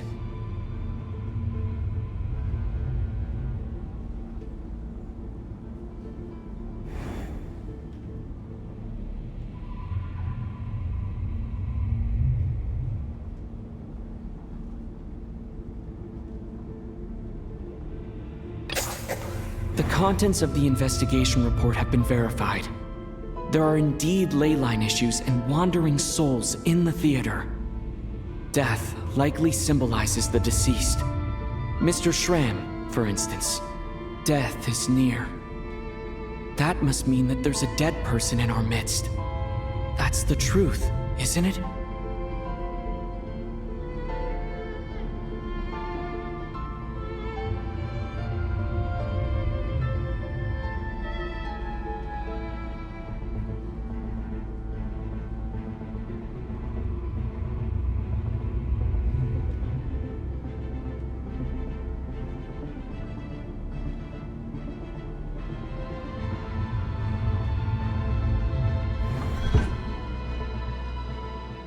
Yeah, the logic is clear now.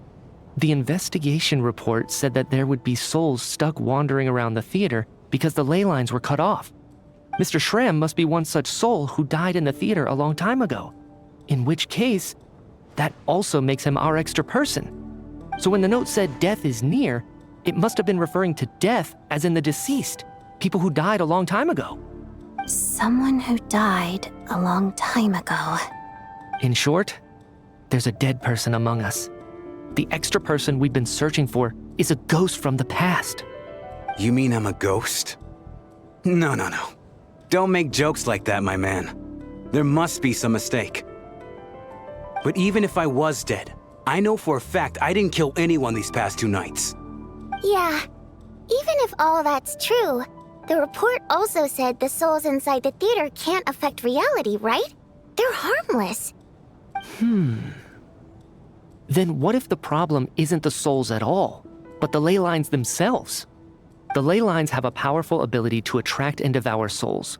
Let's say that the ley lines are like a black hole, constantly seeking to engulf souls. But the souls that don't want to return are trying to avoid being sucked in. Huh. Why does this analogy sound so familiar? What happens when the black hole can't achieve its goal? I'm only speculating here, but what if it ended up swallowing innocent souls by mistake, or intentionally taking other souls to compensate? That could explain why we weren't able to determine a cause of death. If you're right, and their souls were devoured by the ley lines, it does make some sense. It does seem to explain a lot of the things we couldn't make sense of. Does that mean it's true? Except there's no concrete evidence. Mitya is relying on a lot of logical leaps. Still, it seems like the best explanation we have under the circumstances. All right, so how could Schramm not know that he's dead? Seems a little unlikely that he hasn't noticed anything unusual even after several days interacting with us. On the contrary, it's perfectly normal for a soul to wander the theater for centuries without questioning their existence or reason for being there. It's simply what's natural for them.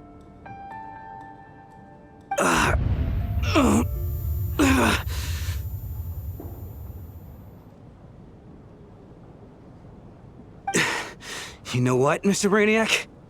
I think you might actually be right after all. I'm trying to remember and... even though my head feels like it's going to explode, I think... it's all coming back to me. I was the one who didn't want to remember my own death, so I forced myself to forget. Well, I'm sure those are painful memories. My lady and I snuck out to go on a date one day. We bought tickets for the theater. It wasn't really my thing, but I was just happy to be together. All of a sudden, a group of people burst into the theater, shouting for all the water imps to get out, performers and audience members included.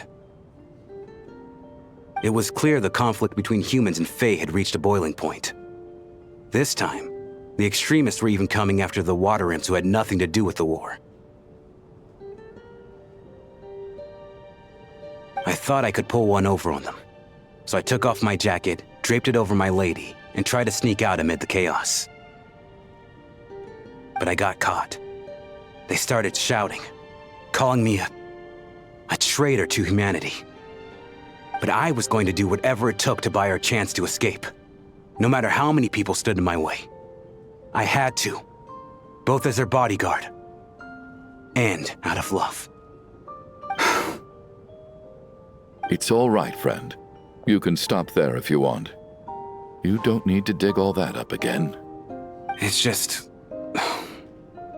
Even now, I'm still struggling to accept the truth. How could I be dead?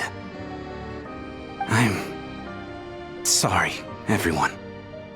If I'd known I was a dead man walking, I wouldn't have dragged you down with me. If I'm the cause of all this death, then punish me however you see fit. But, Mr. Shram... No. I refuse to be a burden. I know what I have to do. You said I've been wandering the theater for centuries, right?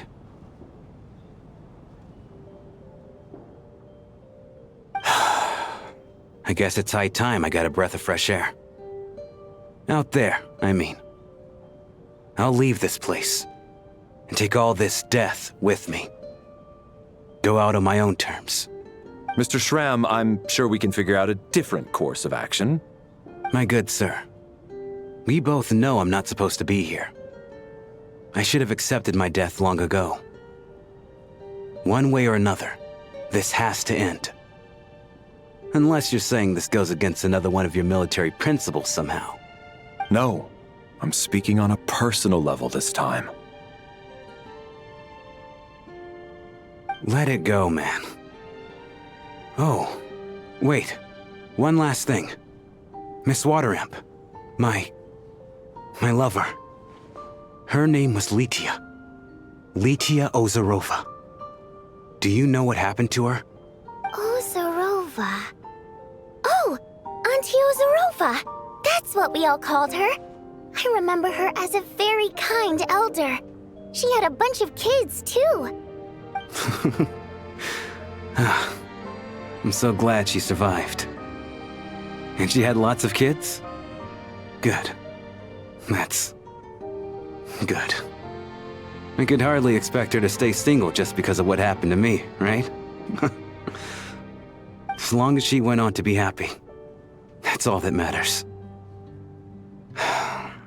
Besides, I'm dead. My soul has been wandering around here for so long because I was worried about her. But now, I can go without regret. There's no need to see me off, my friends. I've enjoyed our time together over these past few days. Perhaps we'll meet again in the next life.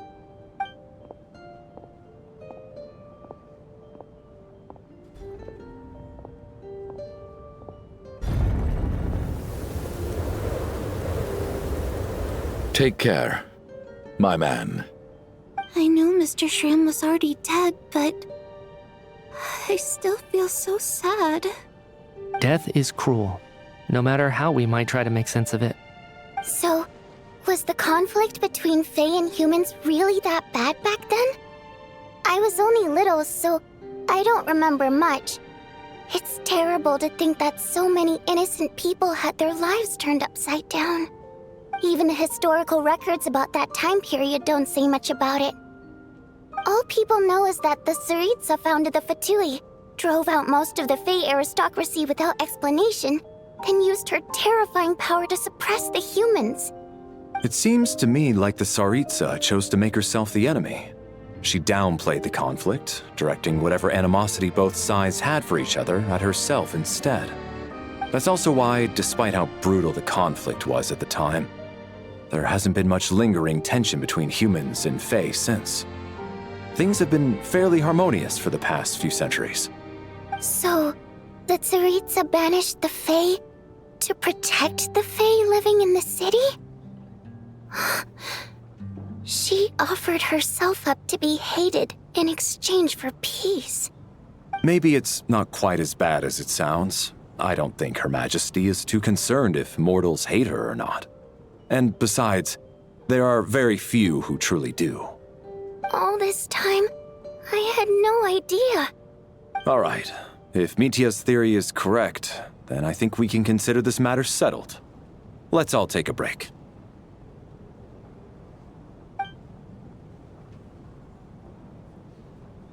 Ugh, if only this blasted storm wasn't still raging on.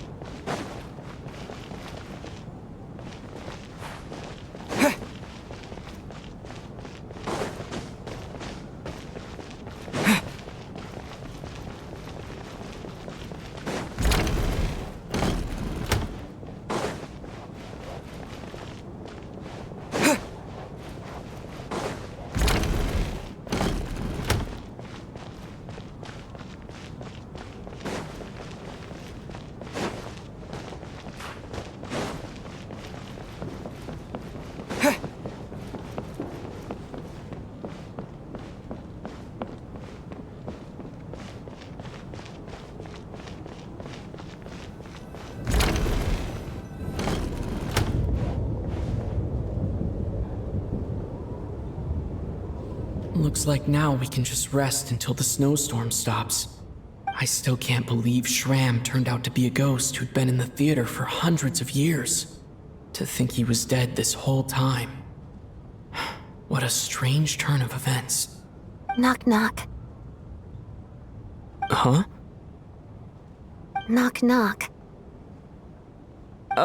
You know the door isn't closed, right? You don't have to knock. Think of it as a signal then. When I'm entering someone else's room and I knock, I'm here as Odette. If I don't knock, it's Lelik.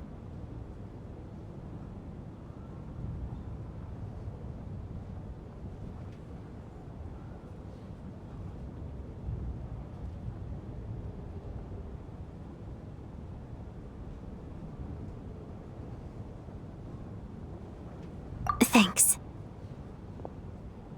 So, why did you come to find me? Is there something I can help with? Vodyanitsa said you knew about my secret identity from the start.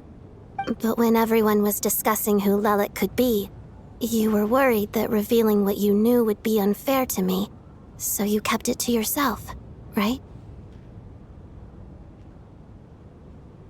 Yes, I'm extremely grateful for that. It's nothing. I mean, you didn't hold what happened with Signora against me, so I should thank you for that as well. Actually, there's something else as well. I found myself in a situation similar to the one you were in when you helped conceal my identity. So I thought I'd come and ask you for advice. It's about Mitia. Before all of this, the last time I saw him, he was dead. As I'm sure you know, my goal as Lelik was to stop Project Stuja.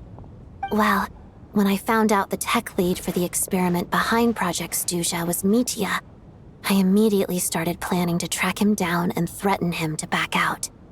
I often saw him around the theater, but I soon concluded that making my move there would risk exposing my identity. So I decided to infiltrate the Armory Palace and go directly to his lab. That way, the threat would be much more effective.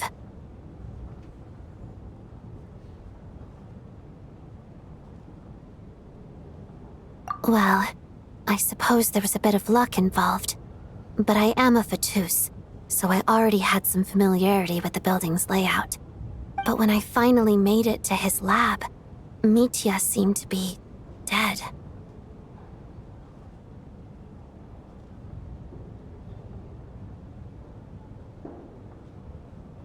I checked his breathing and his pulse.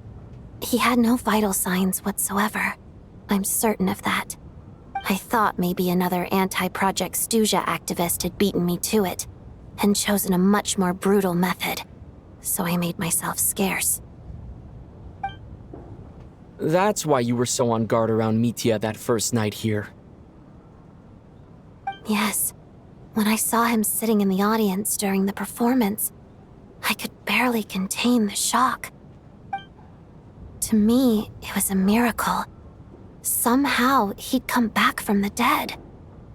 But then, the murder started happening and things got so complicated that it wasn't really at the front of my mind. That is, until Mitya himself said there must be a dead person among us. Then, I couldn't ignore it any longer. And yet, you thought that bringing it up right away would single Mitya out. Just like when everyone was suspecting Lelik. Exactly. I thought there could be something I was missing. Besides, we soon figured out that Mr. Schramm was a ghost. And we knew there was only one extra person. So we thought he had to be the one. But now, it seems like there's another candidate. I understand why you kept it to yourself. There was so much information being thrown around during that discussion. Bringing up Mitya would have just introduced more confusion. So, what do you think we should do? Let me confirm one thing first. When was it that you found Mitya dead? Around a week ago. Sometime in the afternoon. A week ago? That's earlier than I thought. I saw him just a few days ago at a restaurant. That definitely would have been after you found him dead. He seemed completely normal to me. Chatting with Vodyanitsa, trying to avoid Valeri. So he was definitely alive on that day. Huh. Well, all I can say is I know what I saw. Here's a thought. The reason we even suspected a dead person could be among us was because of the problem with the theater's ley lines. But Mitya's death happened inside the Armory Palace. The ley lines affecting the theater shouldn't reach that far. You're right. I guess he doesn't fit the profile of the person we were searching for. I think the chances of it being him are very low. Surely he can't have died for real in the Armory Palace. Unless... Unless what? Unless he really did come back from the dead. You're right. Do you think we need to disclose this to the others? Huh, what's this? A private meet and greet? Where do I line up? That's not what's going on here. Well, I was just making the rounds. Thought I'd try to lighten the mood a bit. Vodyanitsa's handing out food if you're hungry.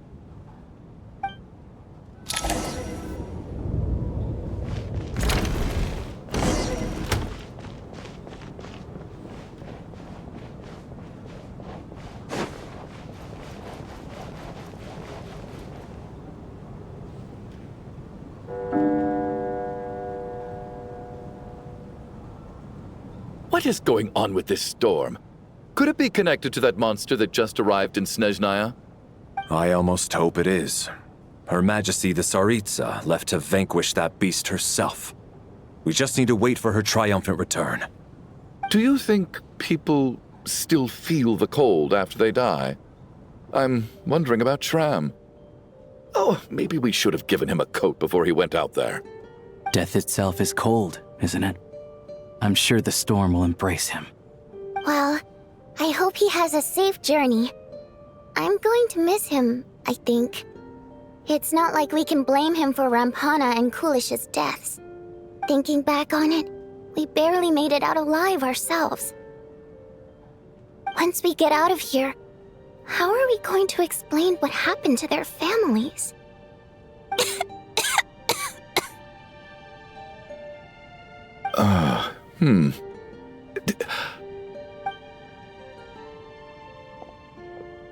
Are you okay?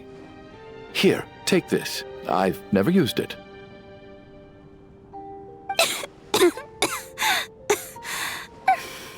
Thanks. Look who's Mr. Nice Guy all of a sudden. Is it because Tonya stood up for you this morning? At least you know how to return a favor.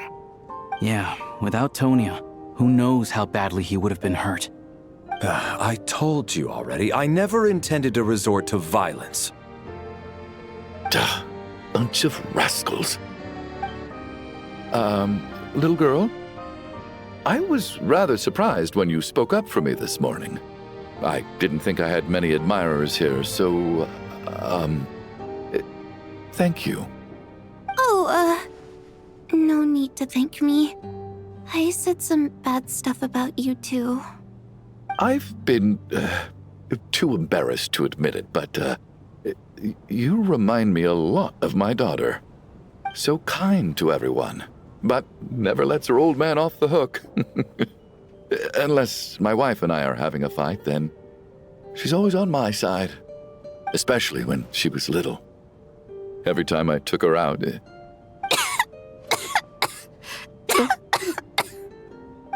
All right, easy now. How long have you had that cough, Tonya? I don't know. It's probably been a while. I'm fine. Are you taking anything for it? Yeah. I'll be fine once I see my brother. He's gonna pick some frost fairy flower leaves and brew a tonic for me. I'll feel much better once I drink that. I see. That's good to hear, then. We should probably discuss arrangements for tonight. Now that the deceased has left our midst, there shouldn't be any more incidents. However, out of an abundance of caution, I'll keep watch. Shouldn't we take shifts? I can take one if needed. No need. I managed to get a nap in earlier, so I have plenty of energy right now. After all the tension of the past few days, everyone else should just focus on getting a good night's sleep.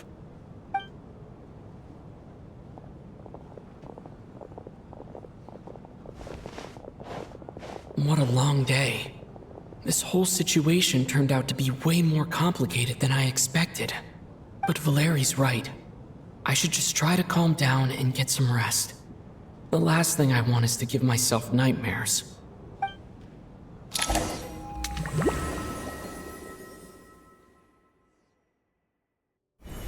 He's awake! He's awake! Get over here, you big lug, and take a look! If you must call me something, call me Mr. Door. The Black Mist is coming. You need to go. Are you all right? Can you walk? We just got attacked by monsters on our way up. That Mr. Door fellow protected us. He just seemed to come out of nowhere. Not much of a talker, but when it comes to taking down monsters, that man doesn't hold back. Curses! The Black Mist is catching up to us. We need to keep going. Mr. Door, I don't believe I've ever seen you around here before. Why is that? There's no need to try to get to know me. I'm just Mr. Door. I have to find the... Mr. Door! Looking for trouble! Get rid of them! I can just push these ones off. Oh.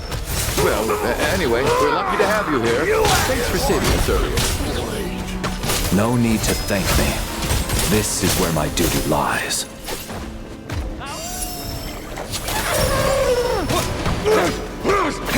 Frio storm!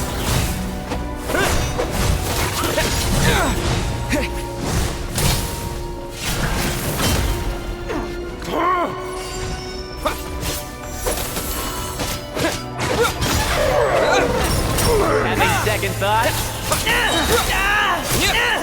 What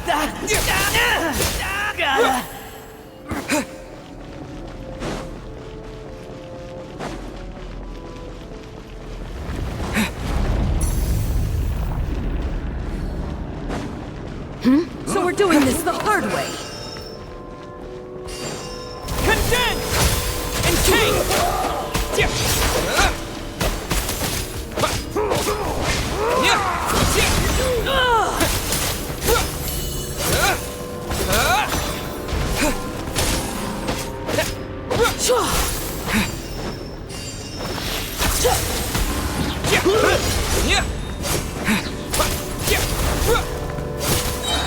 Oh, remarkable work, Mr. Door. Oh, if I had your muscles, I'd do the same.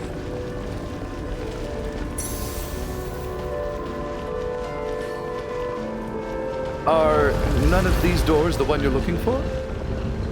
No.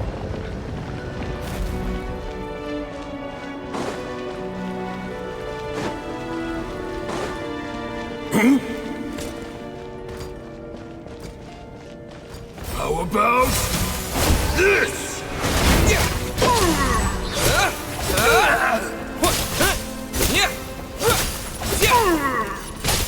Fighting frog! Come now, close. How about this? How could this be?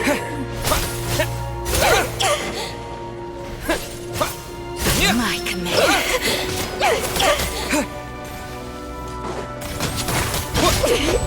Impossible. And crystallize.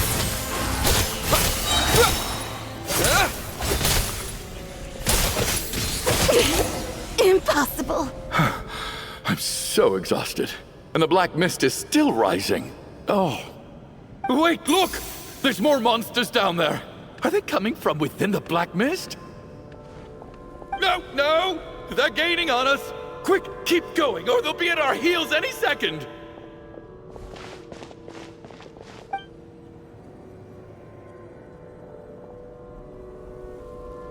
Mr. Door, what are you doing? We need to get out of here. They're coming! Found it. This is my door. What? You mean you're going to stay here? I am a door. This is where my duty lies. No! You saved us. We can't leave you behind. You must keep going. A door can only keep things out for so long. You must make haste. But... Oh, you're right. Let's go. We can't let Mr. Door's sacrifice be in vain.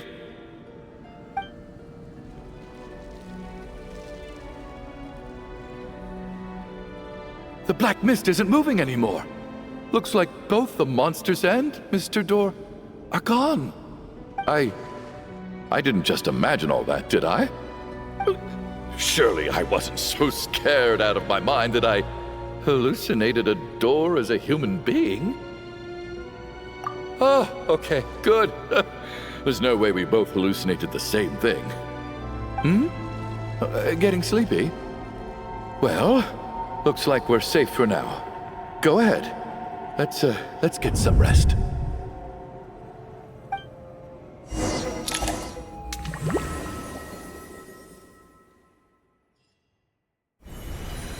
What time is it? Is it morning? I think I had a nightmare. I guess everyone's still asleep? These past 2 days have been exhausting. Valeri's keeping watch though, so he's probably the only one awake. Valeri?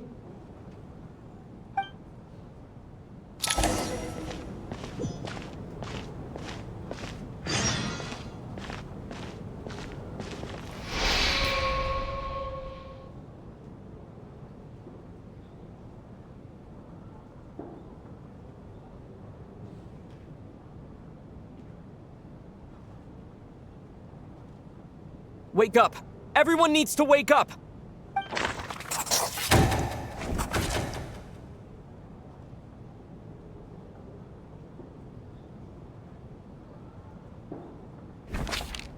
Just like the last 2 nights. No clear cause of death. I've been a real thorn in your side, haven't I, Mr. Valeri? Now you can rest in peace. But for me, life will be all the duller for not having to run away from you, my friend. How's Tonya? Is she okay? I just checked on her, and it doesn't seem like anything serious. She's just exhausted from the past couple of days, and she's still recovering from her illness. We should let her sleep a bit longer. That means Valeri was the only one who died last night. If Valeri was awake and keeping watch, it would have been impossible to kill him without waking everyone else up. That much is certain. This is so frustrating.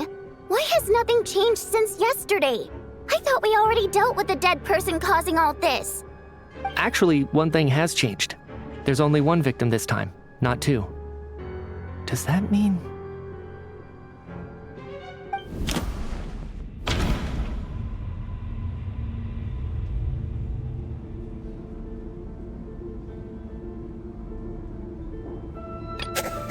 Can a death at night even be defended against? This logic seems baseless to me. But Mr. Schramm was already deceased to start with. That doesn't seem very likely. After the deceased Schramm left, there was one less victim last night. That more or less tracks. It's a reasonable conclusion, considering the only variable that changed. The number of people who die each night is equivalent to the number of dead among us. That's your theory, right? Exactly. We identified Mr. Schramm, and the night after he left, the death toll dropped from 2 to 1. By that logic, there must be one more dead person left among us. Another one? But there was only one person unaccounted for in the ticket checks, right? The head count should match up now. Having an extra person was definitely a cause for alarm, but being one person short isn't nearly as unusual. Someone could have left in the middle of the show, or made it out before the storm hit. One more dead person among us. If Mitya's theory is right, then what Odette told me seems a lot more relevant. It's just, at the time, we had no reason to think there was more than one dead person.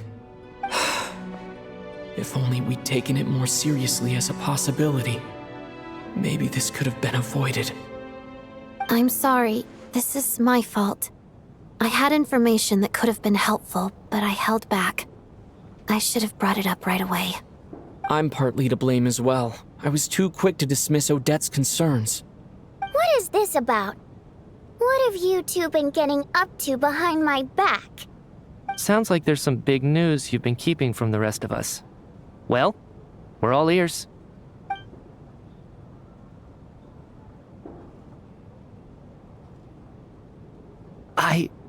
I'm the dead person? Wow, that's certainly news to me. Odette and I talked about it yesterday, but we thought it just wasn't possible, so we left it at that. Yeah, I don't blame you. If I'd been there, I probably would have reached the same conclusion. It just sounds too unbelievable. Let me just try and verify this. I just scoured my memories trying to think back to the afternoon Miss Odette mentioned. But I honestly have no recollection of dying. That's where I'm different than Mr. Schramm. Having seen Mr. Mitya a few days ago myself, I also find it hard to believe he could be the other dead person among us. Well, if it isn't Mitya, then who? Do we vote on it? If you don't mind me asking, Traveler, I believe you mentioned that you know Tonya's brother. Had you ever met her before all this? No, never. Wait, are you saying... Now just 1 minute. I know where this is going. You can't just randomly point a finger at anyone you want. You're in the hot seat, and all of a sudden you want to divert our suspicions onto somebody else? Trying to pick a fight, Mr. Chuganov? Whenever you open your mouth, all you do is attack people, and I've had enough of it. If you don't want to engage in a civil discussion, you can shut up. You little brat! Did Mitya ask about Tonya because he suspects her? I suppose I only identified her by age, and nothing else. Could that mean... I'm just saying, you're going around casting suspicion on people for no reason. How could Tonya be dead? I can vouch for her if nothing else. I've seen her before. She's the sister of that Harbinger, isn't she? The one called Child. Oh, really? You're telling the truth? Since being here, I don't think I ever mentioned she was Child's sister specifically. Does Chuganov actually know her? If Chuganov can vouch for her, then it can't be Tonya either. In which case, it seems unlikely that there's another dead person among us at all. Miss Odette, could you go over that afternoon with me one more time, when you found me dead? No problem.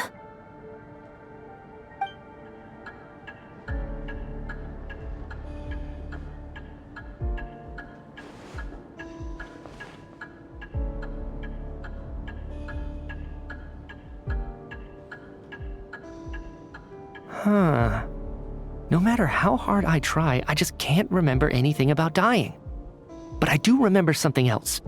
Miss Vojanitsa, during our last meal together, I told you how some of the researchers were suffering from temporary memory loss. Do you remember that? Oh, yeah. You said it was hindering the progress of your experiments. You thought they were just under too much stress or something. Right. And even though I don't remember dying that day, I'm pretty sure I experienced something like amnesia. Some of my memories from that afternoon are missing. Are you suggesting you're missing the memory of your... Of course. How am I only just realizing this? Humans aren't necessarily aware of their own death. You mean being silently assassinated, or dying in your sleep? Situations like that? The researcher's amnesia. Suddenly it all makes sense. I must thank you, Odette. I think your perspective just helped me reach a breakthrough on a series of issues that have been troubling me for quite some time. All right. It's decided then. I'll be the one to leave today. Oh, leave?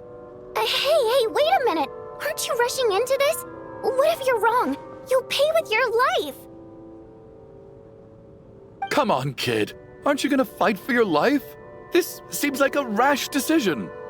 I have other reasons beyond what's been discussed. In fact, thinking back, I remember during Miss Odette's performance, while I was sitting in the audience stalls, a brilliant new idea for my research popped into my mind.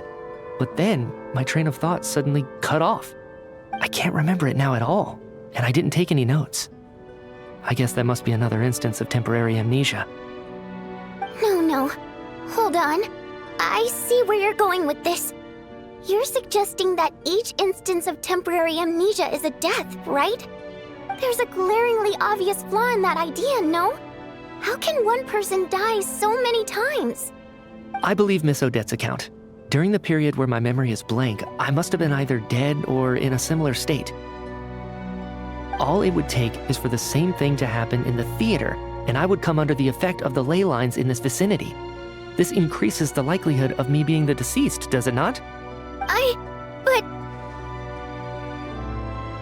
There's no evidence to suggest that anyone other than me is a candidate for the deceased. So allow me, as a scientist, to treat this as an experiment. Please relax, everyone. I don't think things are as bad as they may seem. If I really am the deceased, then to leave the theater will be a relief for me. If, on the other hand, I'm still alive right now, well, apparently you've all witnessed my resurrection recently anyway. Who's to say I won't return from the dead again this time? Mitya's right. This is the only thing we can try right now. I think he's deliberately downplaying the gravity of the situation, though. He probably doesn't want to burden everyone. What is a scientist if not someone who gambles on experiment after experiment in an attempt to obtain the truth? With this snowstorm, the ley line phenomenon, ghosts of the dead, and my amnesia, we've been paralyzed by not knowing and powerless to do anything about it. It's a terrible feeling. But if I do get resurrected, you can be sure that I'll come back with the truth of all this. Just you wait.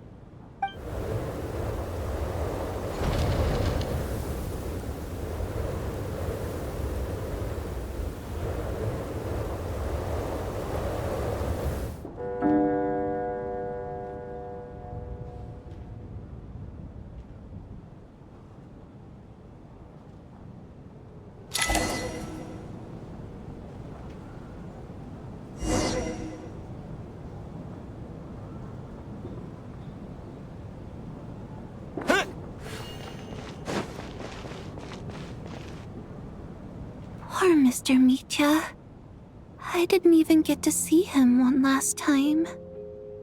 Maybe it's a good thing that you weren't there to see it. It was a hard thing to watch. I hate goodbyes. Why does it feel like everyone around me is slowly disappearing? Not just in here, I mean. In the outside world, too. Maybe it's the realization that, at the end of life, everyone has to face it alone. Come to think of it, the main reason we're still alive right now is pure luck. Each morning here, for every one of us, there's the chance that we might not wake up. You could take it a step further and say that the same is true outside, too. Who can ever be 100% sure when they drift off to sleep that they'll open their eyes again in the morning? If I make it out of here, I'm going to cherish every moment that I'm awake and live without any regrets. Without regrets. I feel like a strange sense of anxiety has been quietly growing inside me over the last 2 days.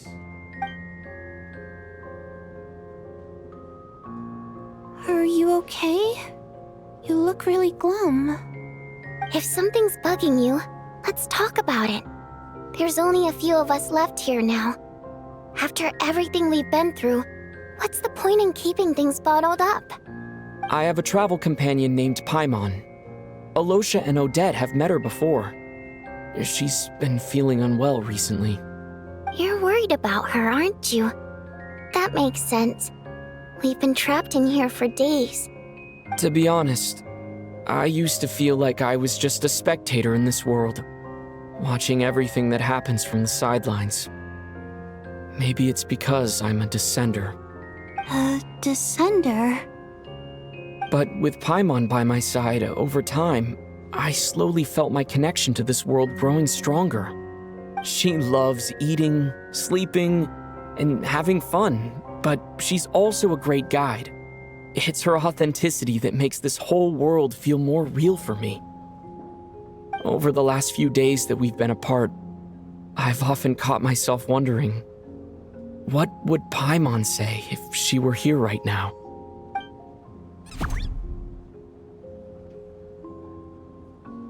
But by the time I snap out of it, the conversation has already moved on, and I'm still in my own little world. I'm trying to overcome this sense of detachment, but I really miss Paimon. I guess, in a way, she means the whole world to me. I bet she misses you when you're not there as well. Maybe you're her entire world too. I don't know if this will make you feel any better, but back when the water imps left Snezhnaya in droves, I also felt like the whole world was suddenly empty. I could be surrounded by people all smiling and having fun, and still feel completely separate from it. So, I totally understand how you feel. Later on, I started to think, maybe accepting the fact that our loved ones won't always be with us is something that takes a lifetime. All we can do is cherish their companionship from moment to moment. So, once we get out of here, you better hurry back to our side as fast as you can. You can't let your story end in regret. That's the trope I hate the most. Thank you. That's exactly what I needed to hear. But Vodyanitsa, if you hate goodbyes too, why didn't you leave with your people? That's just the choice I made. I used to regret it, but I don't anymore. Like I said before, singing is a water imp's primary mode of expression. It's how we convey our emotions. Our songs have echoed through this theater for hundreds of years, each one a story pieced together through moments of joy and sorrow. But does a story exist without someone to read it? To me, the answer is no. So I made the choice to stay. That way, there would still be someone left to sing these songs and listen to their stories. Otherwise, they could have been lost forever. Could you teach me how to understand your people's songs sometime? I want to be able to truly hear them, like Mr. Shram. A fan after my own heart. Thank you, Tonya. How about I sing something for you, and you tell me what you hear? Okay, I'll do my best.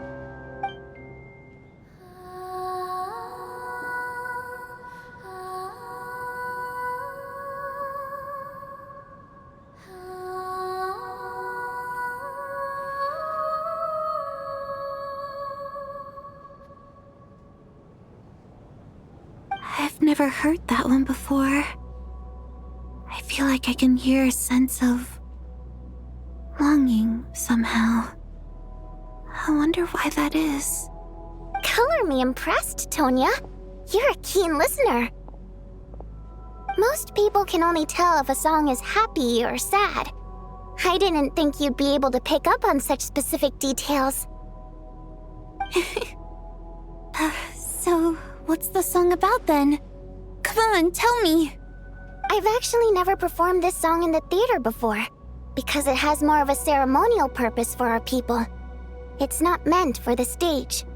It means something like, "May those we have lost watch over us, and follow this song back home in the night, so that we might be reunited once more." No wonder I could hear that sense of longing. You sing it for loved ones who have passed away. I hope it reaches them. It's getting late, Tonya, and you're not well. We should all turn in early. I suppose there's no reason to keep watch tonight. Okay, but, before I go to bed, could you sing that song a couple more times for me, Vodyanitsa? Of course. Anything for my #1 fan.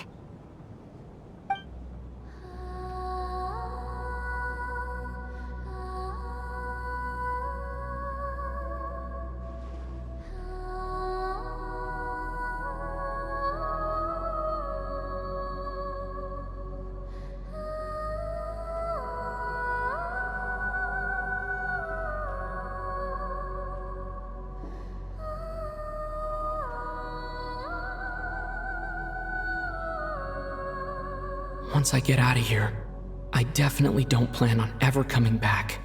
But I guess that means I'll never get to hear Vodyanitsa sing again. That's a sad thought. Before I fall asleep, I should cherish this moment of companionship while it lasts.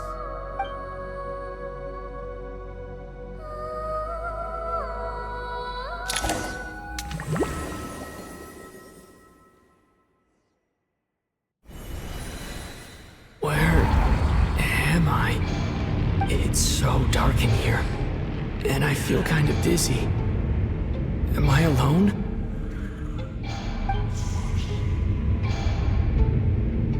Huh? What was that noise?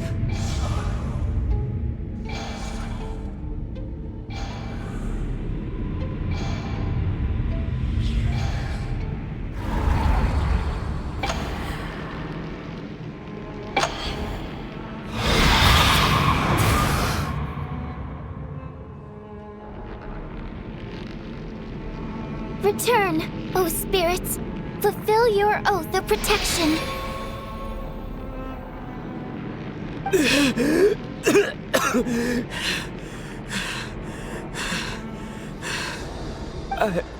I'm alive? What just happened? No time for questions. Quick, over here. Turn on the switch. We need to bring back the light.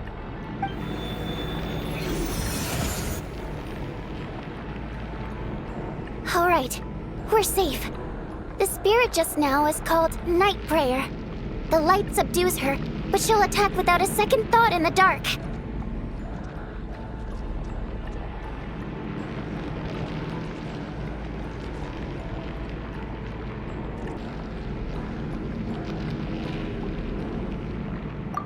Sort of. I know it's hard, but you can't let this place go dark, or she'll kill you again. Yep. Luckily, I was here to resurrect you. Otherwise, that'd have been a real bummer.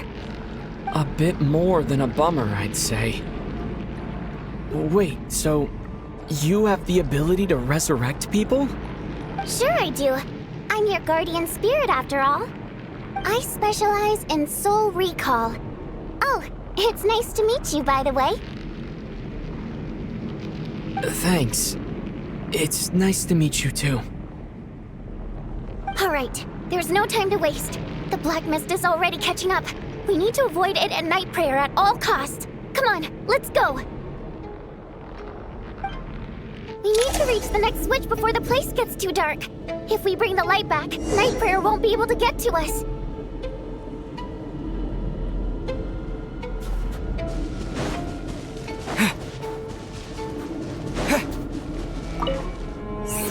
Sweet light! It's back! Shh! It's night prayer. We need to move quick, but don't let her notice you. Look out!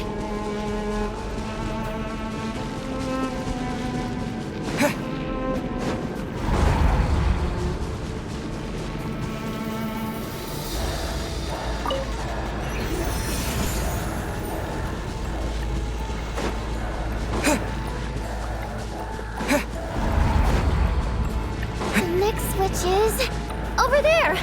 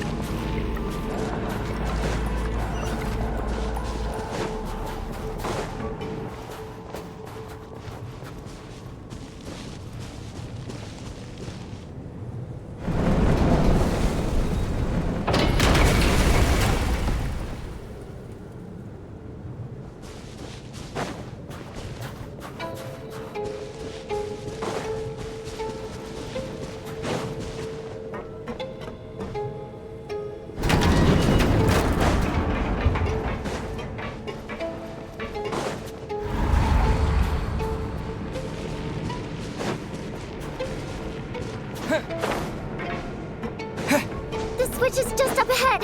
Hurry! It's too dark. We're not gonna make it. Come on, faster!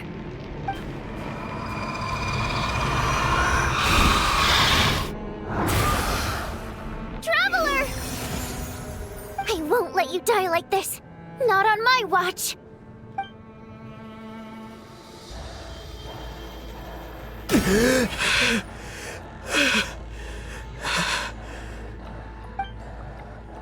Even though it's not permanent, dying is definitely not a pleasant experience. Great. You're back. Yeah, thanks to you. Time for you to get out of here. Quick, before the light runs out. What about you? You're not coming with me? I can't. I've already been used up. A guardian spirit's skills are finite. I can only resurrect someone so many times. I might not look any different, but my essence has been exhausted. Now, I will slowly start to fade away. I can go no further. The black mist is where I belong. It's okay. Why didn't you tell me sooner? Because it wouldn't have changed anything. That knowledge would have just burdened you.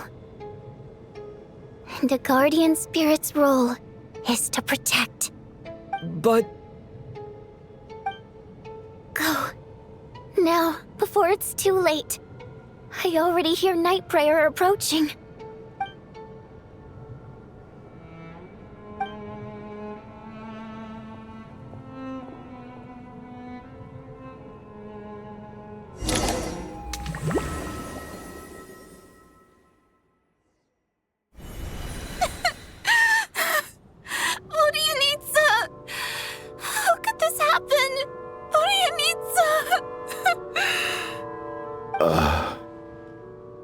Well, I guess there's no need to inspect the body.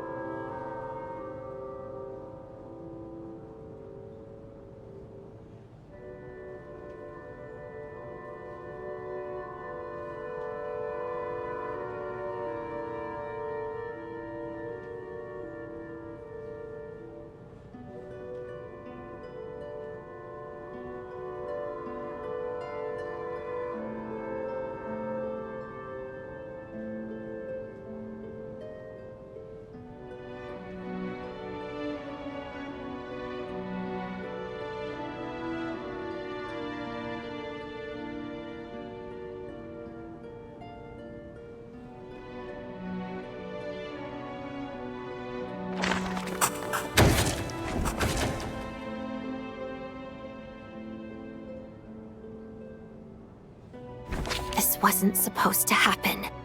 You lied to us, didn't you, Chuganov? You've been lying from the start. Take a long, hard look at yourself before you go around accusing other people. I suspected you on day one, Lelik, and now look where we are. By some strange coincidence, you've never been targeted. You just happen to have survived this long? No, you should be the prime suspect. And you, little hunter, ever so content with staying on the sidelines. Yet you were the one who stopped us from leaving from the start. Why are you trying to keep us here? Now you're just lashing out indiscriminately. That's either a sign of anxiety or a guilty conscience. Where was all this passion and bravado before? Decided to fight until the bitter end. Is that it? Is that a threat? Fine, bring it on. You think I'm afraid to die after all this? You want to kill me? Go ahead. I'd like to see you try. After all the trauma of the past few days, everyone's been pushed to the breaking point. Valeri and Mitya aren't here anymore.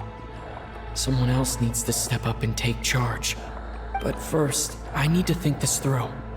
Considering everyone left, who's the most likely candidate for the deceased?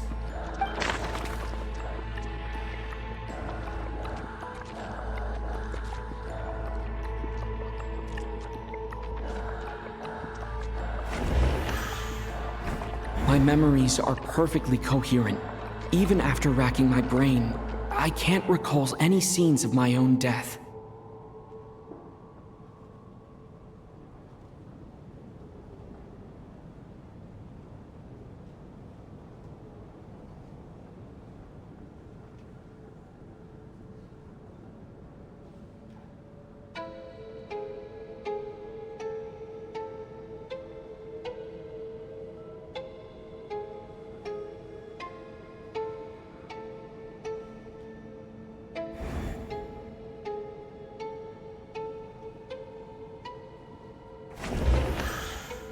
She's been recently active as Lelik, so she's unlikely to be the deceased.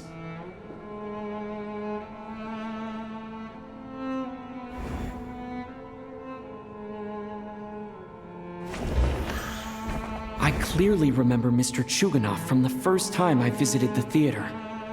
He made quite an impression. That was just a few days ago, so he's unlikely to be the deceased.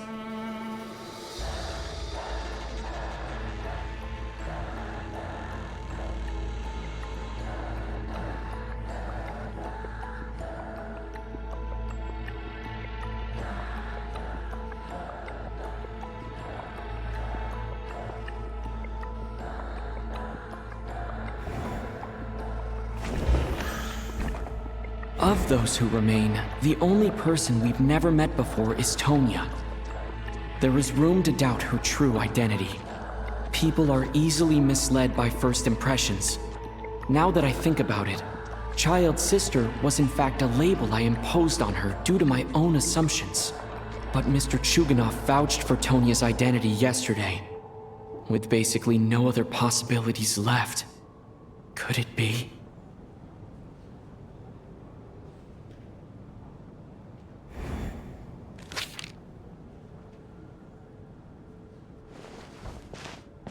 Tonya, how's Tusser been lately? Tusser? Your brother Ajax must have mentioned me in his letters home, right? Did he say anything about a blonde traveler? No. And my brother's name is Razik, not Ajax. Chuganov, looks like it's your turn to do some explaining. Yesterday, you said you could vouch for Tonya. Why did you give us a false testimony? I knew you were behind this, Chuganov. You've been lying through your teeth from the start. Everything about you is fake, down to the wife and daughter you're always talking about. Your entire family man persona is a charade, isn't it? That night, when I infiltrated your place as Lelik, I noticed you were home alone. Didn't think much of it at the time. Just thought everyone else was out. But thinking back on it now, that doesn't seem very likely. My guess is, you live alone, don't you? Even that was a lie? But why would he lie about having a family? Oh! Curses! Oh! Why is there no end to this blasted snowstorm? If it would just stop! If it would just stop. I think I remember now. I know how I ended up here. It feels like a distant memory. But at the same time, it's just like it was yesterday. The reason I'm always coughing is because I got sick with frostbite. The locals usually call it the snow cough. It's not a very common illness. It's partly genetic and partly caused by the cold climate, but it can be fatal. They sent me to the hospital as soon as they found out I had it.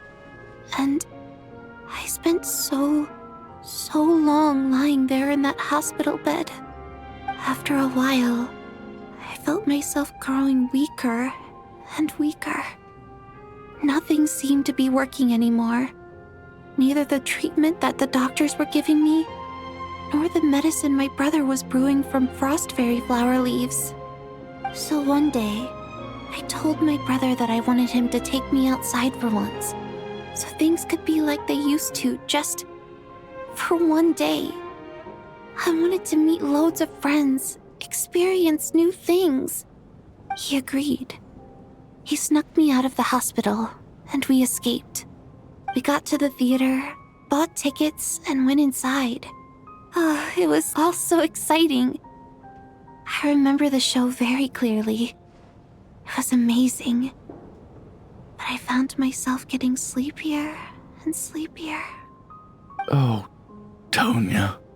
When I woke up, I couldn't find my brother anywhere, so I guessed he'd already left. But there's no way he'd leave me behind. So I decided to stay here and wait for him. At the time, I figured he'd probably gone to brew some more medicine for me. I was planning to chew him out for abandoning me when he got back. Tonya, it sounds like by then you'd already... Yeah, I know. I understand now. Dead, aren't I? This cough and the feeling weak, it's probably just my body's memory. After all of that, it turns out I can't blame my brother after all. I was the one who abandoned him. I'm sorry, everyone. I realized this much too late. It seems like death skewed my perception. And now I've dragged you all into this mess. Your name probably isn't even Tonya, is it? Didn't that ever strike you as odd over the last few days? Well, when I was little, my brother and I read a storybook, and Tonya is the name of one of the characters. When we escaped from the hospital, our family and the hospital security were looking everywhere for us. So when you first approached me and said my brother had sent you, and called me Tonya, I thought he must have chosen a fake name that only the two of us would know. Because he was afraid of getting caught. Now, it seems like that was just wishful thinking. At least your memory of death isn't painful. That is a small comfort. Now it's your turn, Chuganov. Talk to us. I believe no lie is ever told without a reason. You're right. I was lying. I happen to know that the Harbinger child and his sister Tonya managed to get tickets, so I lied to you and pretended I knew them. And yes, I was lying about my family too. The truth of the matter is, I lost them a long time ago. I just refused to accept reality. And now I've spent the second half of my life living a lie. I'm a joke. My daughter's name was Iskra. And before you ask, yes, Iskra, as in Iskra Manufacturing Plant. She also died from the snow cough. She was just 6 years old. If she were still alive today, she'd be around the same age as little Tonya here. After Iskra passed, my wife couldn't bear to face those memories either. So she chose to start a new life without me. One day when I came home from work and saw the empty room, I felt like I couldn't breathe. Subconsciously, I started to imagine that they were still there. I soon discovered that this was the only thing that made me feel any better, so I just embraced the delusion. Nothing more than a pathetic means of escapism, I know. But at least it's not a crime. So explain your false testimony then. The night before last, when I was chatting with Tonya, she mentioned that her brother would brew medicine for her from frost fairy flower leaves. Combined with her various symptoms, I suddenly understood everything, including the fact that she was deceased. The snow cough used to be an incurable illness. I would pick frost fairy flower leaves to brew medicine for Iskra too. It took hours and hours on the stove. But the year after my daughter passed away, the jester of the Fatui announced that a cure for frost blight, also known as the snow cough, had finally been developed. It turned out that all previous treatments were completely ineffective. No better than random concoctions. That was the final straw for me. I just couldn't take it anymore. Just one more year. One more year, and everything would have been okay. So, more than anyone, I know full well that in this day and age, no one in their right mind would still be using frost flower leaves to brew medicine for the snow cough. Poor Miss Tonya, therefore, had to have been from an era when snow cough was still a terminal illness.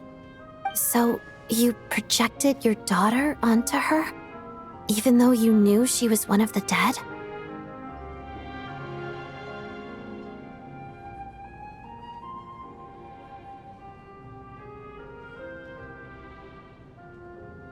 That doesn't make any sense. You knew she was already dead. What did you hope to achieve by protecting her? I just don't believe in your crackpot theories, nor do I approve of your actions.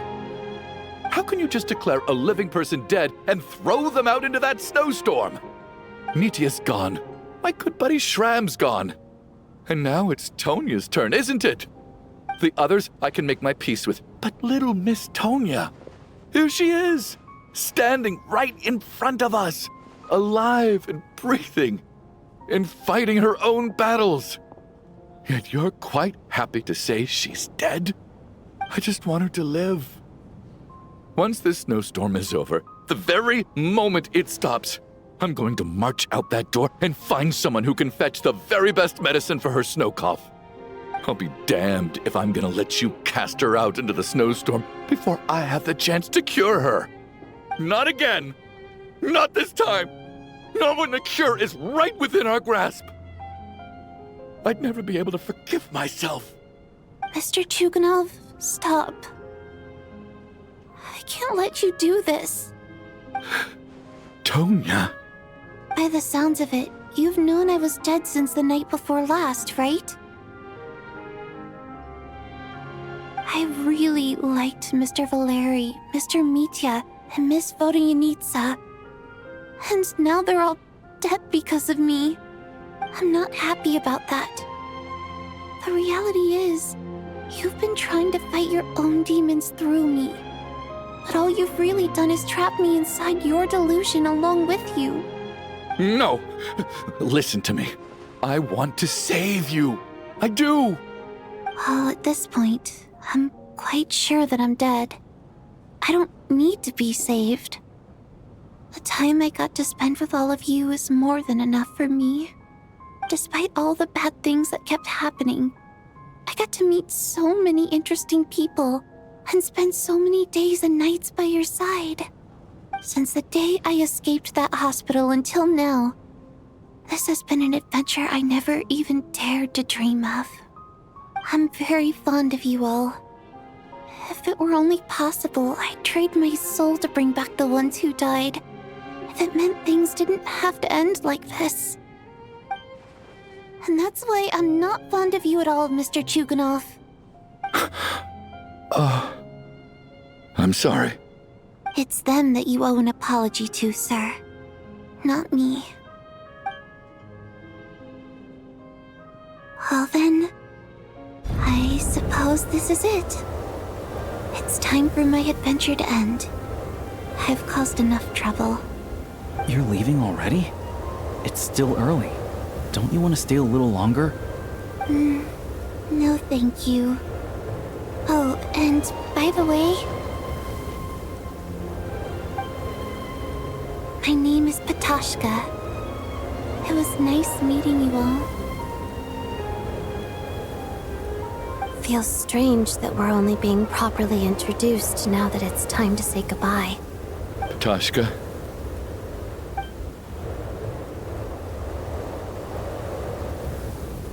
What are you doing, Chuganov? Are you crazy? Let me leave.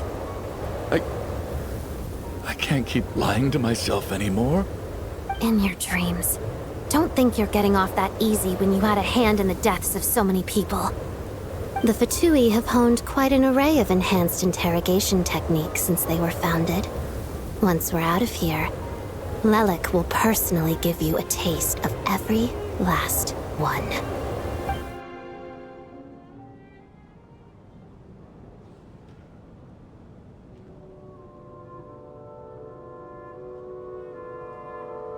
I think we should leave. I doubt this snowstorm is ever going to stop. For all we know, this storm might have destroyed all of Snezhnaya by now. Maybe even the whole world.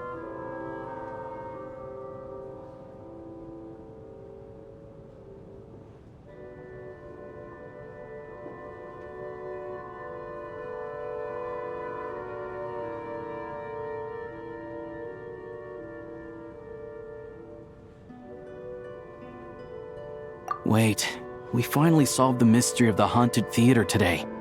Maybe let's at least try to enjoy tonight? Fair enough. I don't particularly feel like dying in Chuganov's company anyway. And yet you won't let me die first.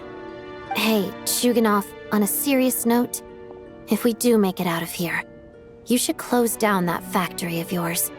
A lot of people are freezing thanks to you. Is this really the time to be discussing my factory?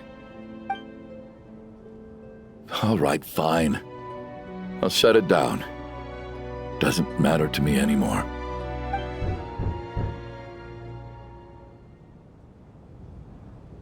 Am I hearing things? Or was that a knock at the door? There it is again. But I don't understand. The snowstorm hasn't stopped, has it? Should we open the door? Is this it? Is this nightmare finally over? If the last few days are anything to go by, I probably shouldn't be getting my hopes up. Whatever lies beyond that door at this moment. It could be something even more terrifying than everything we've been through so far.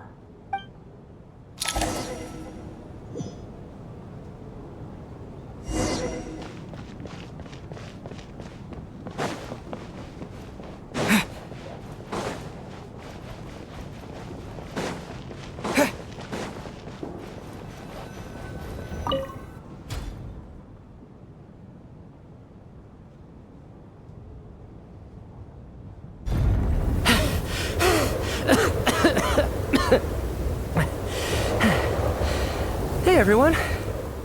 I'm back. How are you doing? Feeling any better?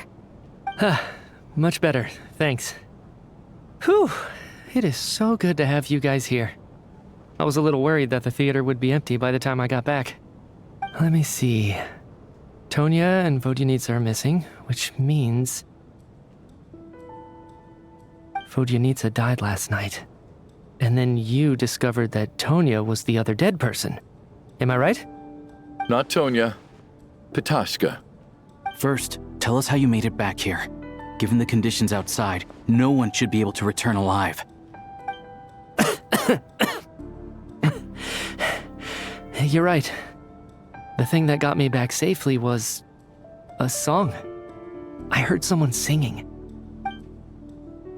After walking into the snowstorm, my mind grew hazy. I don't know how long I walked through the storm before my mind completely slipped away. Then, suddenly, I heard the sound of singing.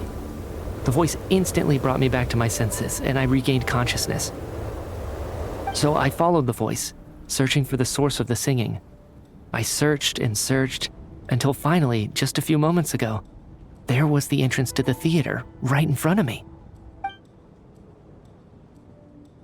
I've actually never performed this song in the theater before, because it has more of a ceremonial purpose for our people.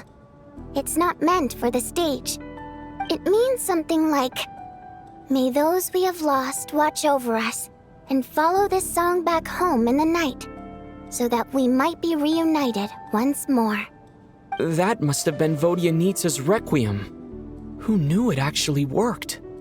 That song is meant to guide the souls of the dead. Mitya, that must mean that you...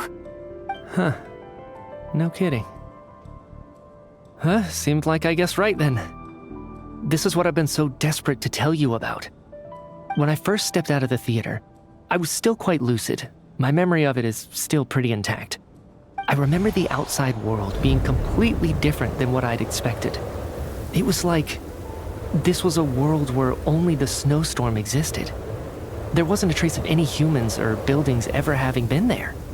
I don't know how else to describe it, except to say that it just didn't seem like the real world.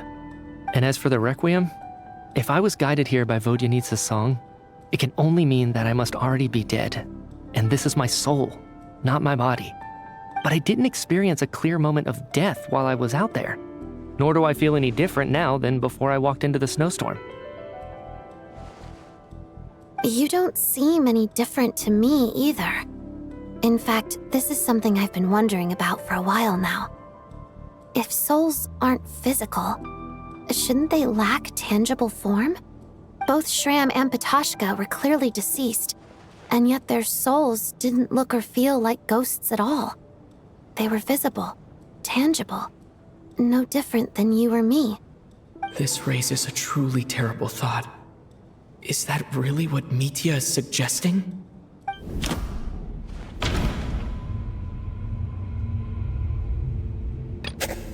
Dreams can't explain everything. And this isn't the Sub-Zero's festival.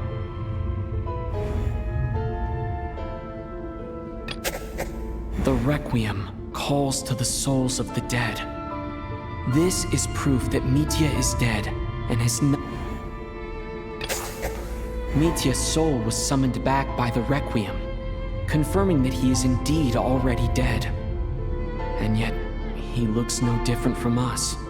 Of course, if even the long-deceased like Mr. Shram can blend in with us undetected, then maybe we've all been dead from the very start. And all of us are now souls wandering the theater.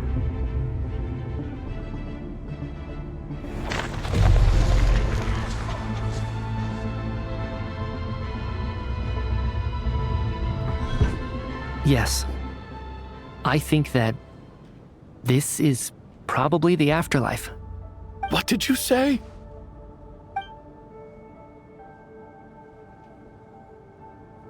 You heard me. We died in the theater. All of us did. But due to an obstruction in the theater's ley lines, our souls are trapped here, while an endless, infinite snowstorm rages outside. It's ironic, really. All that time, we were working so hard to figure out who the deceased among us were, when the truth was, we were all deceased. The only difference being some of us died more recently than others. Do you remember that note, "Death is near"? Seems like we misunderstood what it meant after all. Death was nearer than we wanted to think all along. The note simply meant that all of us were already dead. So all our attempts to survive, our search for the deceased, it was all for nothing? Hard to say. At the very least, we helped 2 lost souls find clarity and go to where they belong. The presence of those 2 is probably what caused our souls to be drawn in by the ley lines. In which case, the deaths we've awoken to over the past few days were just souls returning to the ley lines for good. If what you're saying is true, doesn't that make us the lost souls now? Huh, no wonder. This afternoon, when I was moving Vodyanitsa's body, I noticed that the other bodies in the room hadn't decayed one bit after all these days. That's further proof that those aren't physical bodies at all, but merely our shells here in the afterlife. Am I really dead? This doesn't feel real to me at all. No, that's impossible. This cannot be how it all ends. I still find it hard to believe that all of us are dead. How exactly did we die in the real world? None of us have any memories of dying, right? Not even knowing how we died is preposterous. Good grief!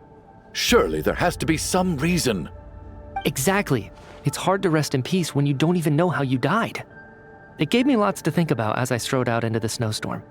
I racked my brains trying to remember the cause of my death, the exact moment I died, the root of all of this, right up until my consciousness faded.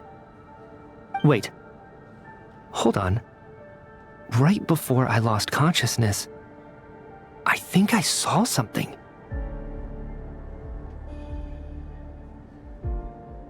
I can't remember. And I think I lost my notebook and pen. Mitya, your hand. Is that blood on your fingers? Huh? You're right. There's blood on the fingertips of my right hand. Looks like it's already dried. When did that happen? What the? I guess this was what I saw. I must have desperately drawn it in my own blood right before losing consciousness. What's wrong? Do you recognize the symbol? It's Renova, the ruler of death. Alosha, do you still remember that Snezhnayan folktale you told me about? It was about the Grim Reaper. When someone's about to die, he appears as an incarnation of someone familiar to guide their soul into the afterlife. And as soon as you recognize his face, your life is over. I heard a similar tale when I was little. You think the Grim Reaper in this story refers to the ruler of death you mentioned? That's right. In which case, death is near could also mean that the Grim Reaper is here disguised in a familiar form. Death, the deceased, and the Grim Reaper? So it's a triple entendre. When I first saw this note, I thought it contradicted the investigation report. But now it seems like that was the whole intention. So the Grim Reaper deliberately misled us. Then, we started suspecting each other and searched for the deceased while they hid in plain sight. By that logic, the one person most likely to be the Grim Reaper incarnate is...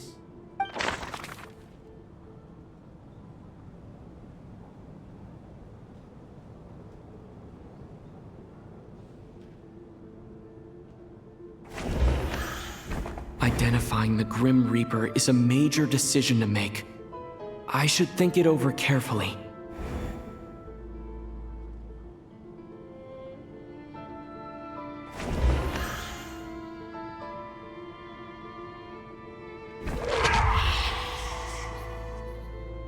No doubt about it. It's Alosha. Looking back at how everyone has acted over the past few days, Alosha is most likely the Grim Reaper lurking among us.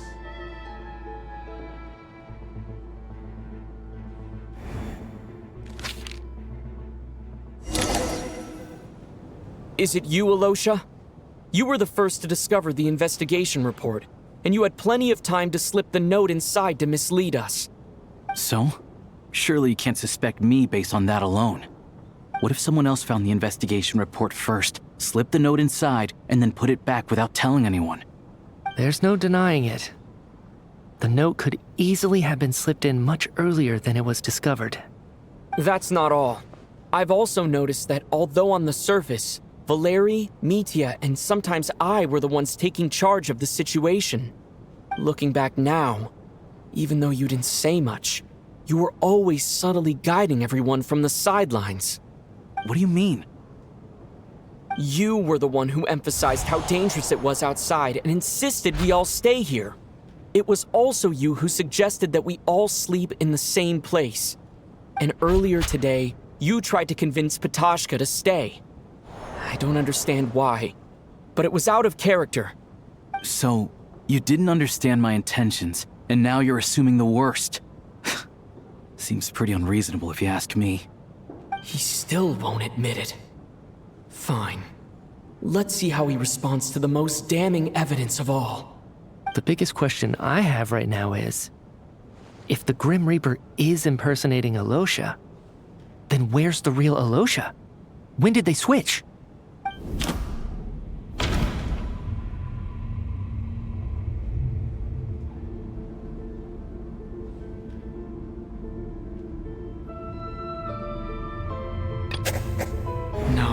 The ruler of death added a note to the investigation report at the time.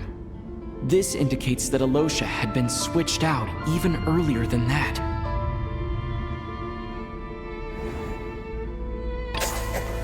That's right. This was the moment. Right at the start, before any victims had even emerged, Alosha was switched with the ruler of death while everyone's guard was still down.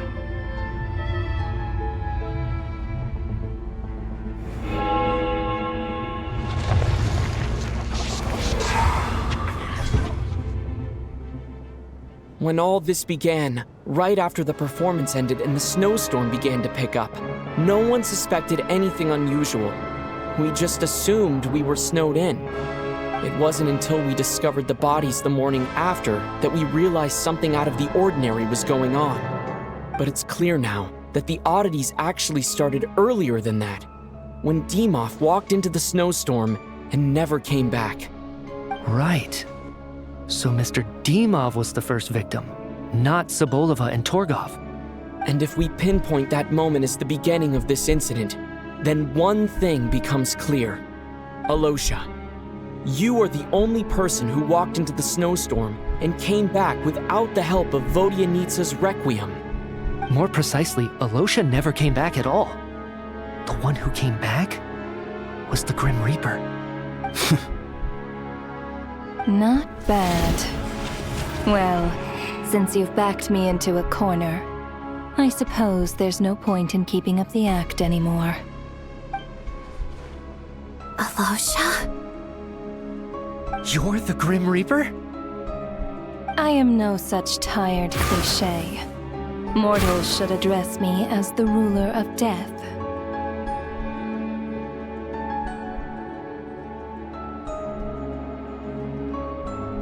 Before being wiped out for good, you identified the two deceased, and even sensed my presence. A commendable achievement.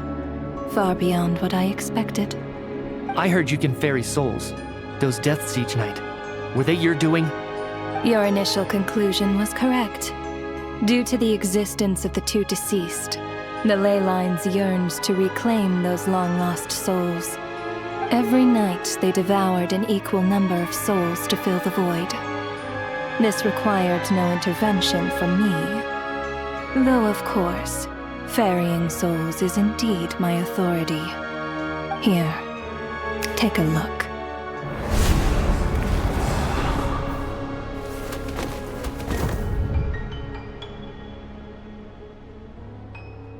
What are you doing? That takes care of today's too. Don't get so worked up. You are already dead, and your souls must return to the ley lines. I know we're already dead.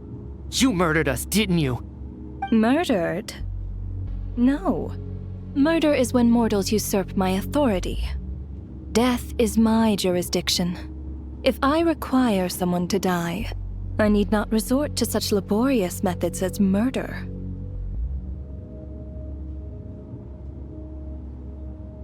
You simply met the criteria to trigger my curse of death.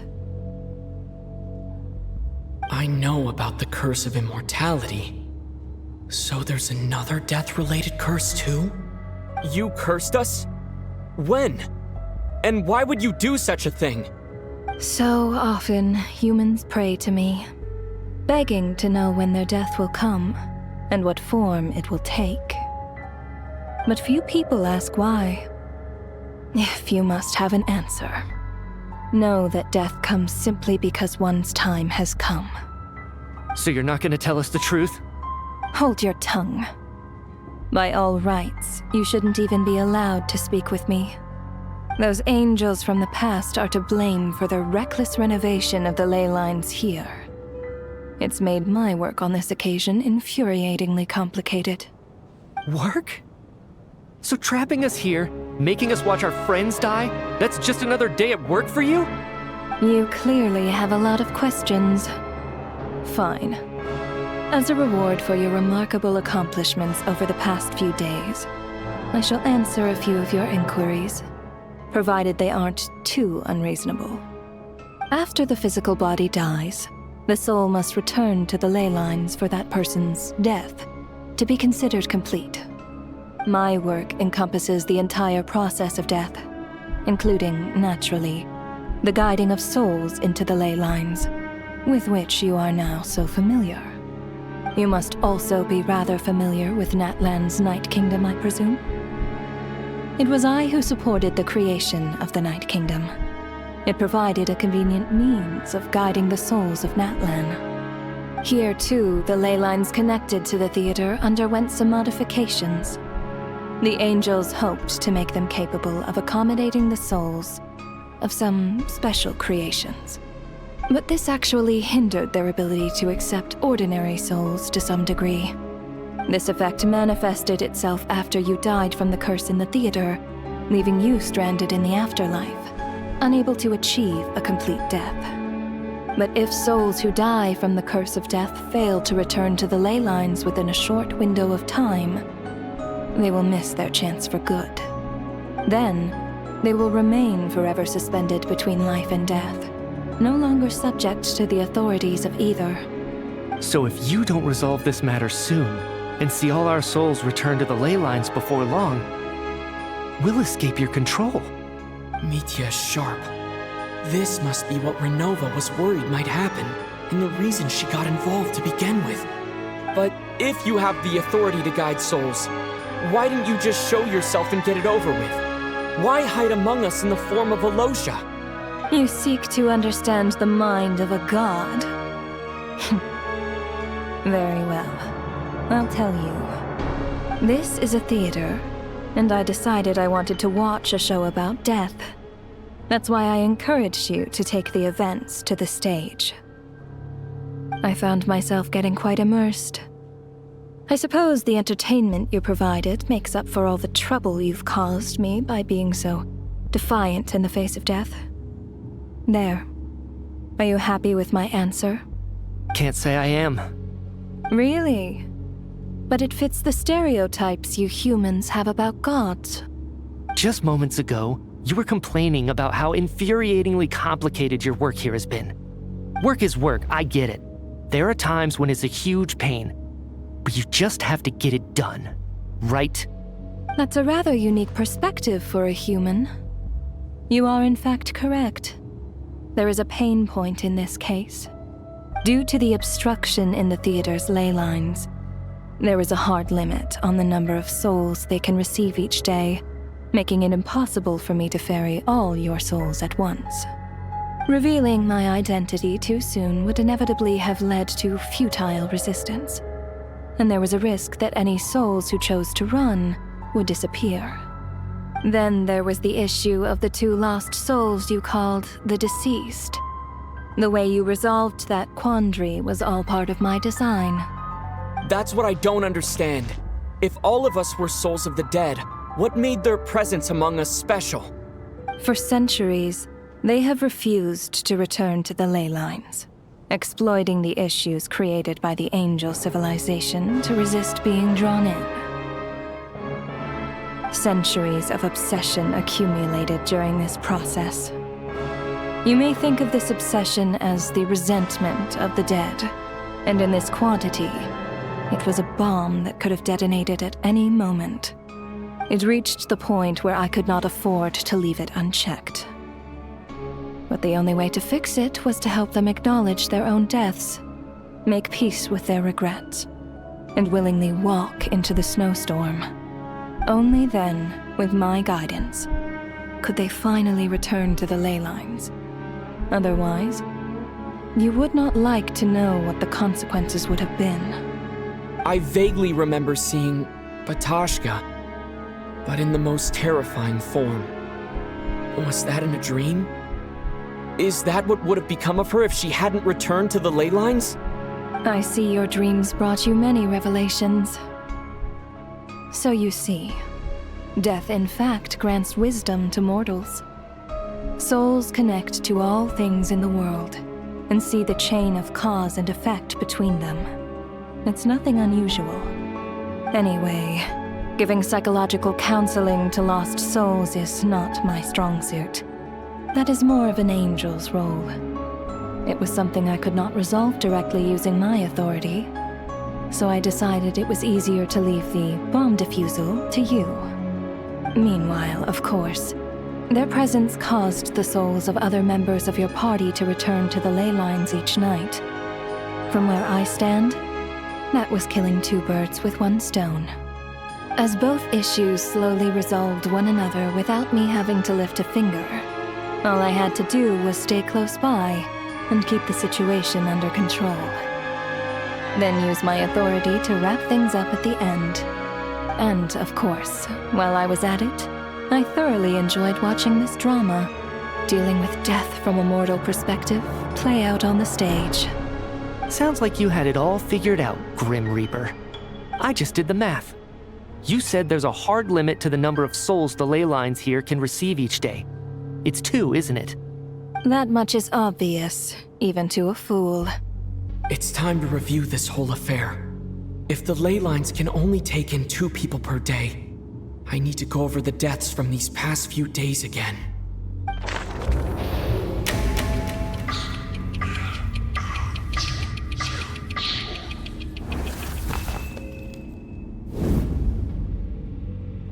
Looking back now, none of us had the faintest idea at the time.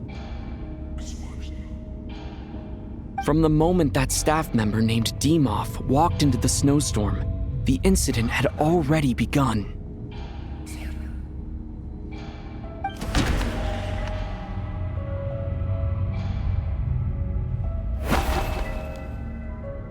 No, let me go over this again.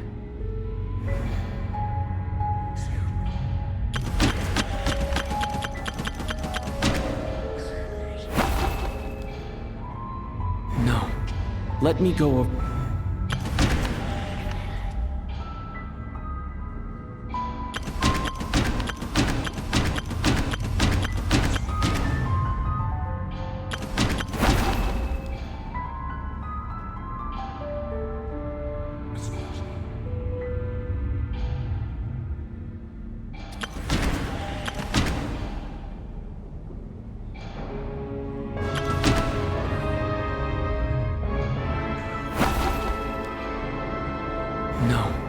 Let me go over this again.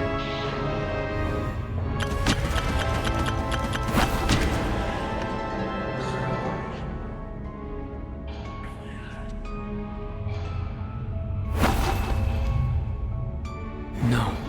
Let me go over this again.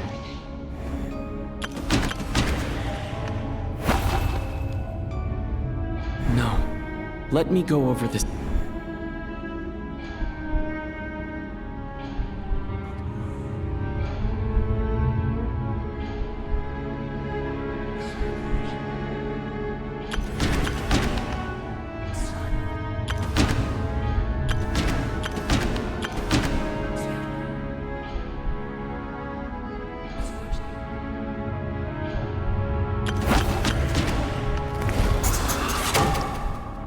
Alosha was the second to walk into the snowstorm after Demoth to investigate. During this process, the ruler of death assumed his identity, making him one of the victims.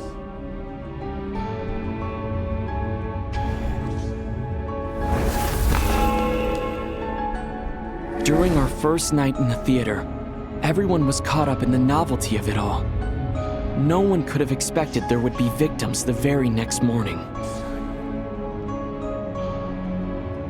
Despite all the confusion, and with the help of hindsight, we finally began to realize that something was amiss with the snowstorm.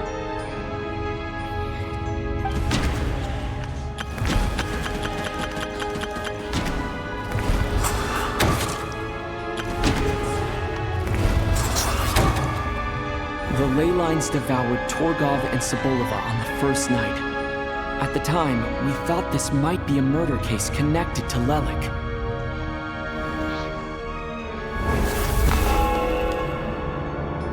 Odette and I spoke a lot that night.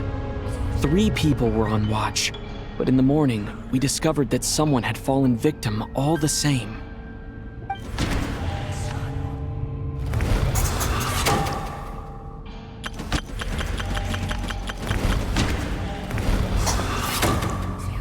The deaths of Kulish and Rampana caused everyone to stop suspecting Lelik. Unexplainable phenomena occurred one after another, leading Mitya to suspect that we were caught up in a supernatural event.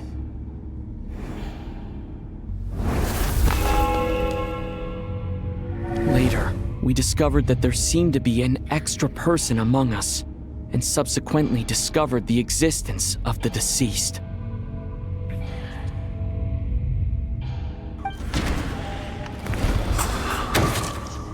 Mr. Schramm realized he was the deceased and walked into the snowstorm to return to the ley lines of his own accord.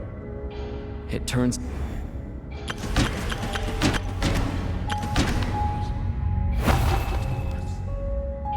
No, let me go over this again.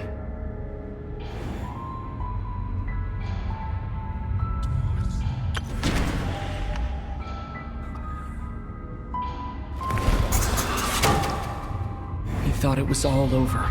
But Mr. Valeri's death was a rude awakening for everyone. The ley lines consumed him during the night regardless. A lot happened today. Mr. Valeri's death led us to discover the connection between the number of deceased and the number of victims during the night.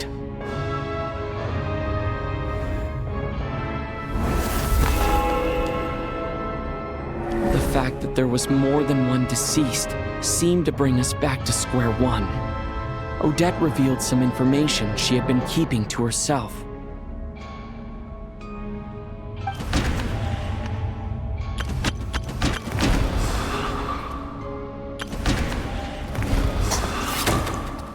Vodianitsa was swallowed by the ley lines in her sleep, but the requiem she sang before falling asleep was quite a game changer.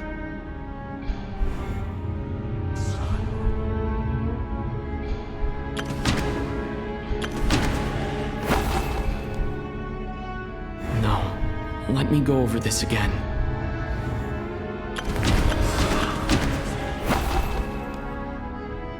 Although Mitya did indeed walk into the snowstorm that day, the void in the ley lines hasn't been filled, so let's rule out Mitya for now.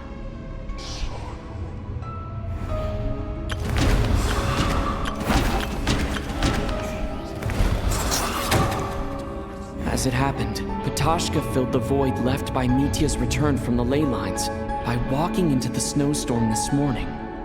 The girl I thought was child sister Tonya turned out to be another of the theater's deceased. Come to think of it, Patashka was about to walk into the snowstorm at that time. And Renova, unaware that Mitya would return, was concerned that her soul would overflow from the ley lines. That's why she used Alosha's voice to try and persuade her to stay behind. Looking back, I suppose that was an early slip-up on her part.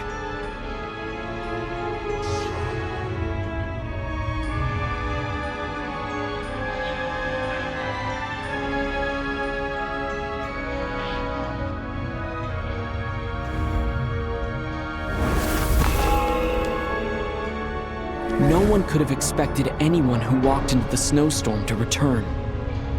But just after nightfall, Meteor returned, bringing crucial information with him. Various truths began to surface, including that all of us were already dead, and that the ruler of death was here among us. Then, after revealing her true form, Renova callously claimed 2 souls.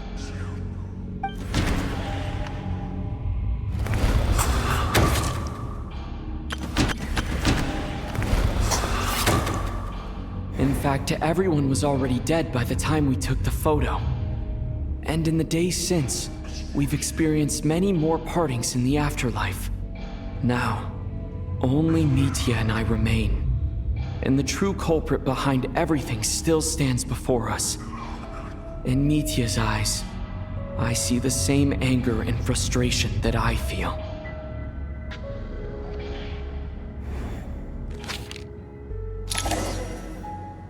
That covers everything.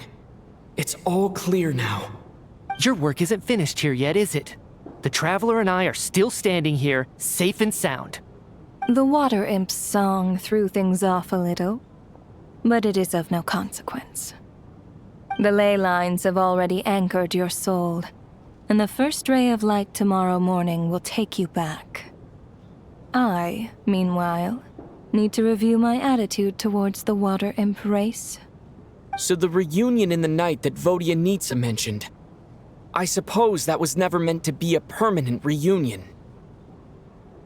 That just leaves you, Traveler. My power only allows me to temporarily separate your soul from your body. The ley lines of Tevat would not accept you, and your soul is firmly anchored to your body by your will. For a descender like you, who is not bound by Tevat's rules, your death can only be brought through the most violent of means, such as directly destroying either your body or soul. I have no interest in involving myself with Descenders, for now. Although, this may change if Asmodee remains missing, or you insist on interfering with our affairs. One last question then. All our struggles and sacrifices here, they were meaningless from the very beginning, weren't they? Death abides no reason.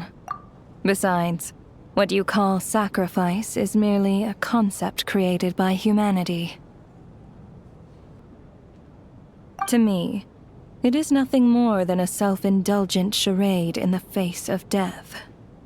Mere mortals fantasizing that their actions could reclaim something from my grasp. A truly laughable idea.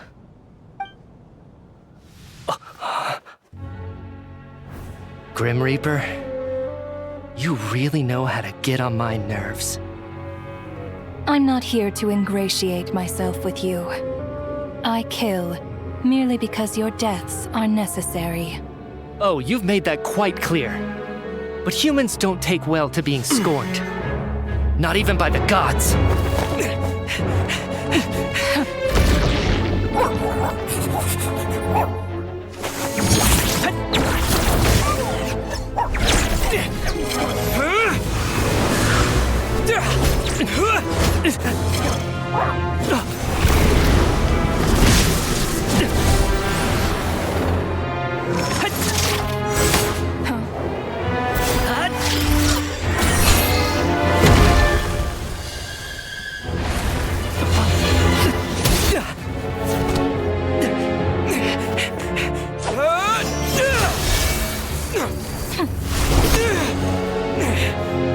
This is futile.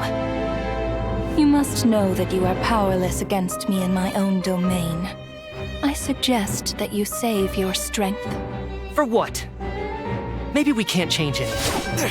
But if nothing else, we can at least teach you to have some respect for the dead. Audacious.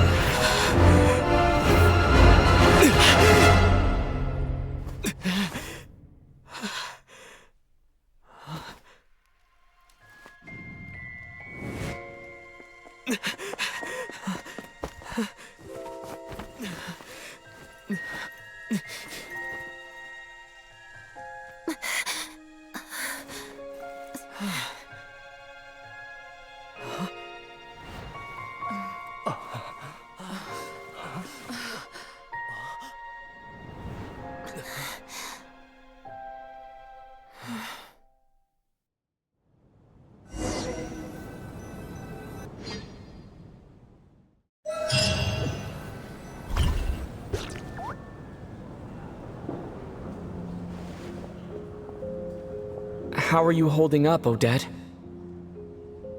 What happened to me? How much do you remember? What do you mean? Is the performance over? I can't seem to recall what happened. Has Odette already forgotten?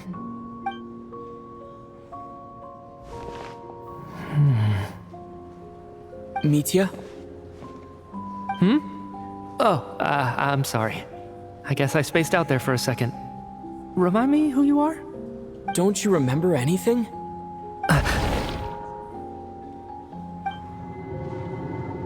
Yeah, I remember now, comrade. Looks like we guessed right. Just like me when Odette found me at the Armory Palace, for some reason, everyone killed by the ruler of death eventually came back to life. Just with one catch. They forgot what happened while they were dead. Odette and the others have already forgotten everything. Why were you able to remember this time? Could this be the reason? You said this is the ruler of death's symbol, right?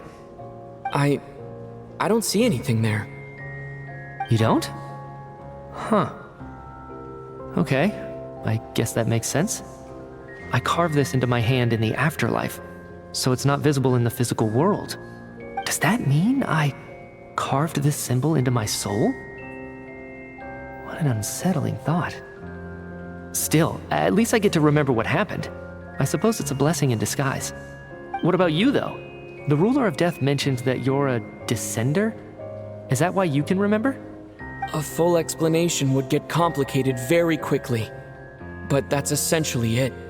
Well then, now that it's all over, let's figure out what we've learned.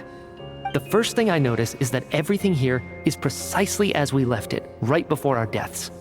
This confirms that time passes differently in the afterlife than in the real world.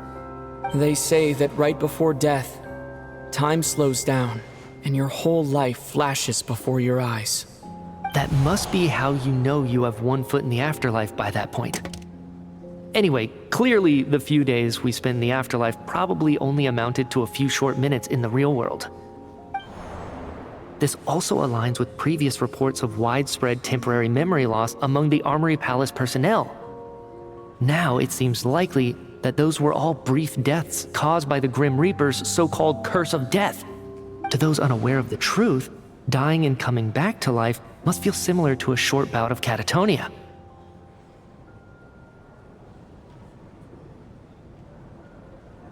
This leaves me with a couple big questions. What are the conditions that trigger this so-called curse of death? And why are we resurrected after we die? If nothing else, I think it shows that killing us wasn't her ultimate goal. We still don't know her true reasons for subjecting us to death. Right. This time only got complicated because of the situation with the theater's ley lines.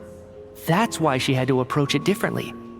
If the previous incidents of amnesia among the researchers are anything to go by, killing us is usually a pretty routine matter.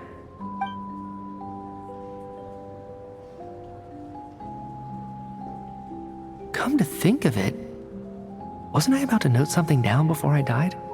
I can't remember what it was, but I think it was something related to my research project. Sorry, Traveler. I'll catch up with you again later. Right now, I have to make a trip back to the Armory Palace. Sir, if I may, no one of your description has ever shown up in my investigations into Mr. Mitia's friends. Yet, you two seem very familiar with each other. Could you perhaps tell me where he was in such a rush to get to? And, by the way, have we ever crossed paths? Forgive the presumptuousness, but I feel a vague and indescribable sense of familiarity about you. I can explain everything. Could you help me gather everyone in the theater in one place?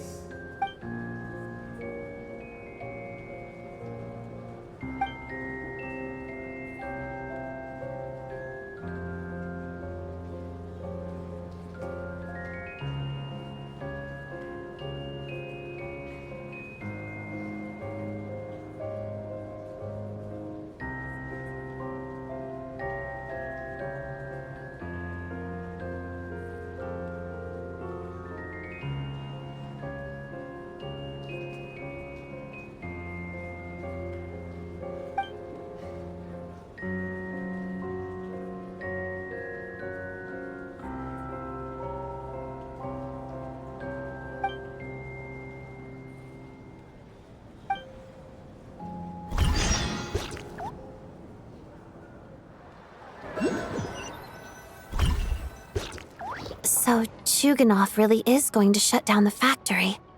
I guess this theater incident actually did us some good after all. So, you said I promised to take you to the Armory Palace while we were in the afterlife, yes? I believe you. I think I even have a vague memory of it. Agreed. Let's check in on her first. The whole reason for our trip to the Armory Palace anyway is to figure out what's going on with her health.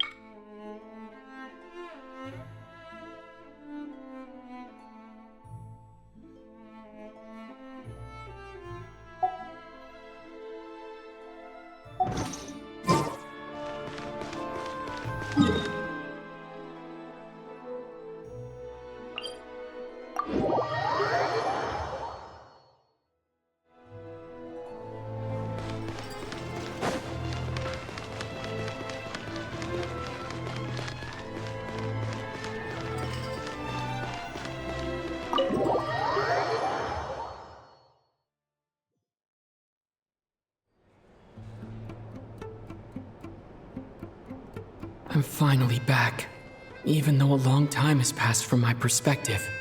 As far as Paimon's concerned, I probably just went out to watch a very short show. I should keep my emotions in check when I see Paimon again, or it'll seem weird. Wait. The atmosphere here feels off.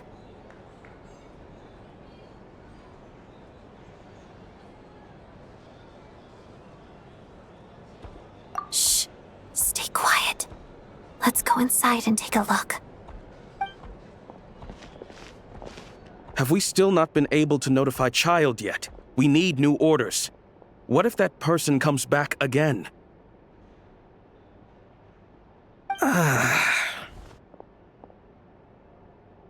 I'm so sorry. Under the circumstances, there was really nothing we could do. Tell me, what happened to Paimon? It was the Jester. He came here in person and escorted Miss Paimon away.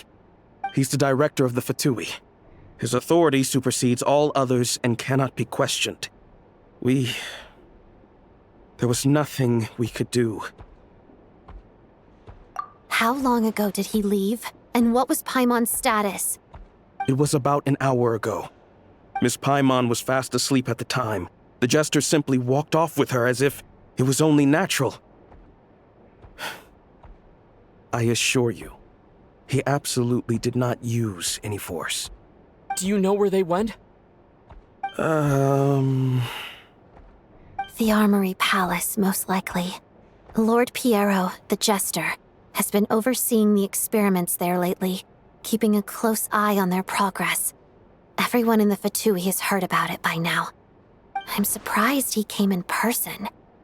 Whatever his reason for taking Paimon, he'll most likely return to the Armory Palace first, which is exactly where we were headed anyway. Then lead the way, Odette. Okay, let's go.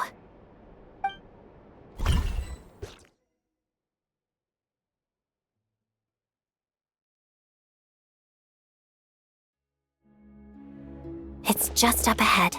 Quick, let's get inside. No, I'll go alone. You know I'm planning to force my way in. You're with the Fatui, so you should stay outside. I was hardly planning on taking you through the official channels anyway. I'm here to force my way in, just like you. I may be a Fatus, but I'm also Lelek, enemy of Project Stuzha. Paimon's safety is paramount right now. With me around, you'll have an extra pair of hands. There might be devices inside that are easier for an insider to deal with. If you say so. Let's go. There's no time to hesitate.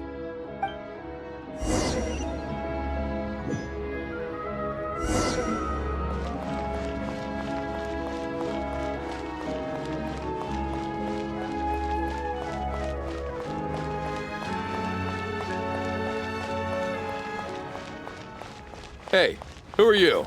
This part of the Armory Palace is under restricted access. What do you think you're doing? No questions, please. We're short on time.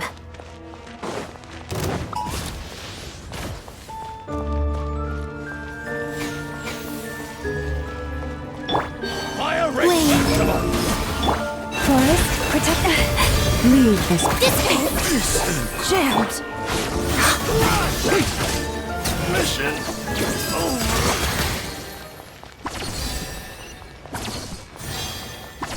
I'll make sure.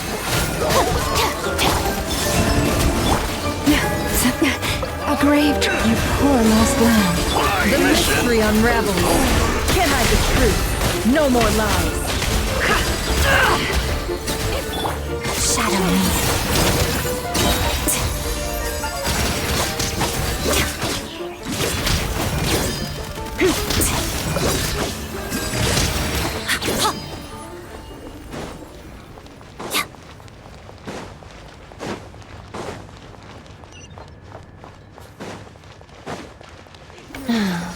The footsteps of the Empire. Where are you? Three moons converge. Crystalline Adagio. Heart of death. Let's begin. Forest, protect us. Can't hide the truth. It all adds up. Walks of the snowflakes. Let's have faith.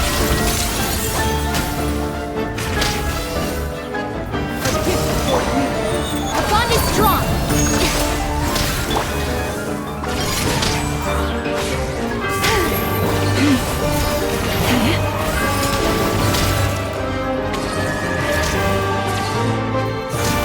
Let my magic begin.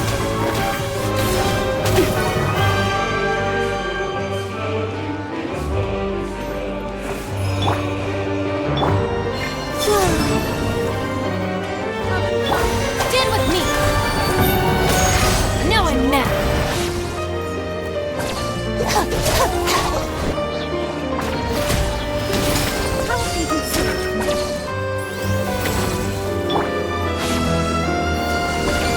Watch your footing.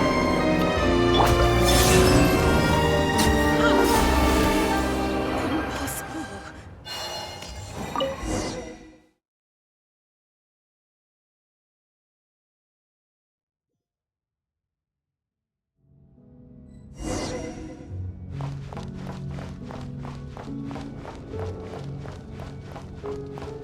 Now it's your turn. Do you have a pass? Where are you coming from? So, you're intruders, huh? Then don't blame me for what happens next! You poor lost lamb. With one heart, we pray. Run while you still can! There's nowhere to hide!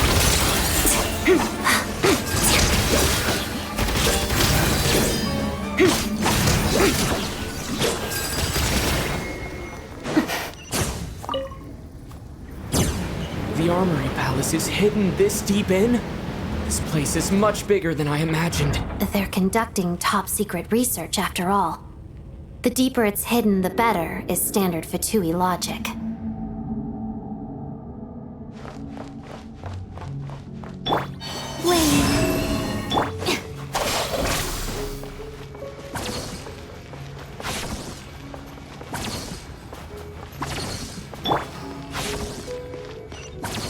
The style doesn't really look like the Fatui's handiwork, though. They must have requisitioned some structures from a past civilization. It also serves as a bit of a disguise. Intruders! Stay alert!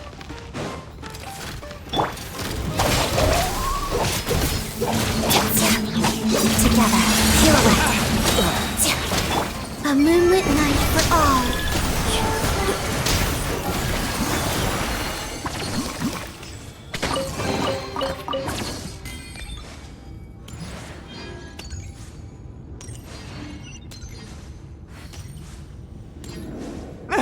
Intruders?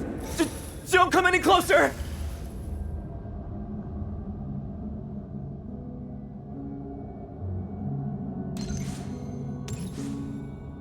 Just what are you guys trying to do here? I'm short words your skull!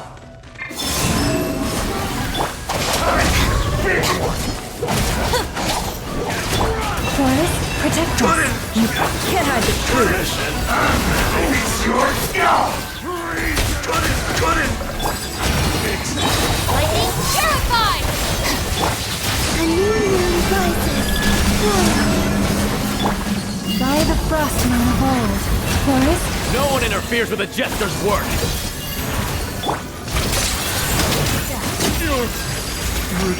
Serve.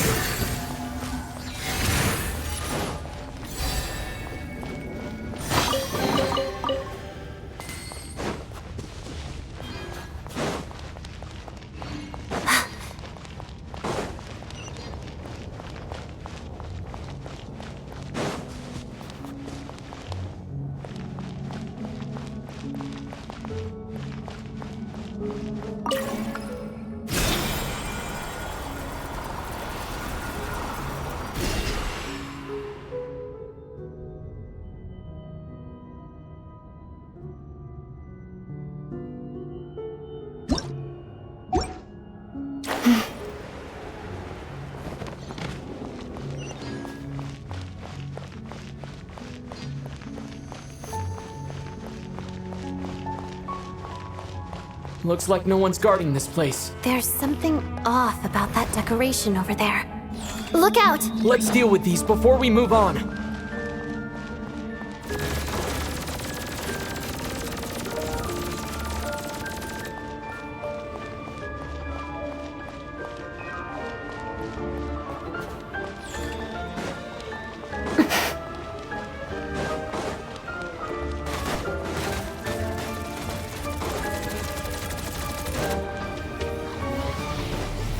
Surge. Shadow me.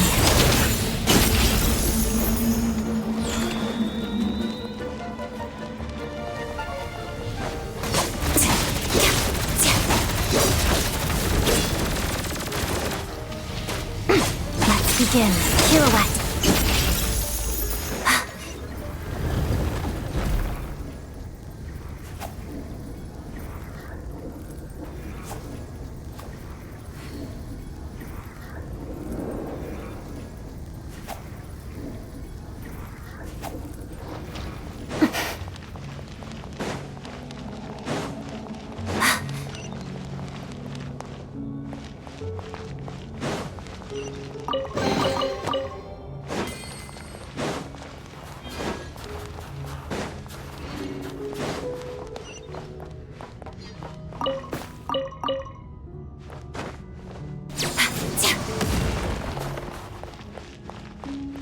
researchers here probably don't know that we're uninvited guests. Let's try not to hurt them. What's the big star from the theater doing here? That's Miss Odette. She's a member of the Fatui. Don't tell me you didn't know that.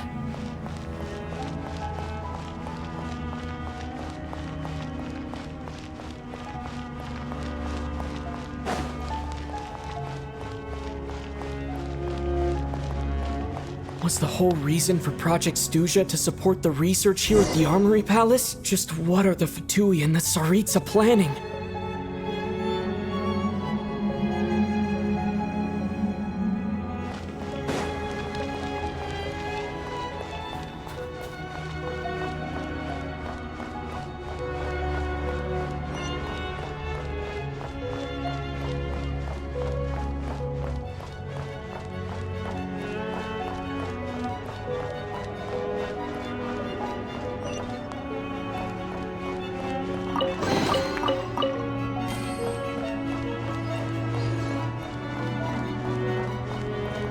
Whoa!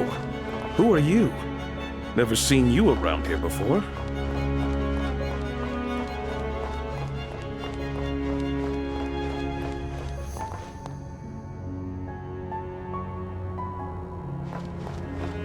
Looks like there's no way through here. Maybe using the power of this prism could help?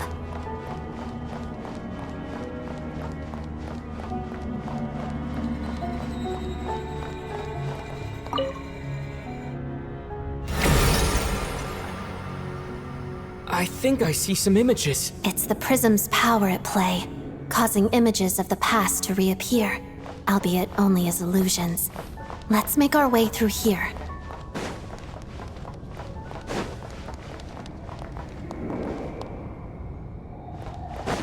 Paimon. And the Jester. Is this another scene from the past? Yes. It looks quite old, though. I don't think it happened in the recent past.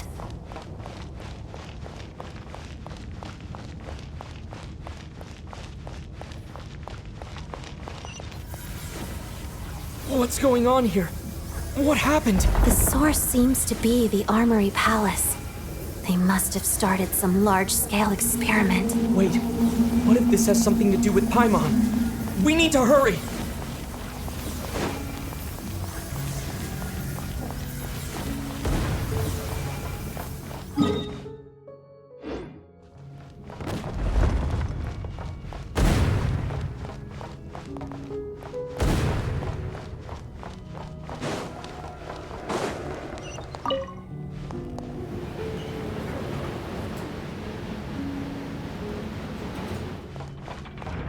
We're almost there.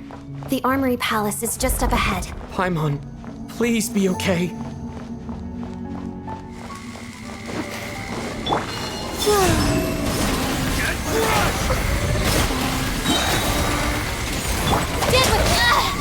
Just you wait.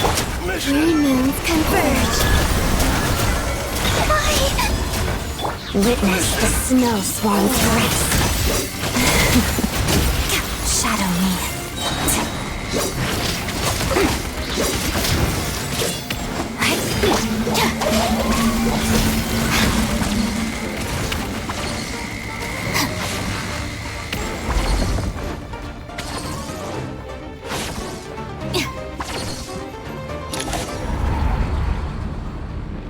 What's going on? Wait, I remember this feeling. It's the curse of death. No, no, not now! Why is the curse of death striking again already? Odette.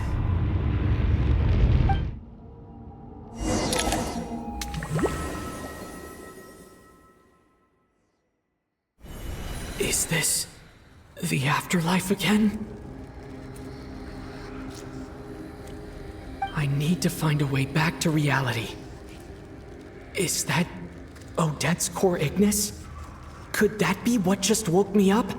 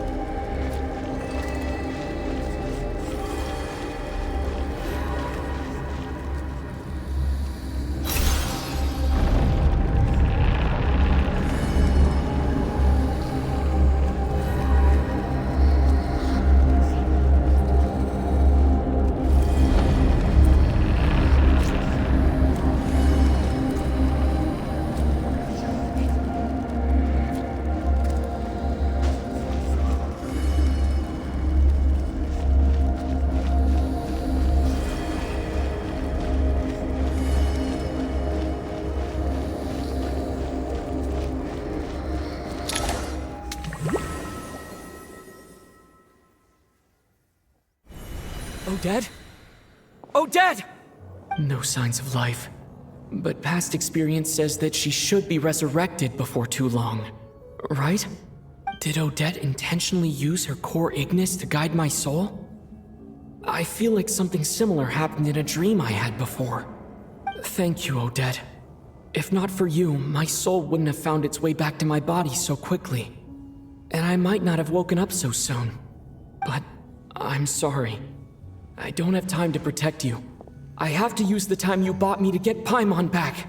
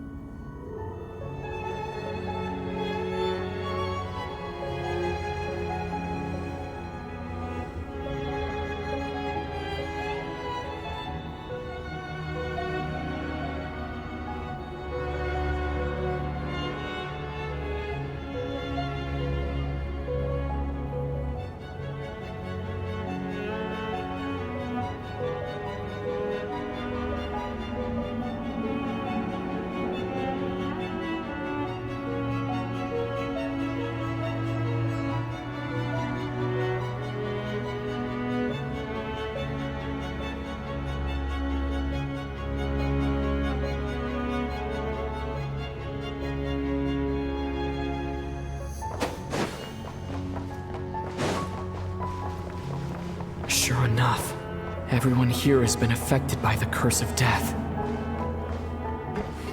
Paimon! Paimon! No, wait. Paimon probably didn't escape Renova's curse either. She won't be able to respond to me right now. I'll have to find her myself.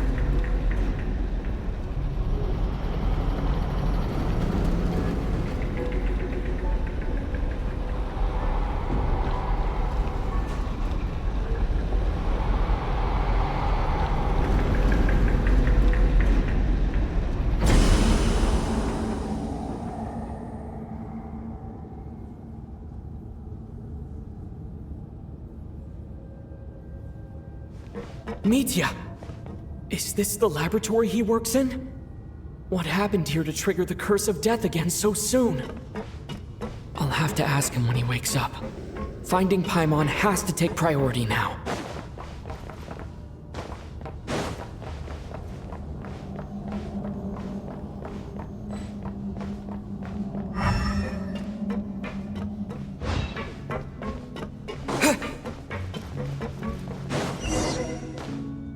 Found her! Paimon really is here!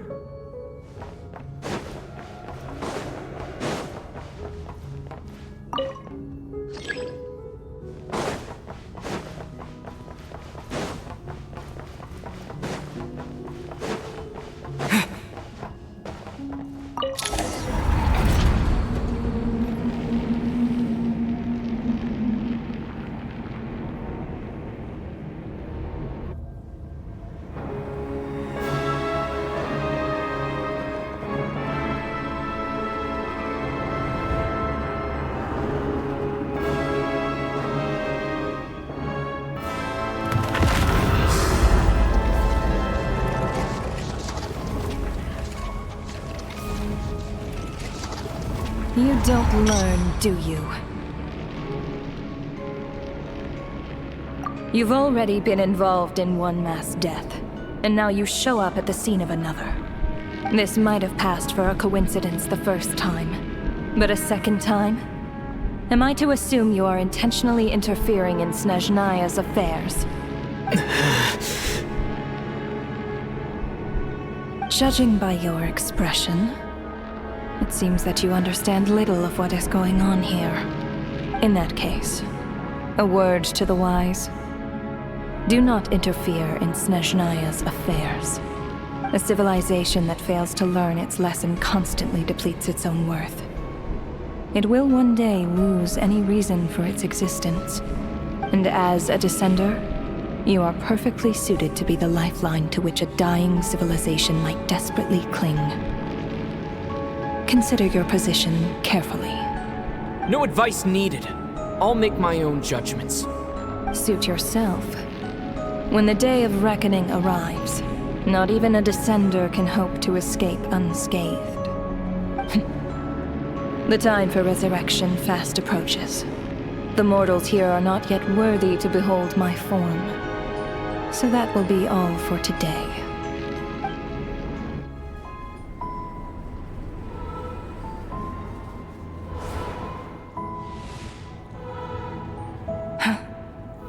That thing is coming with me.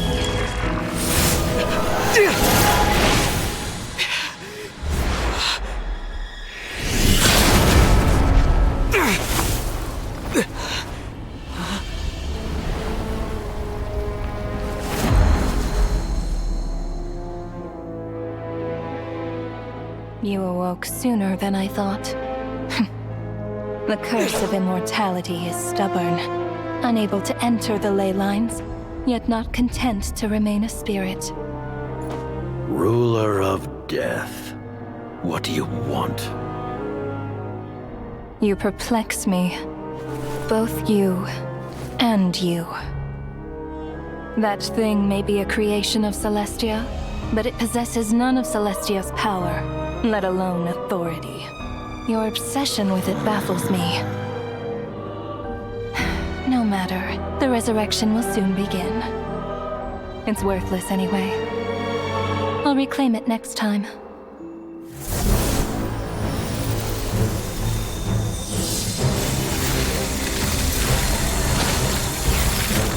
Hey, who says there'll be a next time?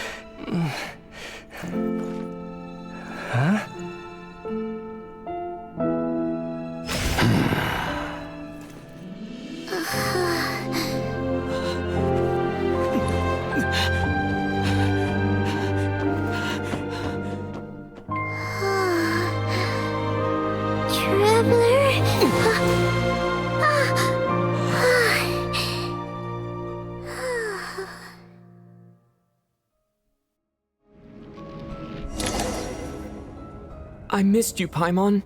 What are you talking about? We haven't even been apart for that long, have we? It was different this time. You seem to be in pretty good shape. Yeah, Paimon's back in tip-top condition. It's the weirdest thing. Paimon fell asleep earlier, and when she woke up, she found herself here.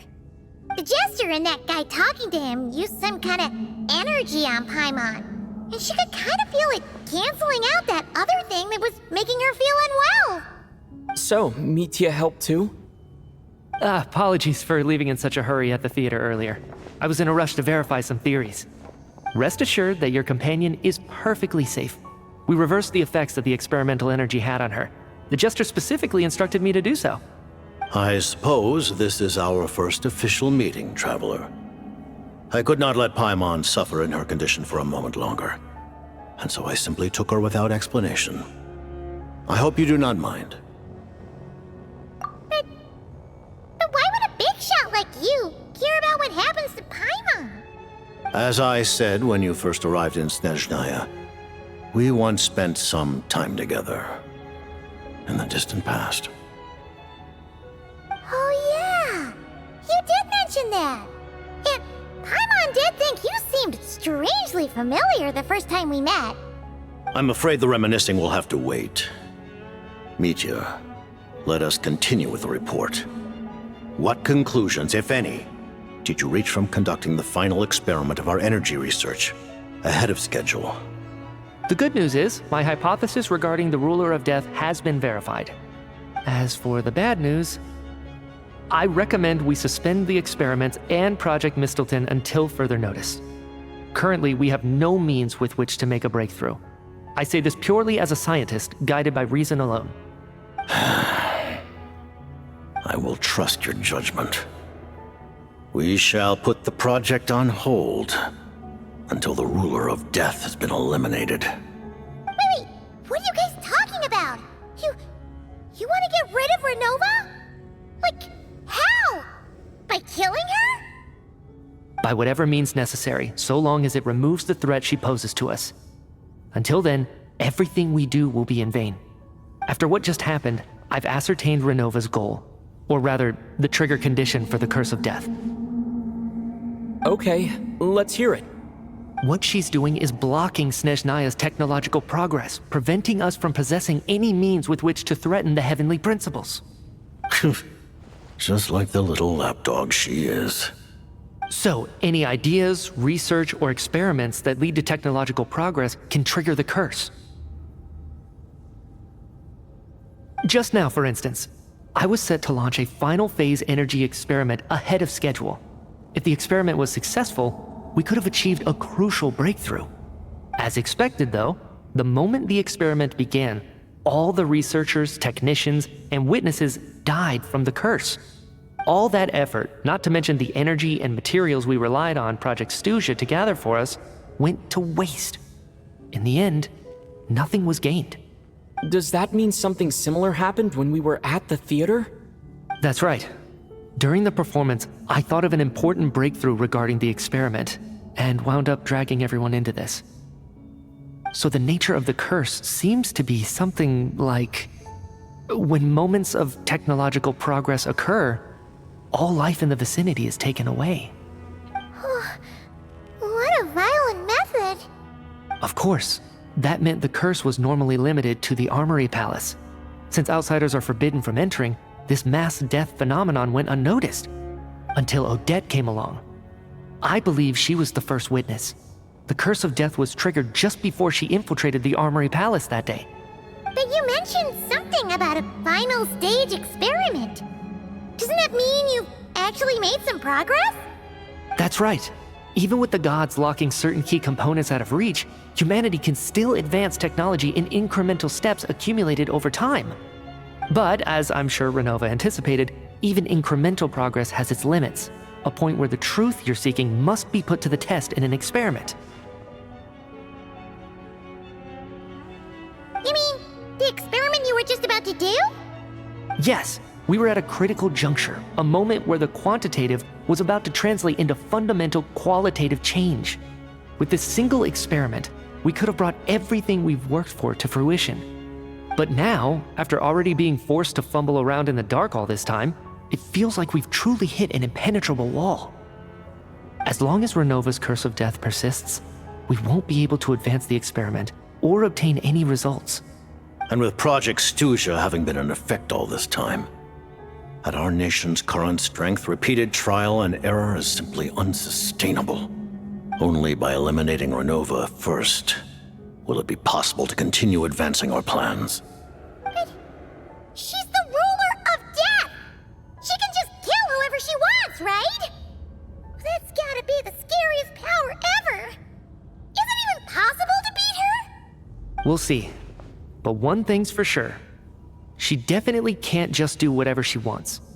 The best proof of that is me, standing here, very much alive. You're saying... Wouldn't it be easier to just kill all of us researchers for good? Why resurrect us over and over again? Why let us advance our technology to this point? So, you're saying even the ruler of death has limitations we don't know about? Exactly. And I think that's where the key to our breakthrough lies. Regardless, the ruler of death has always been an obstacle we must overcome. Indeed, we must face life, death, time, and space. After all, our goal is the heavenly principles. The Fatui want to challenge the heavenly principles? For a long time, I've had a vague suspicion the Fatui and the Tsaritsa were targeting the heavenly principles. But hearing the Jester admit it is still a shock. No wonder the Tsaritsa's goal has always been kept a secret from the people. What kind of road will that lead Snezhnaya down? In that case... Lord Jester, I would like to request some leave. I'd like some time to organize my thoughts and go over the data. Granted. Get some rest, put the experiment out of your mind, and take care that the curse of death doesn't affect any civilians.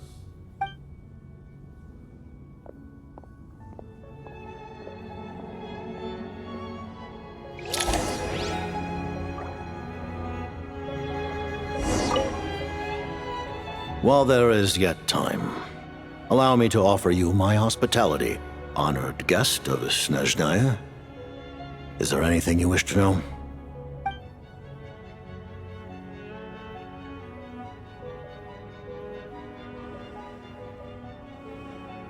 I remember hearing the term Mistleton from Columbina.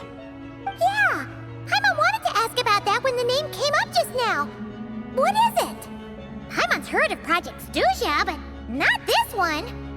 As you know, Project Stuja is a series of measures enacted to consolidate our nation's resources, the greater purpose of which is to serve Project Mistleton. Many of the things you have encountered thus far are essentially for the advancement of that project. This includes the Kuvaki Experimental Design Bureau in Notdry. Researching Kuvaki was merely a facade. Its core objective was to use local resources and research findings to build Mistleton itself. And that's a weapon built for the final battle against the heavenly principles, isn't it? Huh? How did you know that? I was given some intel, and I made some deductions. Wait. You must mean that thing over there.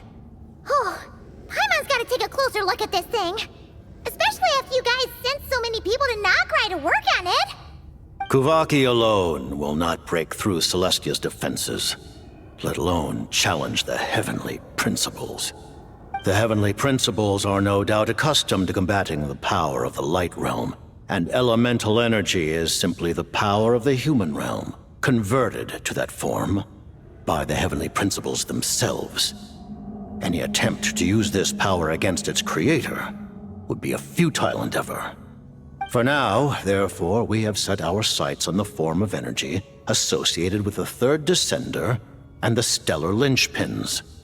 This may hold the potential to allow Mistleton to contend with the heavenly principles. You could say that by reverse engineering the stellar linchpins to extract the energy within, we have obtained a source of anti-Celestia energy.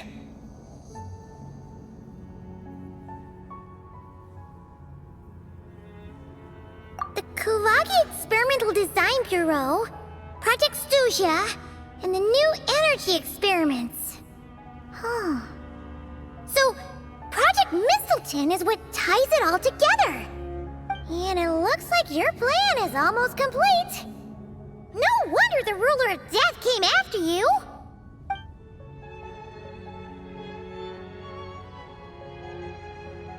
Her Majesty the Tsaritsa has embarked upon an expedition to vanquish a monster. Were it not for this, I imagine she would have been delighted to grant you an audience.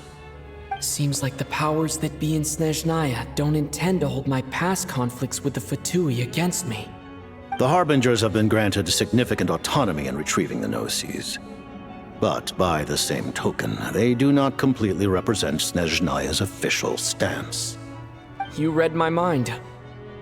Speaking of the Gnosis, Paimon's been dying to ask this question since forever. Why exactly does the Tsaritsa want to collect them? Is it something to do with the fight against the heavenly principles? The Gnosis will undoubtedly serve as a key bargaining chip when she confronts the heavenly principles. Beyond that, you had best ask the Tsaritsa herself.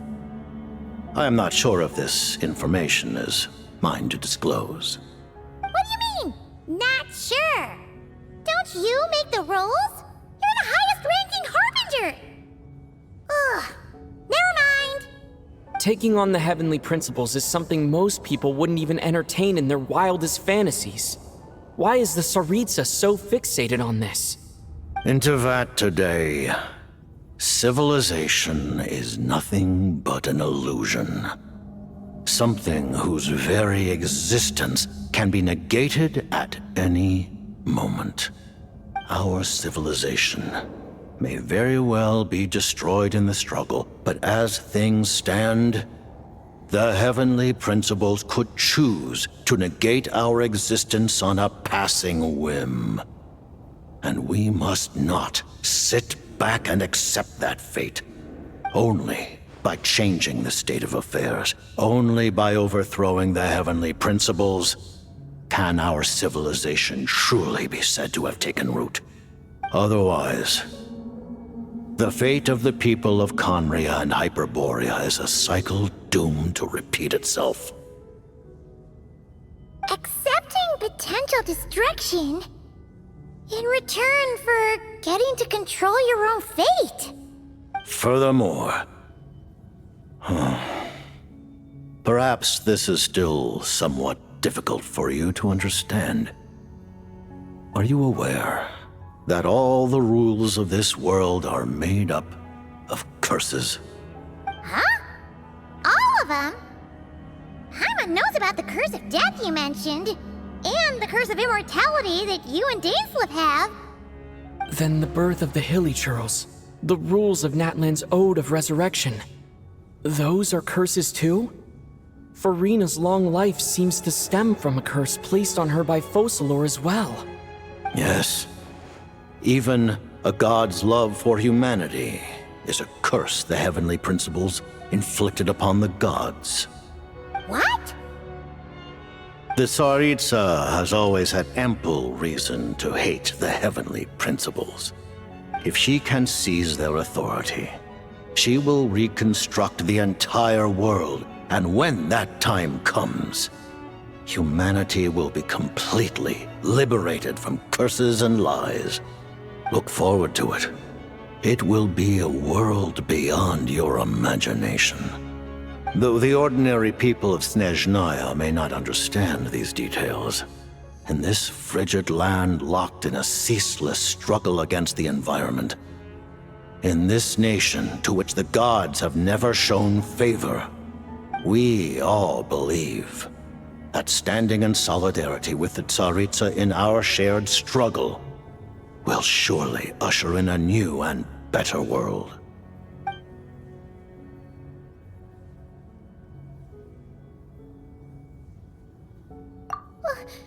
Paimon really doesn't remember! He's basically a stranger! You've gotta believe Paimon! Allow me to explain.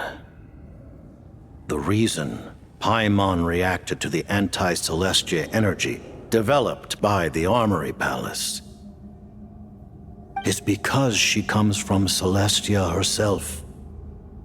More specifically, she is one of its creations. Paimon? A creation of Celestia? Oh, right. I was blinded by anger earlier, but thinking back on it, Renova also said that Paimon is a creation of Celestia. But she lacks Celestia's power or authority. As you know, the lunar fragments in Nodcry were pulled down from the sky using Fatui technology. But the first application of this technology was in Conria over 500 years ago.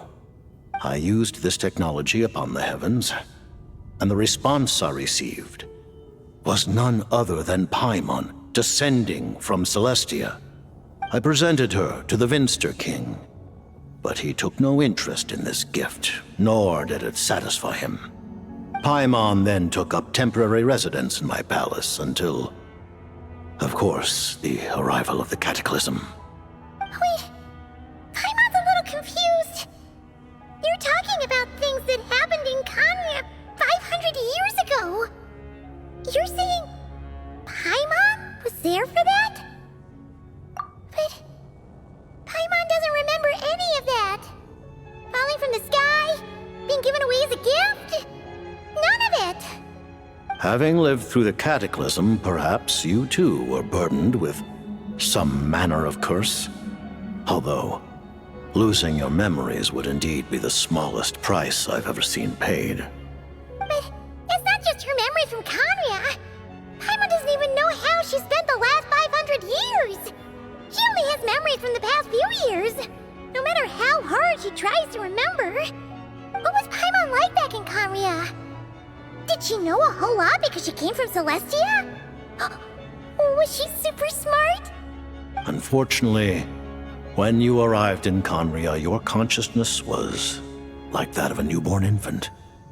None could say what kind of being you once were in Celestia. During the time you lived in Conria, your personality was no different from how it is now. Ah, man! Paimon's plan to get her memories back and become super smart is ruined before it could even start. You know, even though Paimon lost her memories, she still feels weirdly close to you for some reason. That must mean you took pretty good care of Paimon back then, huh? On the contrary, I completely ignored your existence. I was entirely focused on my struggle against Troptatir the Wise. But now, as I see it, it is as if you are the only sane thing that survived that era of insanity. And thus, are worthy of protection. Noted. Man, Paimon's gotta stop projecting friendship on everyone she meets. But, Traveler? Even though you know Paimon's some creation of Celestia now, you still want her, right? You're not going to abandon her? Oh, phew! That's a relief. Paimon's just learning about this, too. She's barely even processed it.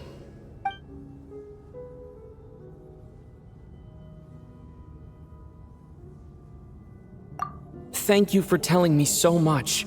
I'm a bit surprised, honestly. I didn't expect you to be quite so transparent with me. Given the circumstances, the Fatui need not hide anything from our allies. Allies? To advance Project Mistleton, we must first resolve our issue with the Ruler of Death. And, if I presume correctly, you have no intention of letting her actions go unpunished either, do you? That's right. Ever since she said she intends to reclaim Paimon when we next meet, I figured reconciliation was out of the question. Against an opponent of this caliber, deliberating over our allegiances would waste time we do not have. We must join forces unreservedly with whomever we can, if we are to stand anything like a fighting chance. You're going to challenge the Ruler of Death? Just for Paimon? But Paimon's only... Thank you! Thank you! Oh, gee! Now Paimon doesn't even know what to say! Anyway, Paimon's super touched! The Tsaritsa will return in triumph in short order, and the Fatui shall hold internal discussions regarding the enemy. The time for us to meet again will come very soon. Got it. Thanks for your help with Paimon. I'll be sure to look after her for you. There was just one other thing. Well, it's just a request, really. Paimon really wants to see what this Mistleton thingy you're gonna use against the Heavenly Principles looks like. Of course, Paimon knows it's top secret and stuff, but she just had to ask. It's okay if the answer's no. Certainly you may.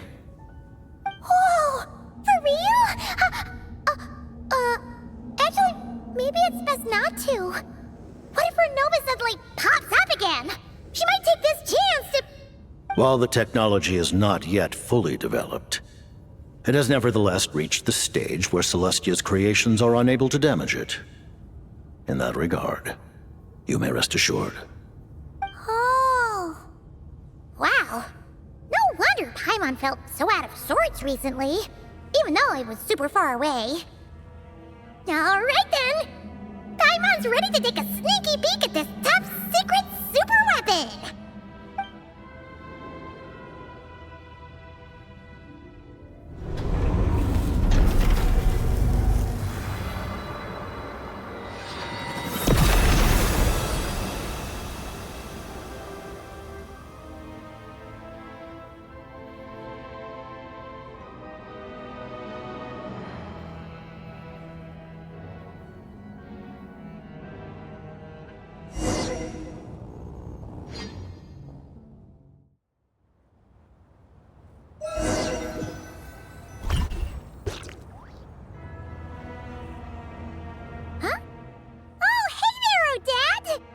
Paimon? You're okay. Thank goodness. You look well. Have you recovered? Long story short, yep, Paimon's all better. What are you doing here? Were you waiting for us? That's right. When I woke up, I wanted to go in after you, but the guards had woken up as well. It would have been tough to take them on alone, and there was no easy way to sneak past them. So I returned the way I came and waited for you here. It was thanks to you that my soul found its way back to my body so quickly. Thank you. Huh. That actually worked? Nice. I just figured I'd try my luck when that ominous feeling struck me. Really, you should be thanking this thing instead. Anyway, and now that things here are all taken care of, I have other things I should get back to.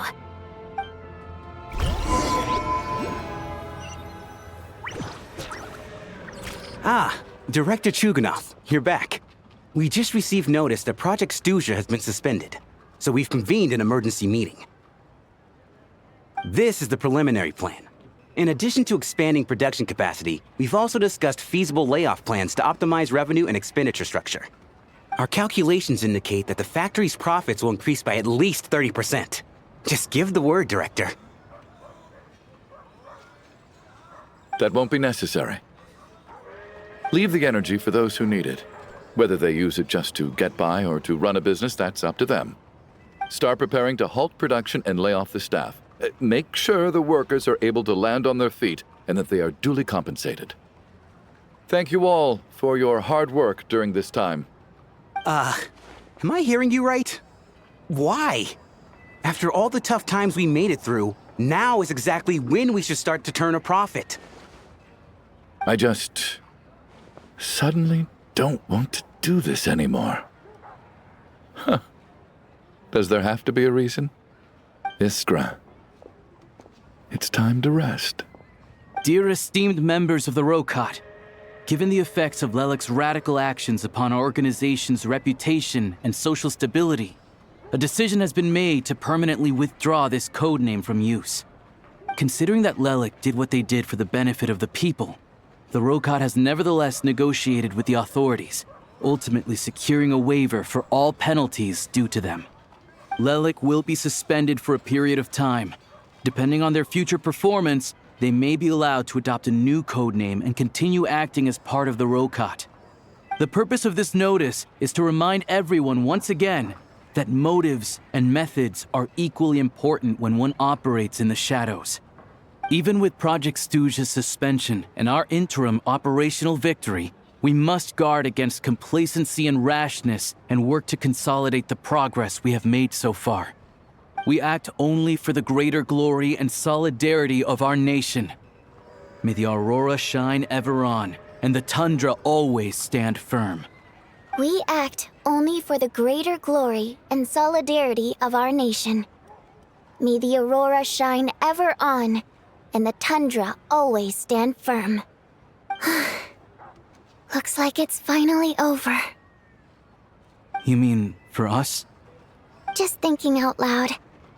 I've never seen the Snezhnaya Vecha so lively before. I never once thought I'd come here. But I understand everything now, Rosaline.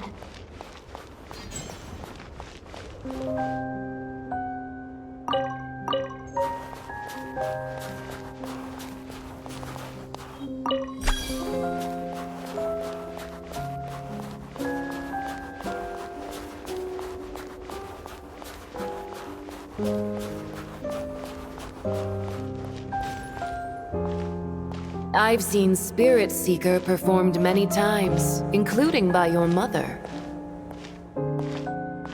Why do you bring that up all of a sudden? Even though the choreography is always identical, every dancer finds a way to make it her own.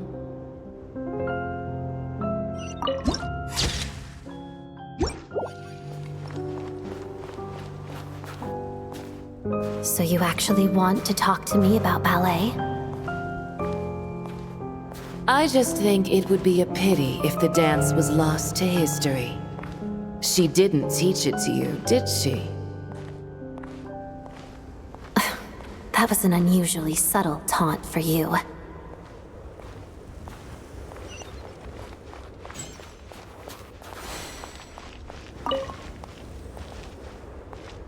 We embraced one another on the snow-swept plains, melting the ruthlessness of time. But when our bodies, in pieces, are cast to the winds, what of our love will remain behind?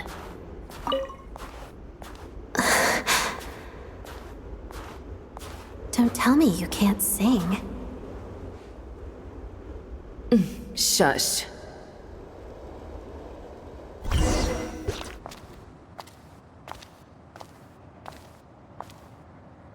I understand her hatred. The Fatui robbed her of the life she should have had. I never opposed her dancing. Yet still I became an enemy of her ballet. I'll just keep my distance. Many despise me. I'm used to it. You're certainly not one to shy away from confrontation. But children, they need a different approach. I'm hardly the most maternal figure. Yet, she is a child. In my experience, while a father commands authority, he must still yield to love. You should tell her what you think about her dancing.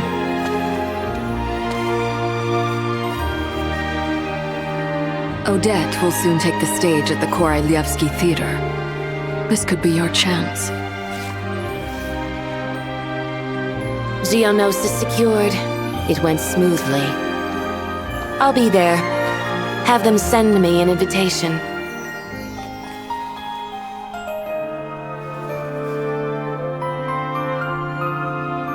Sadly, things didn't work out. Her final words are inside that block of ice. This? Aren't these for monitoring her subordinates? Not yours. This one isn't her witch's flame, but my two worlds' flames. The two worlds' flames can burn away memories. It was my parting gift to Rosaline.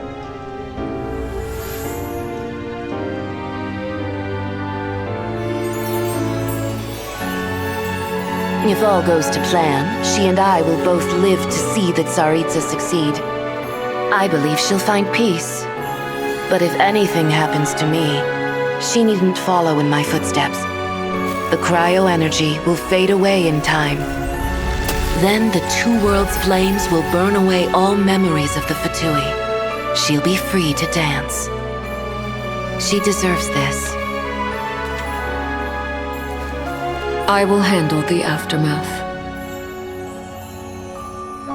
The choice is yours, child.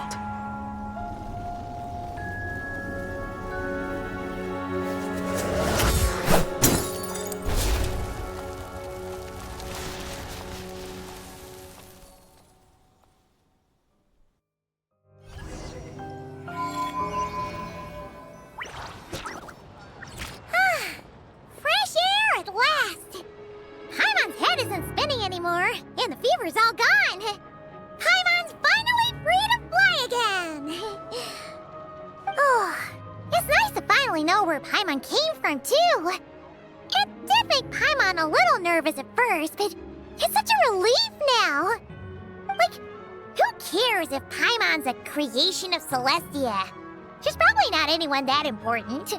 Probably just the fairy of food and fun or something. And like you said, this doesn't have to change anything between us.